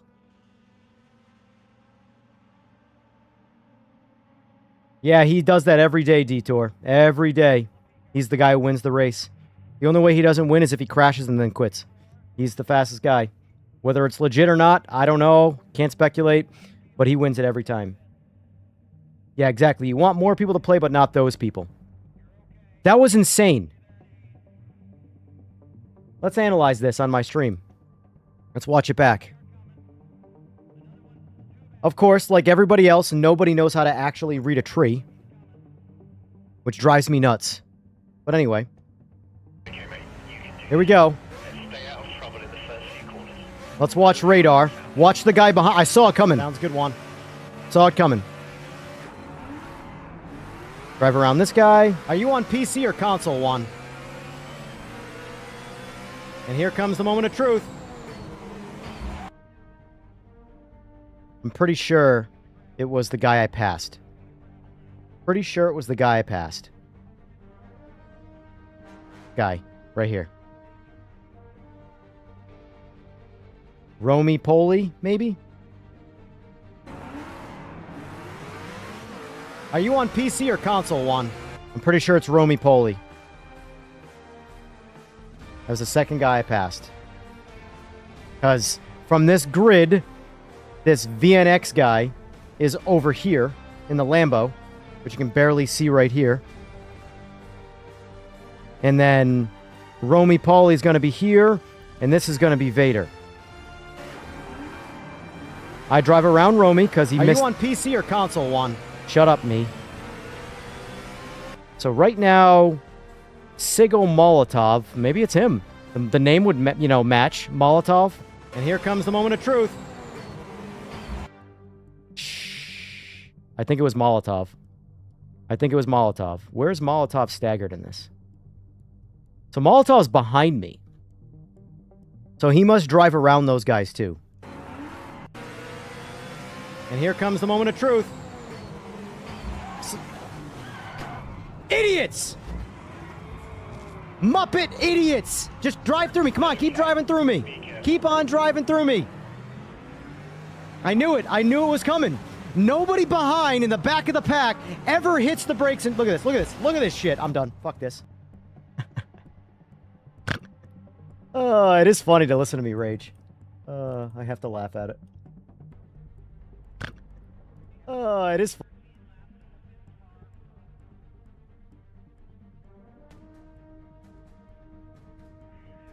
Vader, anybody that I hit after I got hit at Mach 3 in the rear end, I'm not responsible for at that point. I am now just a weapon used against everybody else.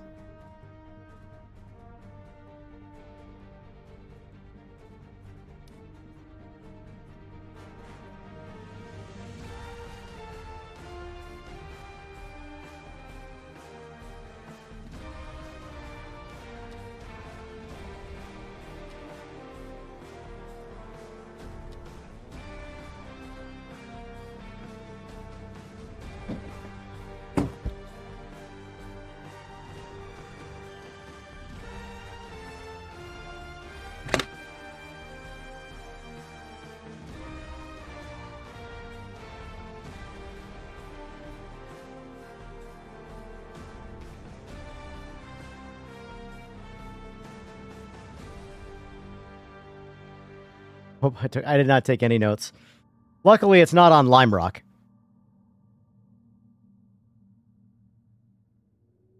You gotta take a shower after that race?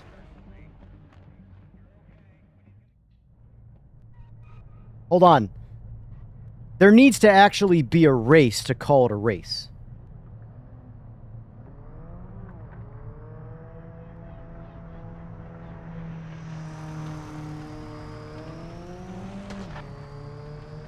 By the way, that was what I was saying before about how the barrier to entry is really low because of console and crossplay.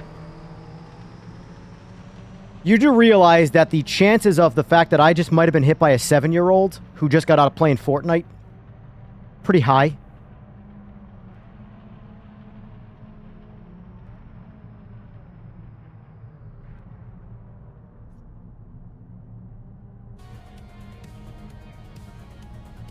Oh.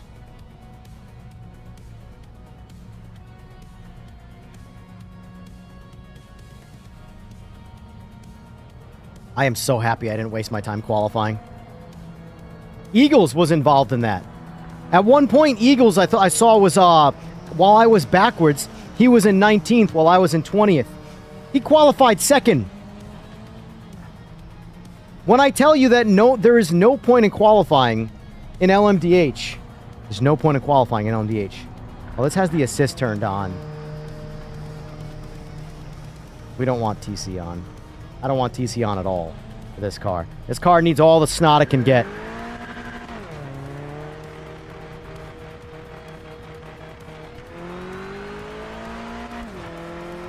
I'm still trying to figure out that visual bug right there.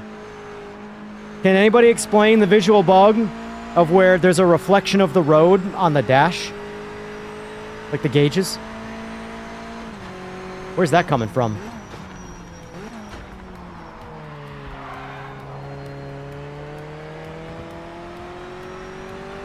That clearly should have been second.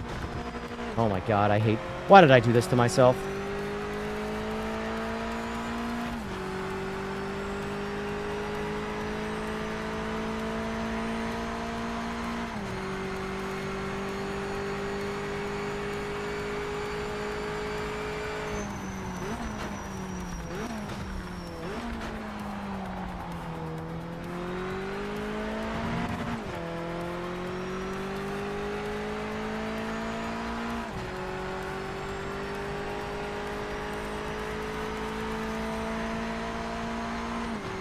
I'm surprised this isn't like the school circuit, honestly.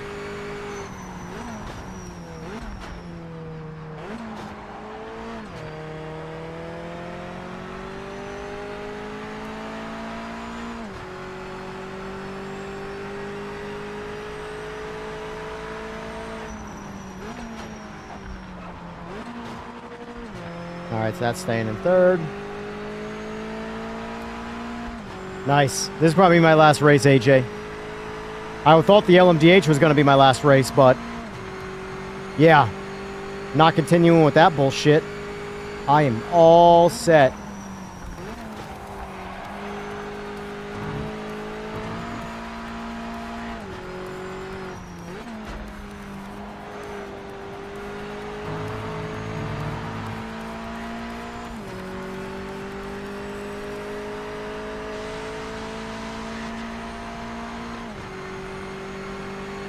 Also, tonight for the podcast, by the way, I'm going to announce this in my Discord, but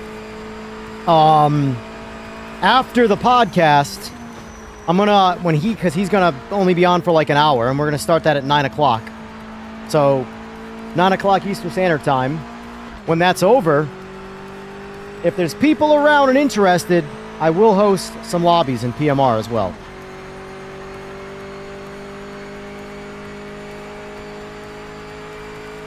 For me to do that, AJ, like back to like putting that into the schedule permanently, the game needs players to actually do it, you know?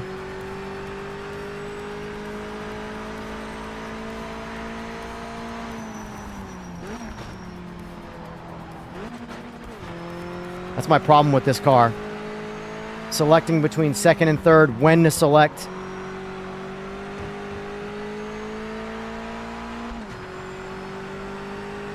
Honestly, I'm just not even going to finish this lap. This is too long.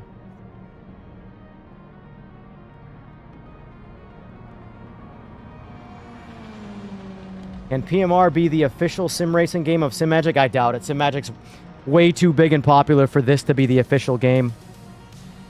Honestly, like, this game has to have a massive turnaround in the public sentiment for that to even be considered. Because the reality is that this game right now, from a public sentiment standpoint, would literally only hurt Simagic's reputation.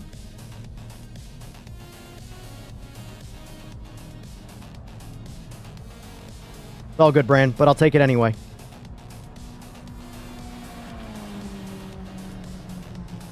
Well, once we have JIP, that I can guarantee you, once we have JIP, Join in Progress, I am starting a league. Scheduled league. 100%.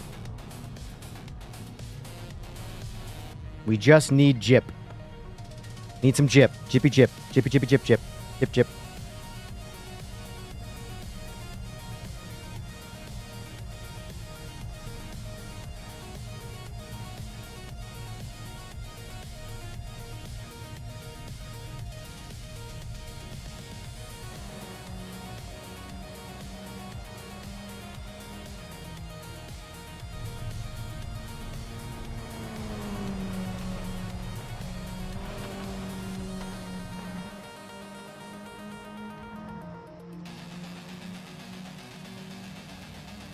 Yeah, believe it or not, the MX-5 has some insane force feedback. It probably has the best. So, I wouldn't say the car's driving is the best of all the MX-5s across all the sims, but the force feedback of this car is the best. I think this car is a little too safe right now, and I think I know why they did that. I think they did that because it's supposed to be the barrier entry car. But I do think this car drives a little too on the safe side. Versus when 2.0 first launched, this car was super hard to drive. In my opinion, splitting the difference is right where this car should fall. I'll be right back, yeah.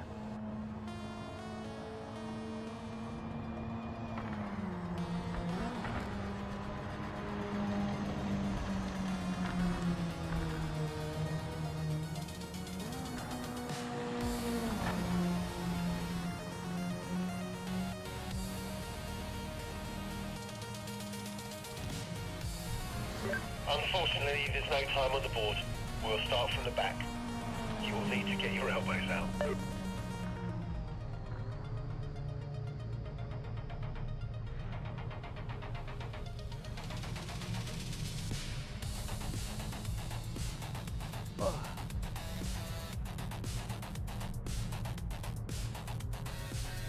Listen, no tomorrow.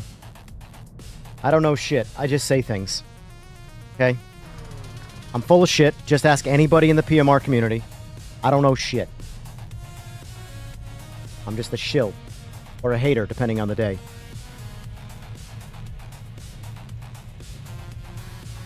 What time? Boy, that would be speculating on when I think Jip is coming out. Oh, let me, real quick.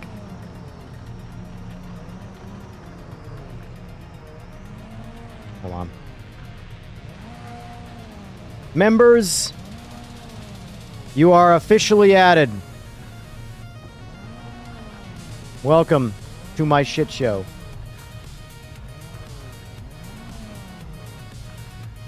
Let's get a good launch. Overtake some cars. You can do it. Never let them know your next move. Exactly.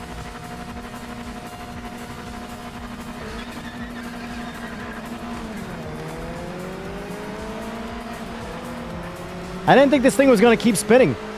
I never came off the throttle. I shifted out of it.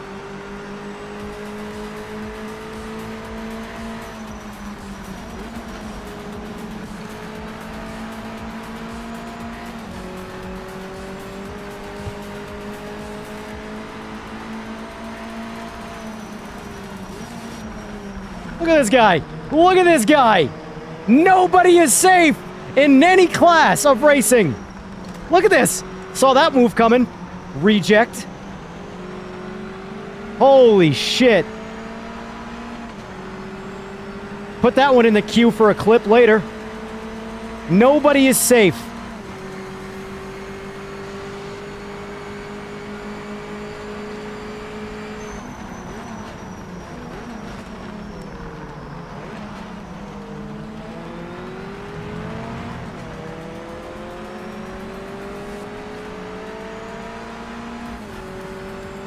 I saw that dash across coming. That's why I lifted out of the throttle a little bit. He would have just clipped me. But I'm not going to toot my own horn, but I read him like a book. Saw what he was trying to do. Oh, look at this. I don't know where to go. Oh, of course. Of course. Oh, I'm facing the wrong fucking direction. What do you know? Oh, God.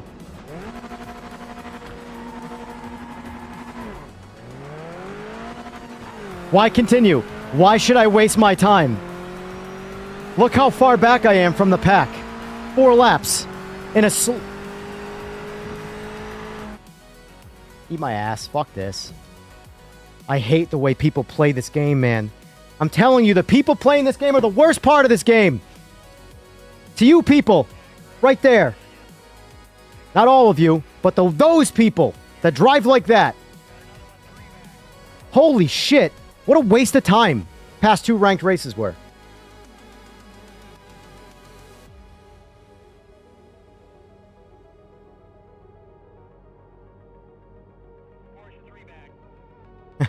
Art.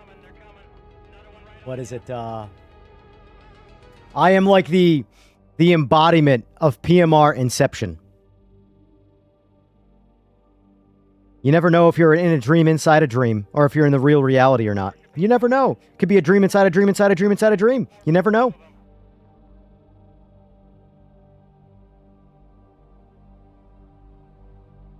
Yeah, Eagles. Same shit happened in, look at this. Look at this. Look at these idiots.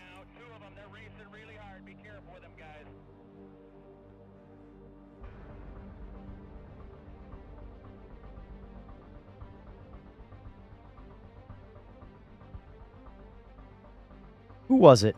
Let me see if I can spot the Muppet. I think it's Grafdulla. Grafdulla, because I think he DQ'd. I think Ryan hit. Well, he's already DQ'd. Lapham Racing's legit. I know that name. I think it's this dude. All right, so I'm in front of Grafdulla. He's right here on my radar. Yeah, it's him. It's him. It's Graft. Okay, so the dude right here.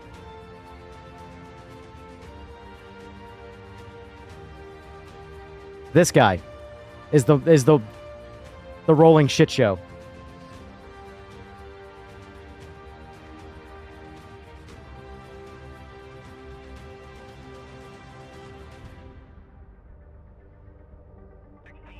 Inside. Tries to push me off, but I commit. And we have a little fender touch, but nothing crazy. And then he just stays in the throttle right here. Whoop! Smokes him, but stays in the race because he's hitting this dude. And then I saw this like a book. This is where I read it. I'm like, this guy is going to dart right back across my screen to try and hit me. Or just be that bad of a driver. Either way, he's coming across. Watch my telemetry. I'm tooting my own horn right now, I know. It's hard to see because of the YouTube clip. Here, let me move my screen. All right, watch my pedals. I'm on gas. Right here. I see it coming, I hit the brakes. Then back on throttle. Get out of my way. Not gonna lie, the background music worked out pretty well for my narration right there.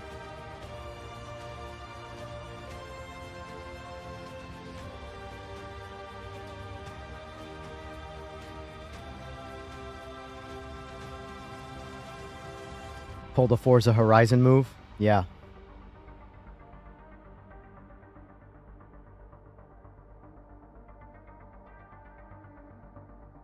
Yeah. The thing is, Juan, if I do closed lobbies, we can get some really, really, really good fun racing in. If I do open lobbies, it's hit or miss. It can be a total shit show, or it could be fun. I'm waiting for a few more features and updates in this game to start league racing. This game is going to thoroughly shine in league racing. Ranked is going to take a while, in my opinion. It's not going to be the next patch or the patch after that or the patch after that to all of a sudden become this optimized. Ranked is just a challenging mode in general to operate. LMU in all of its glory is, even though it's a lot better than PMR, in my opinion, it's still a shit show. You know? And here comes Moss, well out in front with the lead. And Fangio is there too, followed by Italian Yeah. Alberto Melioli in a Ferrari. But like that, what you just saw, those past two races, Juan, is PMR at its absolute worst. Absolute worst. And it's all from idiot players. Like, I've had some ranked races where it was like me and someone racing for not dead last. So basically last place and second to last place. And nothing but a great etiquette battle the whole time. I've had those ranked races where I'm like, that is what I want every race. I don't care if I win or lose. I want the battle with one other person. Because I really, for me, to please me, I don't need 800 car grids. I need me and one other person who's got similar pace to battle around the track the whole time. And do it in the most authentic way possible. That, to me, is peak driving and racing. But 32 car grids of lap or turn one carnage, nothing about that is fun. Nothing about that is fun.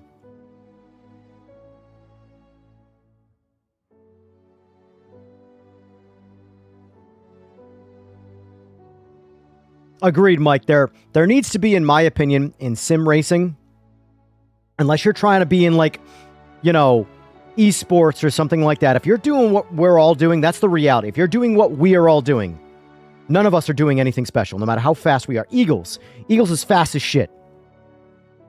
Eagles has done car stuff in real life. And I don't mean like the track stuff. I mean like he built his own cars, stuff like that. He's a car guy. He has no plans to ever become a race car driver for some team. That's 99.999% of people are never going to be a race car driver. But there needs to be a balance point between like, oh, it's just a game, have fun, and competitive real-life competition. There needs to be that happy middle ground where this is fun, I'm having fun, but we're driving like we're also kind of racing in real life, you know?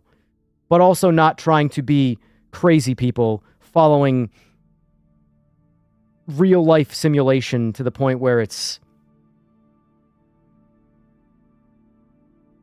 Anybody ever been in the pits at a track? Been racing? It doesn't matter what. Drag racing, road racing, autocross, whatever it is. It sucks. The entire political spectrum of trying to race a car in real life sucks. It's just painfully torturous. I don't want that to be sim racing. Some people do, because they don't know what it's like. They've never experienced that. It's not fun. Racing is fun.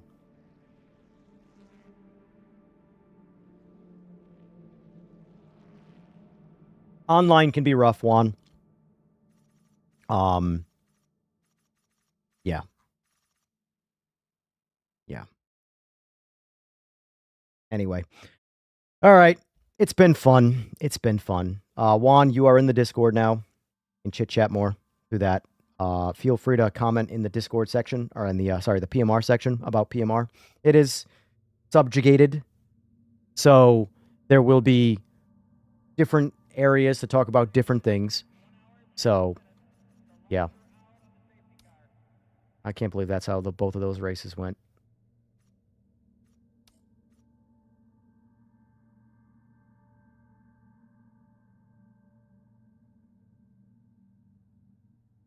No problem, sir.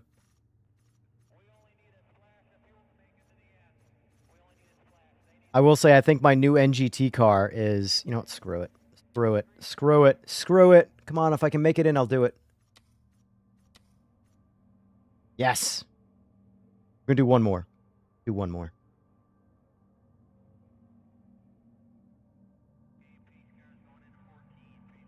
I like the Mazda now. That's my go-to.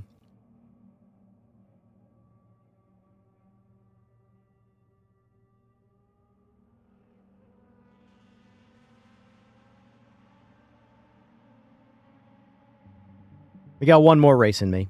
I can technically go till 3.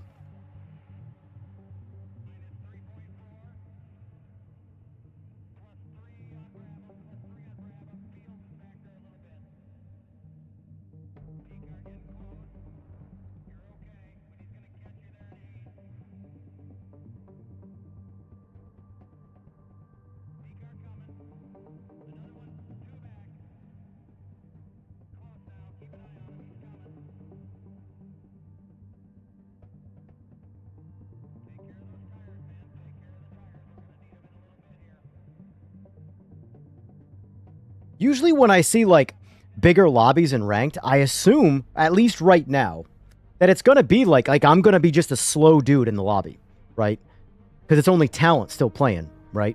Because a lot of people have fallen out of this game. So you would think that most of the leftovers are the diehards of the game. But the past 2 races have very much proven otherwise. Apparently, I mean, I don't even know if qualifying's worth it. Because I don't know if it's going to have any real effect on the race. Let's find out. Yeah, I mean, the only reason this is my new NGT is because it was my second favorite NGT before the update, and I don't like what they did with the BMW. If you like it, great, I'm happy for you. I don't like it. For the Mazda, it is for me now.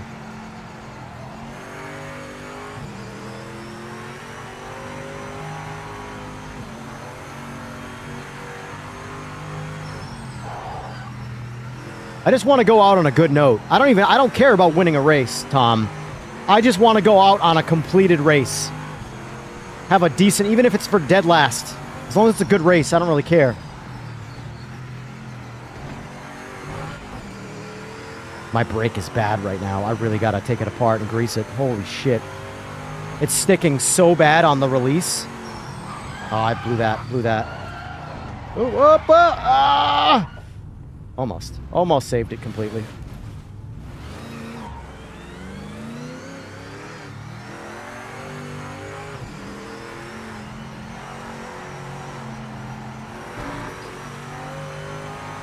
I have to say, I like this track a lot, but it is a deceptively difficult track. Because it gives you this idea that you can push harder than you can safely. And then you can't. Maximum focus. Let's take this pole. It also would help, too, that when they get the track limits dialed back a little to the curb, because I do think that's their plan in the long term, based off what Aris said anyway. Because right now, it's the white line. Every single track, the white line is the track limits. But this track, with it dialed back to the curb, is going to be a lot better.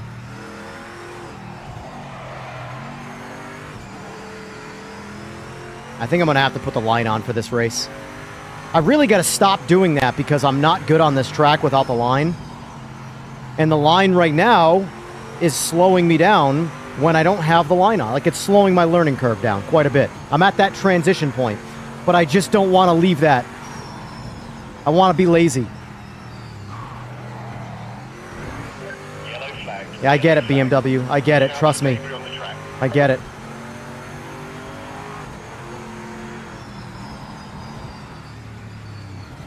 Playing it way too safe right now. Way too safe.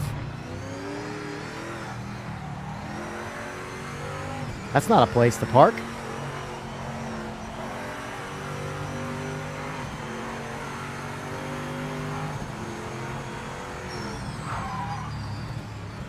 I gotta take brake pressure out of this thing. That's the problem.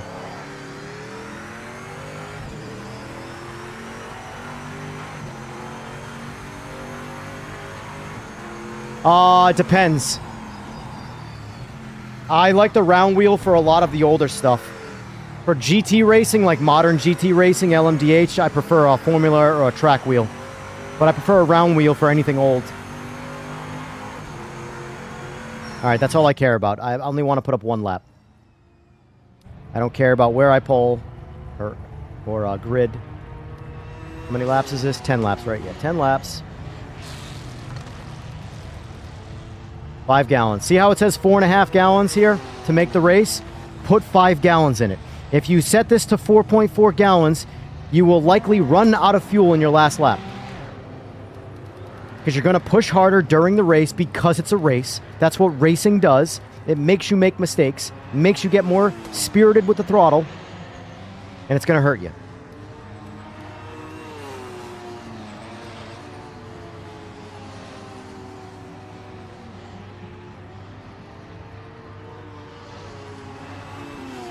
But if you can only have one wheel on, I don't know what you're using, round wheel.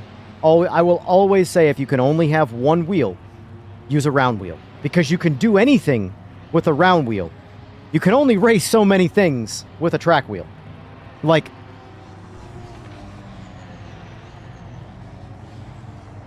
I can assure you that if this wheel gets ripped out of your hand and it's oscillating like crazy, good luck trying to grab it again.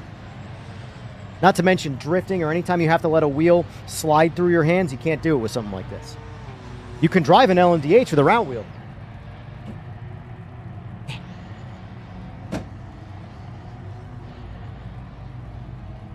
This is still my go-to Formula wheel, though. Until I get my Zeus Formula wheel, this is the only thing that just sucks about this is it's got an old mapping layout, so I can't make it, like right now I can build these wheels to be swappable, and my keybinds are all the exact same. This one is the only one that's like its own anomaly, so I would need a separate wheel layout. I can't do that.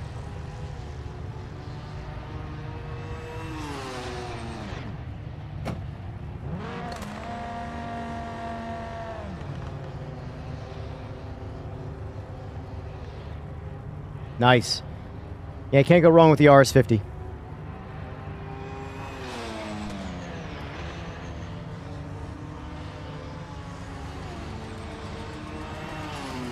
Alright, how many people is that in front of me now? Oh, Flacco so far. Oh, it's only one person, that's why. Here, let's play it safe. Let's play it safe. There you go. Line's on. We're playing it safe. Judge me. Let's see how this thing breaks.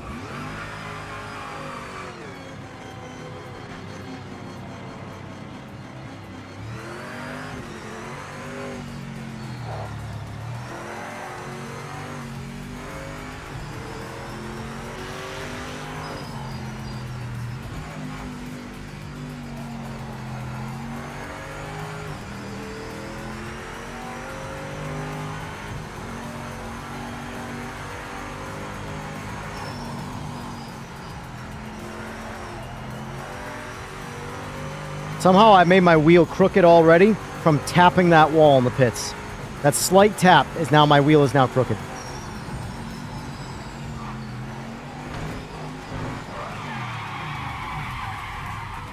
Telling you, man, this track is deceiving.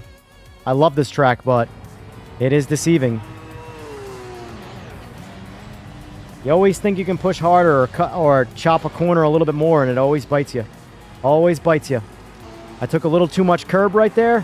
Wasn't even breaking the track limits. Upset the chassis, lost it.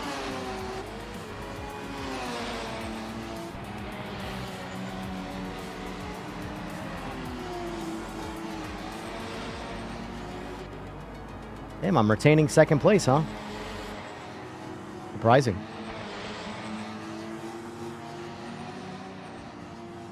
You got 2 DQs already. I recognize Rafa. Recognize Trev. Recognize Glauco. Glauco, however you say it.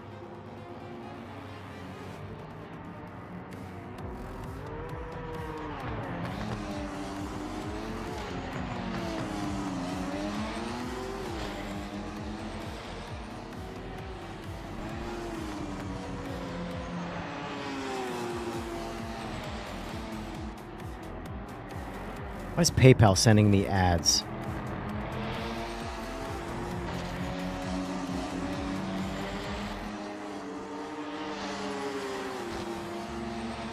Oh, I think I am going to use the track wheel for this car, though.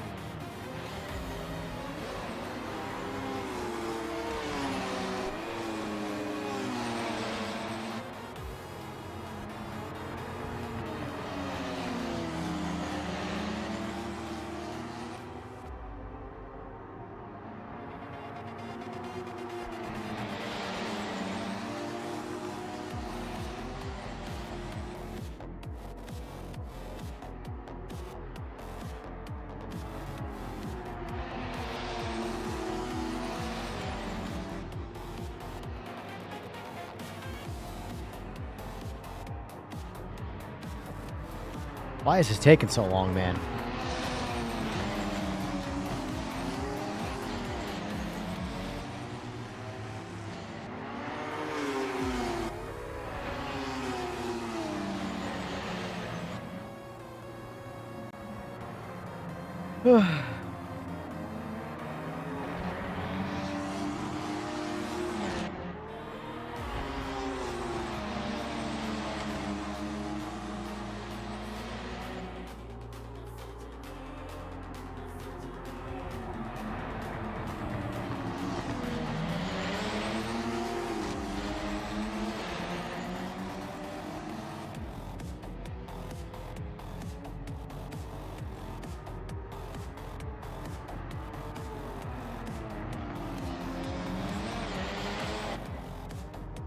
Alright, this should be it.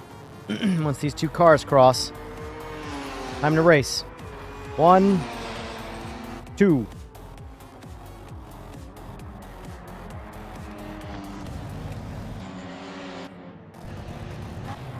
Oh, never mind, it's a Viper still. Waiting on you, hombre. As soon as you cross that line.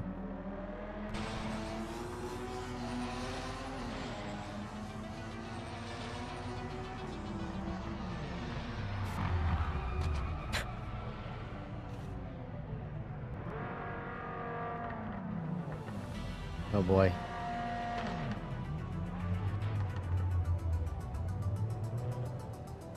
I think we know who we have to avoid on the track. Got to get away from this guy in turn 1. I have the feeling in turn 1 he's just going to drive off the track. So...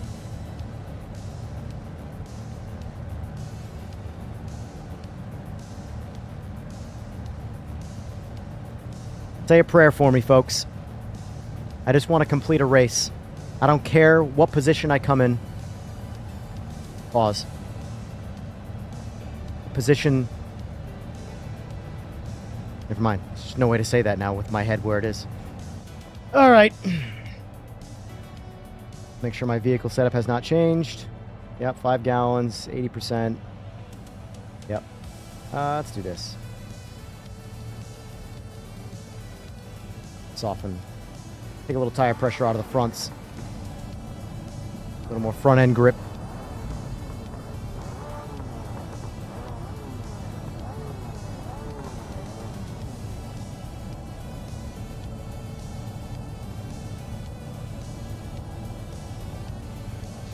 Let's get a good launch and overtake some cars. You can do it.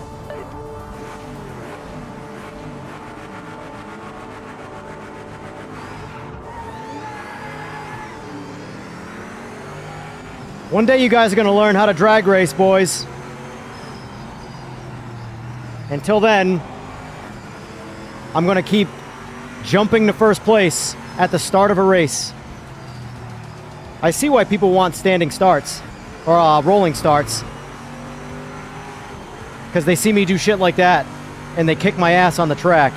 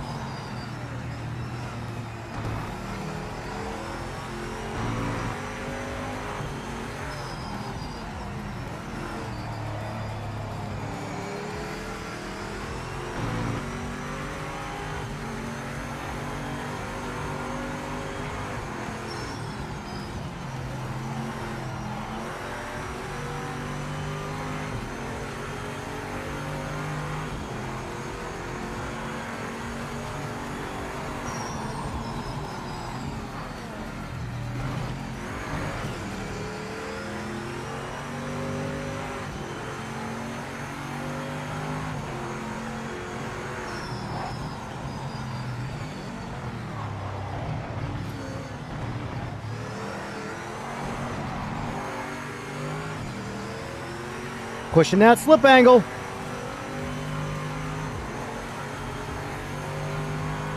But if you knew how much driving I just did to not lose control of the car, that's where I approve of being able to push the slip angle. The GT3s don't drive like that.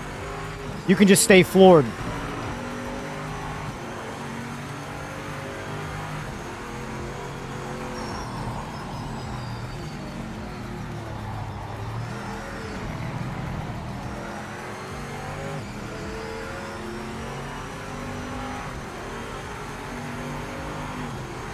Fastest lap of anybody. Great driving, mate. Thank you.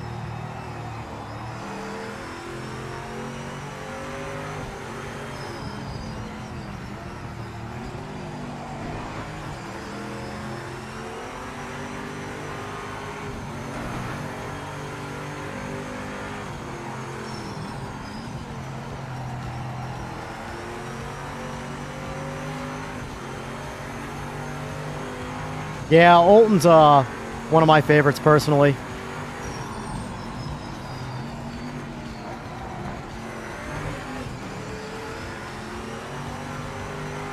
I think that's also why I like Zolder. They're very similar tracks.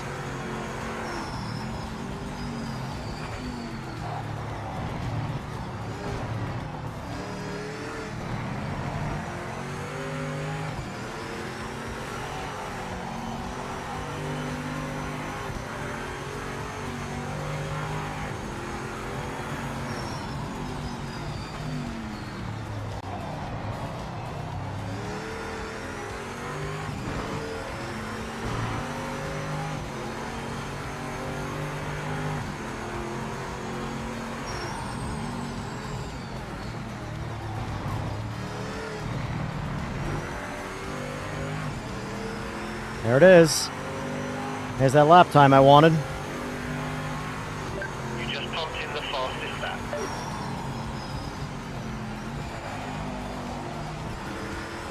Alright, stay in third there. I like third better for sure.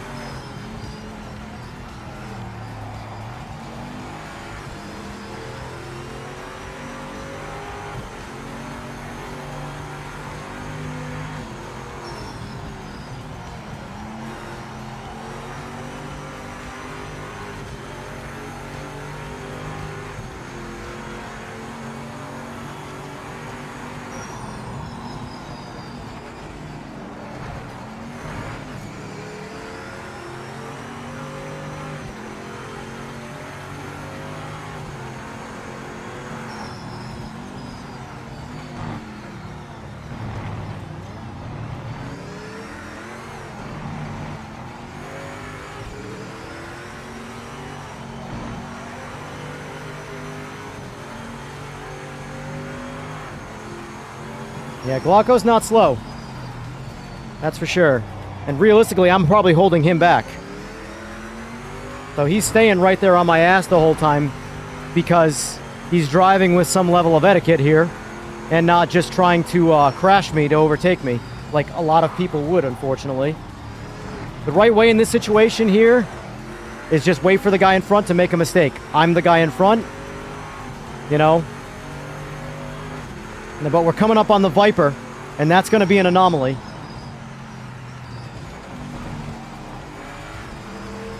That's going to be an anomaly.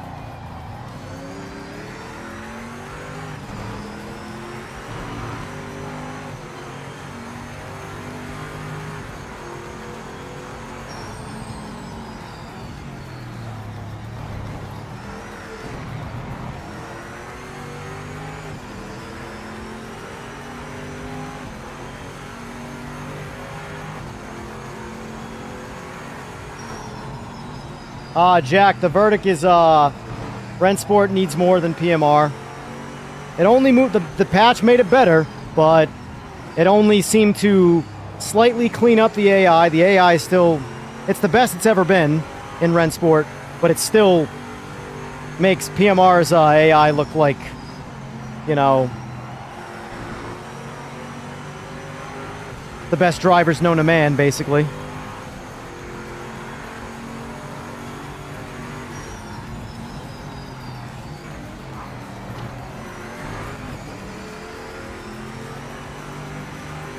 And the 2 new tracks, I mean, that's cool, but content doesn't make a game good. It helps, obviously, but if, oh, never mind, I thought I got a track limit right there.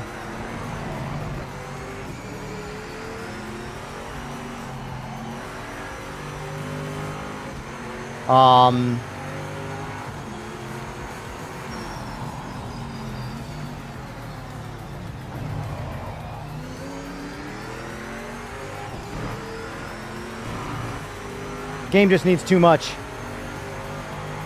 Yes, he did.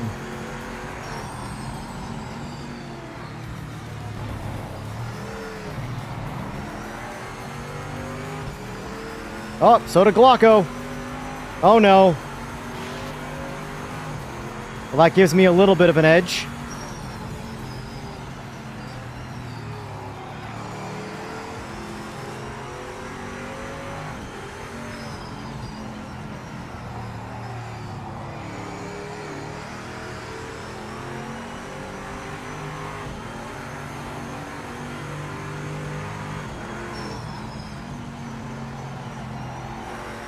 I love the way this Mazda drives.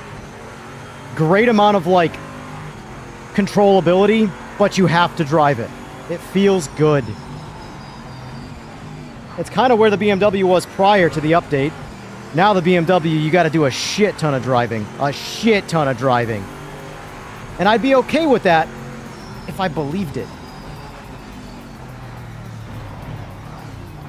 That car in real life, the M3 GTR E46, was a weapon. It was considered cheating in its class. It was so fast. All right, Juan, thanks for being here.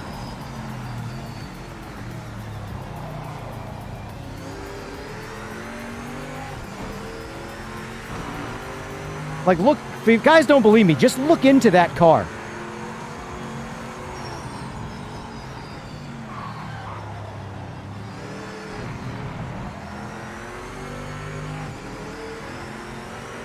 Yeah, that's what I'm a little worried about, AJ. Because now he's not he's not a half a second behind me, he's 2.5 seconds behind me. So he might, like you said, try and overdrive to compensate and get risky. A little last minute downshift I noticed from third to second rotates this car just a little bit.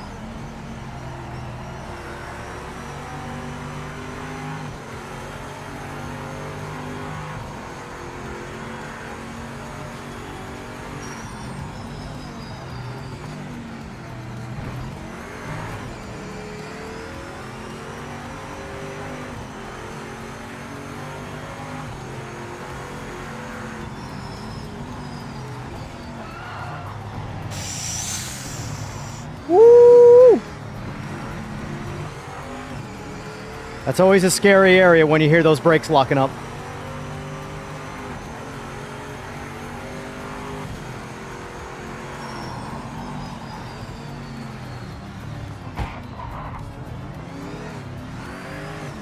I appreciate that. It's all good. See? Good driving etiquette. He got brave. It's fine. He gave it back up. That's fair. He is I'll say this, though.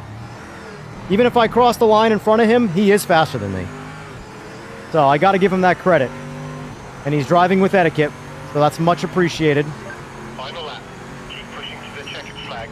Stay sharp.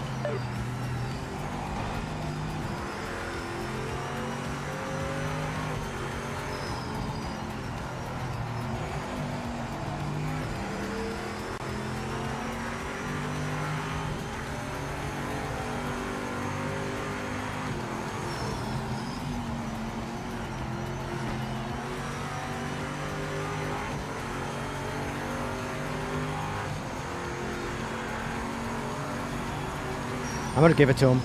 Give him the break.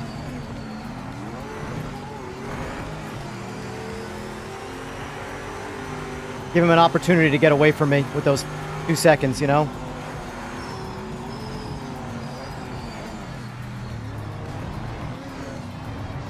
Yellow flag. That's the yellow flag.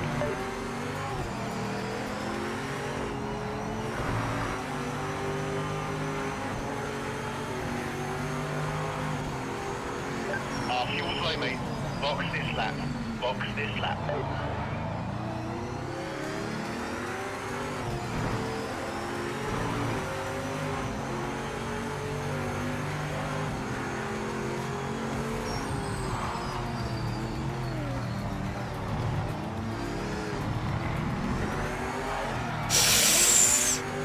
Oh no, did I just give it up right there?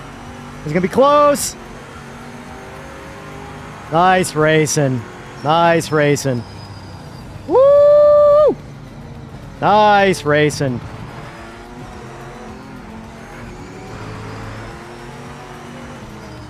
Appreciate the etiquette, Glauco. Thank you. Good driving. Yeah, he's got the lap time. Half second.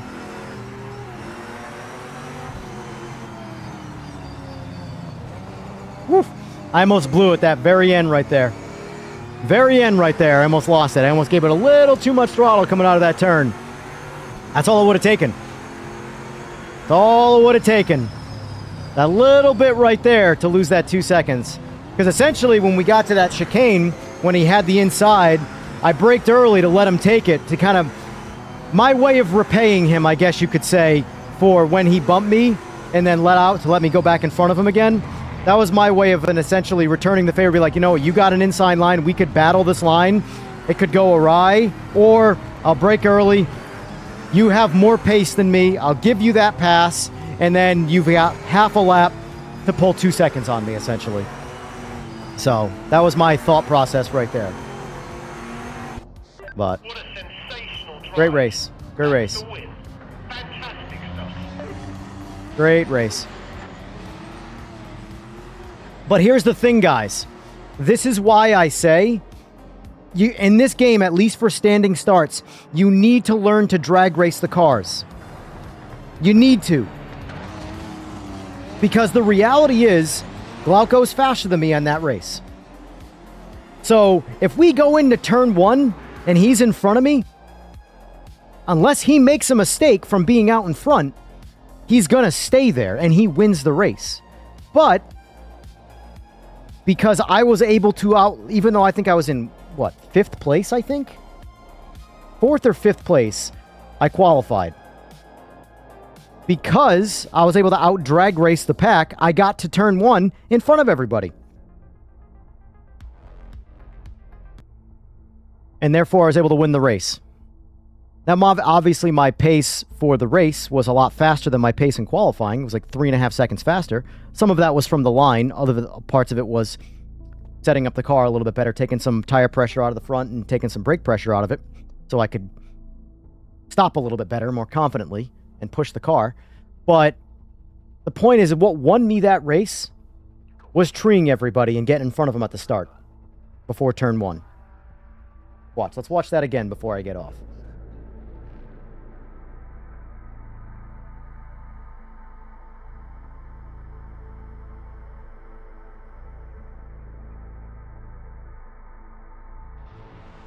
Coming up on it. Yeah, Eric, the artifacting, the aliasing, all that stuff is really bad in Rennsport right now. Really bad. All right, so let's watch the start of this race. Watch. So I am in 4th place. Starting the race in 4th place. That was my qualifying spot, obviously. I win the race right here.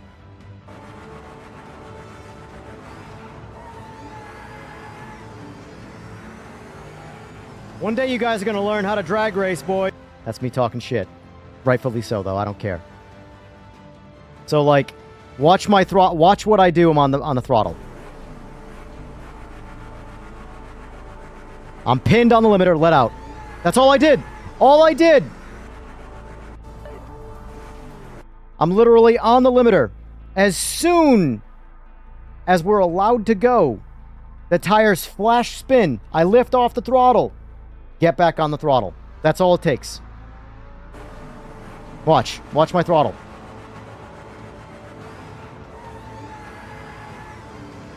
Everybody else, what I assume, stays there just spinning and eventually lets the tires catch up to the chassis, or the chassis catch up to the tires. Can't do that. That's where the race was won right there. Catch up to the tires. Shut up, me.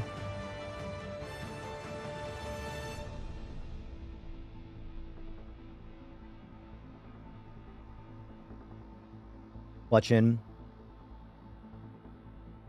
Start in neutral? Does nobody bind clutches? That's the way to do it. You need to, you need to be in first gear. No one...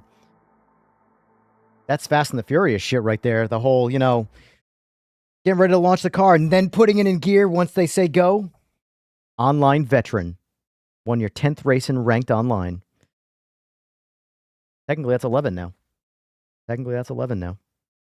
That's not good. 0.4% of players have this achievement. And I don't play ranked. I've only been playing ranked this week. Oh well. All right, I am officially done, though. I gone way past my time, but I want to get that last race in, and I'm glad I did. It was a good race. Best race of the day, for sure. Not because I won, but because it was just a battle with Glauco the whole time. Defensive driving. Anyway, folks, that's it for me.